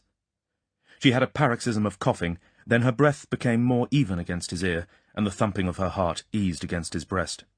At the same time, their speed slackened. "Hold your breath," shouted Bond. "I've got to have a look. Ready?" A pressure of her arms answered him. He felt her chest heave as she filled her lungs. With the weight of his body he swung her round so that his head was now quite out of water. They were ploughing along at about 3 knots. He twisted his head above the small bow wave they were throwing up. The Secreteur was entering the passage through the reef, about 80 yards away, he guessed. The Paravane was skimming slowly along, almost at right angles to her. Another 30 yards, and the red torpedo would be crossing the broken water over the reef. A further 30 yards behind, they were riding slowly across the surface of the bay. 60 yards to go to the reef. Bond twisted his body, and Solitaire came up, gasping. Still they moved slowly along through the water. 5 yards, 10, 15, 20. Only 40 yards to go before they hit the coral. The Secreteur would be just through. Bond gathered his breath. It must be past 6 now. What had happened to the blasted mine? Bond thought a quick, fervent prayer. "God save us," he said into the water. Suddenly he felt the rope tighten under his arms. "Breathe, Solitaire, breathe!" he shouted, as they got under way and the water started to hiss past them. Now they were flying over the sea towards the crouching reef. There was a slight check. Bond guessed that the Paravane had fouled a niggerhead or a piece of surface coral. Then their bodies hurtled on again in their deadly embrace. 30 yards to go. 20. 10. Jesus Christ, thought Bond. We're for it. He braced his muscles to take the crashing, searing pain, edged Solitaire further above him to protect her from the worst of it. Suddenly, the breath whistled out of his body, and a giant fist thumped him into Solitaire, so that she rose right out of the sea above him and then fell back. A split second later, lightning flashed across the sky, and there was the thunder of an explosion. They stopped dead in the water, and Bond felt the weight of the slack rope pulling them under. His legs sank down beneath his stunned body, and water rushed into his mouth. It was this that brought him back to consciousness. His legs pounded under him and brought their mouths to the surface. The girl was a dead weight in his arms. He trod water desperately and looked round him, holding Solitaire's lolling head on his shoulder above the surface. The first thing he saw was the swirling waters of the reef not 5 yards away. Without its protection, they would both have been crushed by the shockwave of the explosion.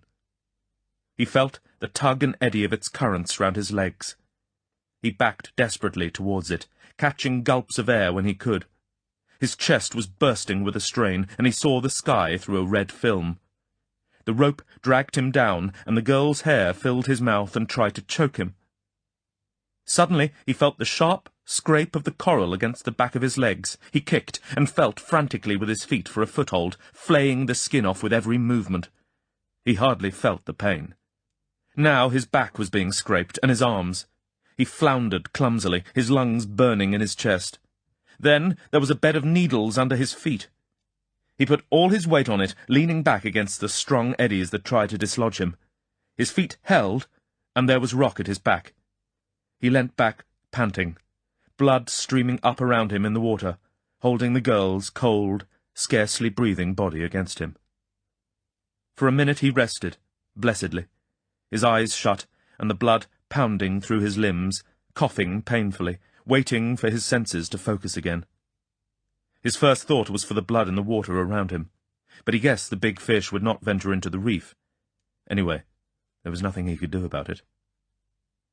Then he looked out to sea. There was no sign of the Secreteur. High up in the still sky, there was a mushroom of smoke beginning to trail, with the doctor's wind, in towards the land. There were things strewn all over the water, and a few heads bobbing up and down, and the whole sea was glinting with the white stomachs of fish stunned or killed by the explosion. There was a strong smell of explosive in the air.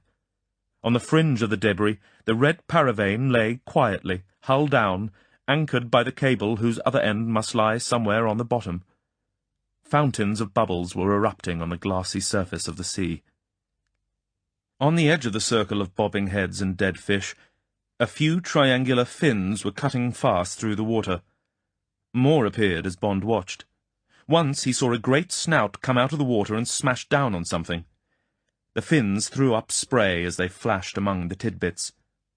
2 black arms suddenly stuck up in the air and then disappeared. There were screams. 2 or 3 pairs of arms started to flail the water towards the reef. One man stopped to bang the water in front of him with the flat of his hand. Then his hands disappeared under the surface.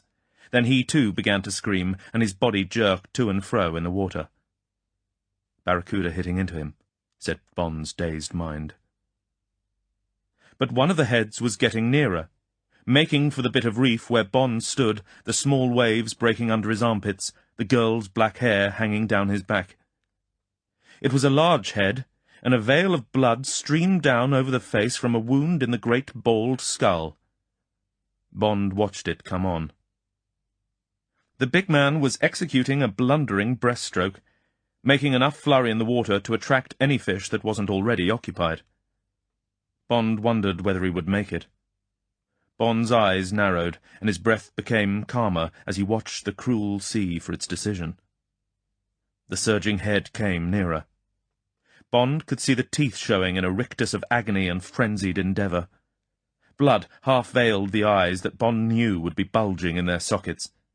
He could almost hear the great diseased heart thumping under the grey-black skin. Would it give out before the bait was taken? The big man came on.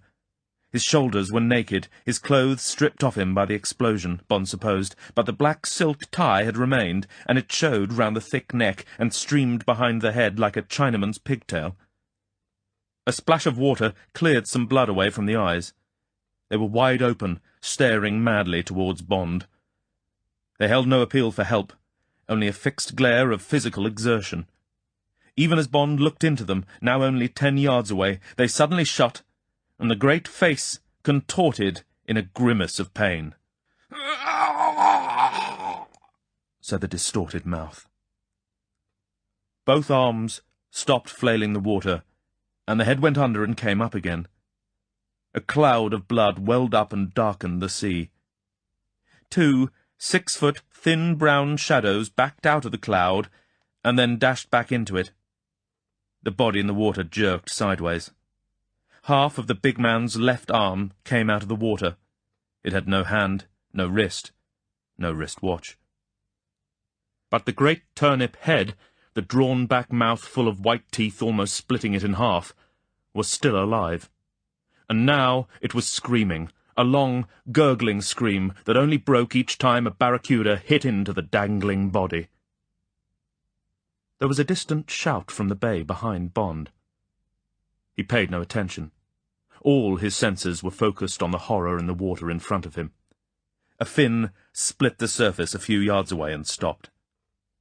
Bond could feel the shark pointing like a dog, the short-sighted pink button eyes trying to pierce the cloud of blood and weigh up the prey. Then it shot in towards the chest, and the screaming head went under as sharply as a fisherman's float. Some bubbles burst on the surface. There was a swirl of a sharp brown-spotted tail as the huge leopard shark backed out to swallow and attack again. The head floated back to the surface. The mouth was closed. The yellow eyes seemed still to look at Bond. Then the shark's snout came right out of the water, and it drove in towards the head, the lower curved jaw open so that light glinted on the teeth. There was a horrible, grunting scrunch, and a great swirl of water. Then silence. Bond's dilated eyes went on staring at the brown stain that spread wider and wider across the sea. Then the girl moaned, and Bond came to his senses.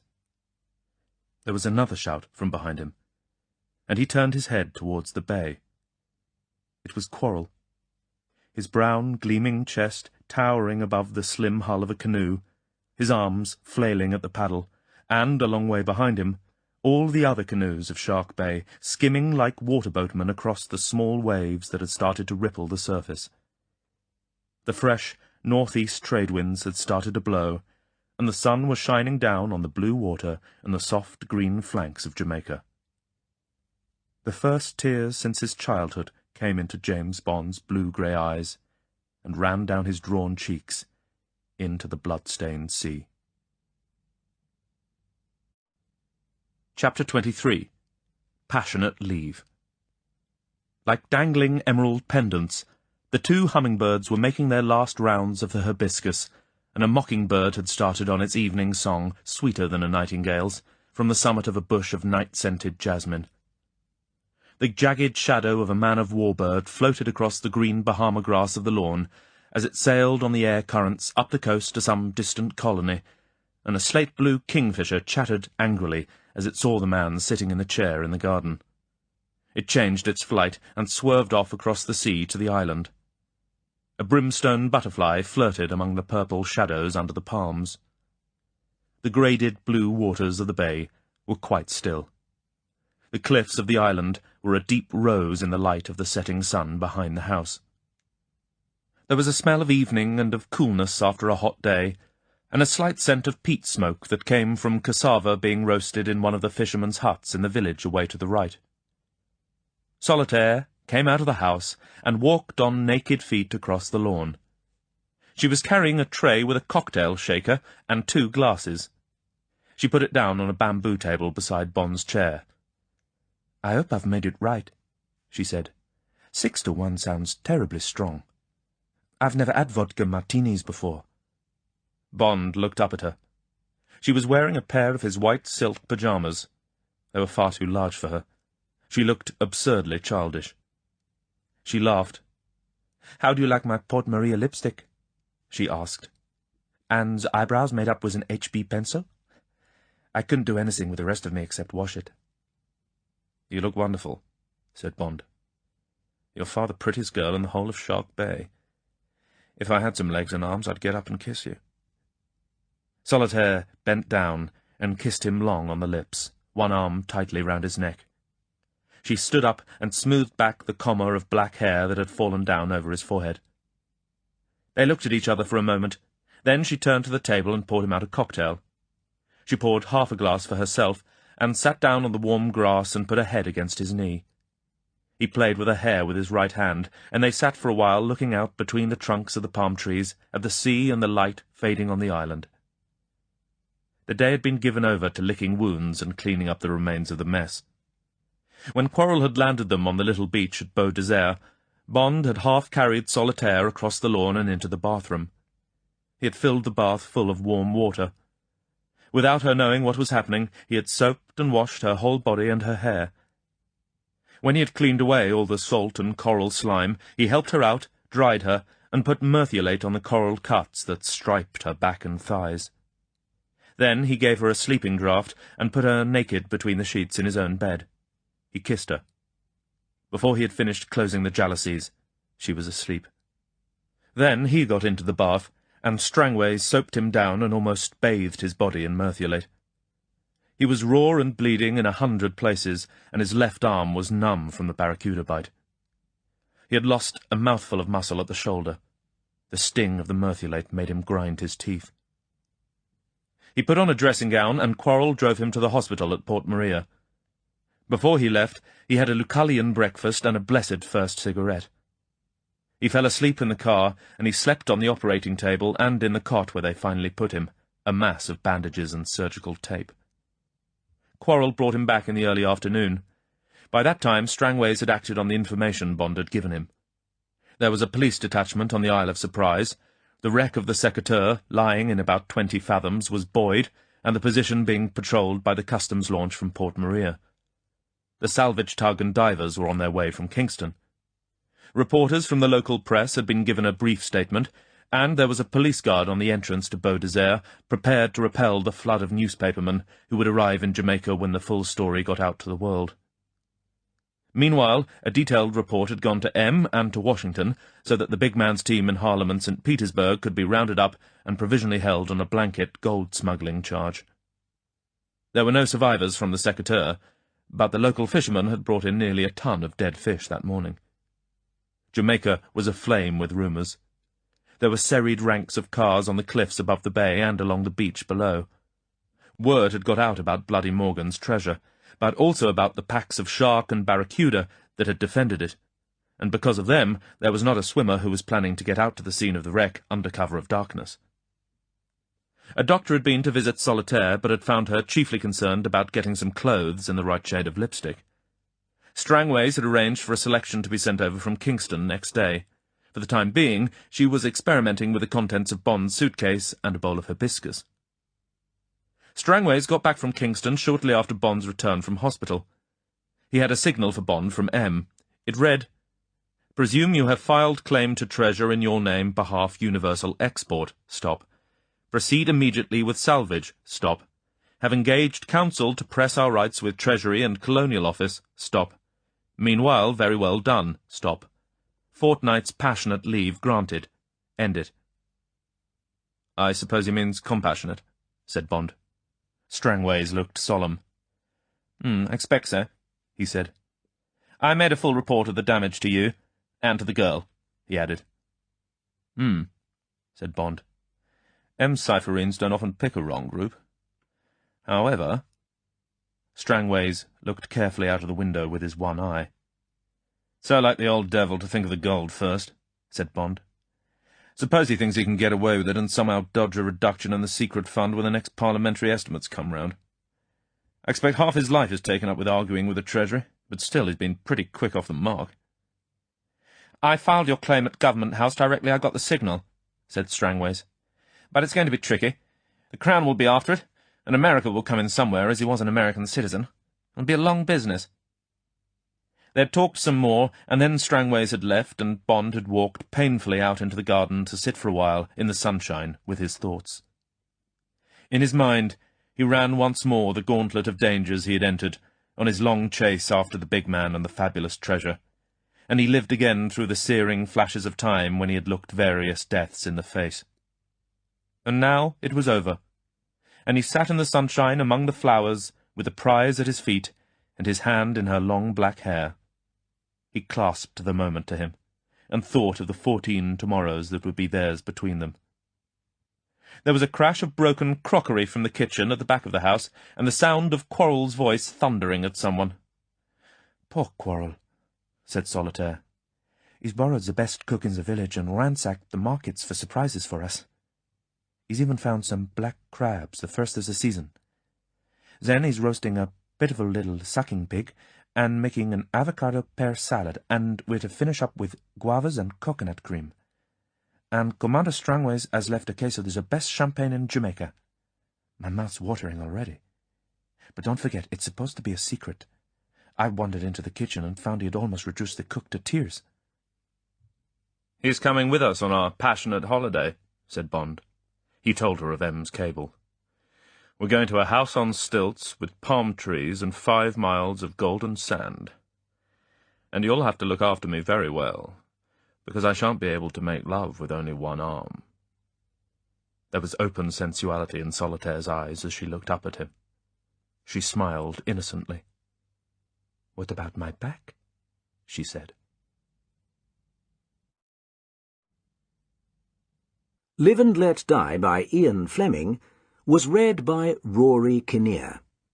It was produced by Lucy Fleming and directed by Enid Williams. The book was first published in 1954. In his original version, Ian Fleming gave it a slightly extended ending. "He's coming with us on our passionate holiday," said Bond. He told her of M's cable. "We're going to a house on stilts with palm trees and 5 miles of golden sand. And you'll have to look after me very well, because I shan't be able to make love to you with only one arm." She smiled up at him. "What about my back?" she said. Bond smiled down at her. He leant forward and slipped his hand down inside her pyjamas. She pressed it with both hands between her firm breasts. "It must get well quickly," he said. "You never know when you may need it."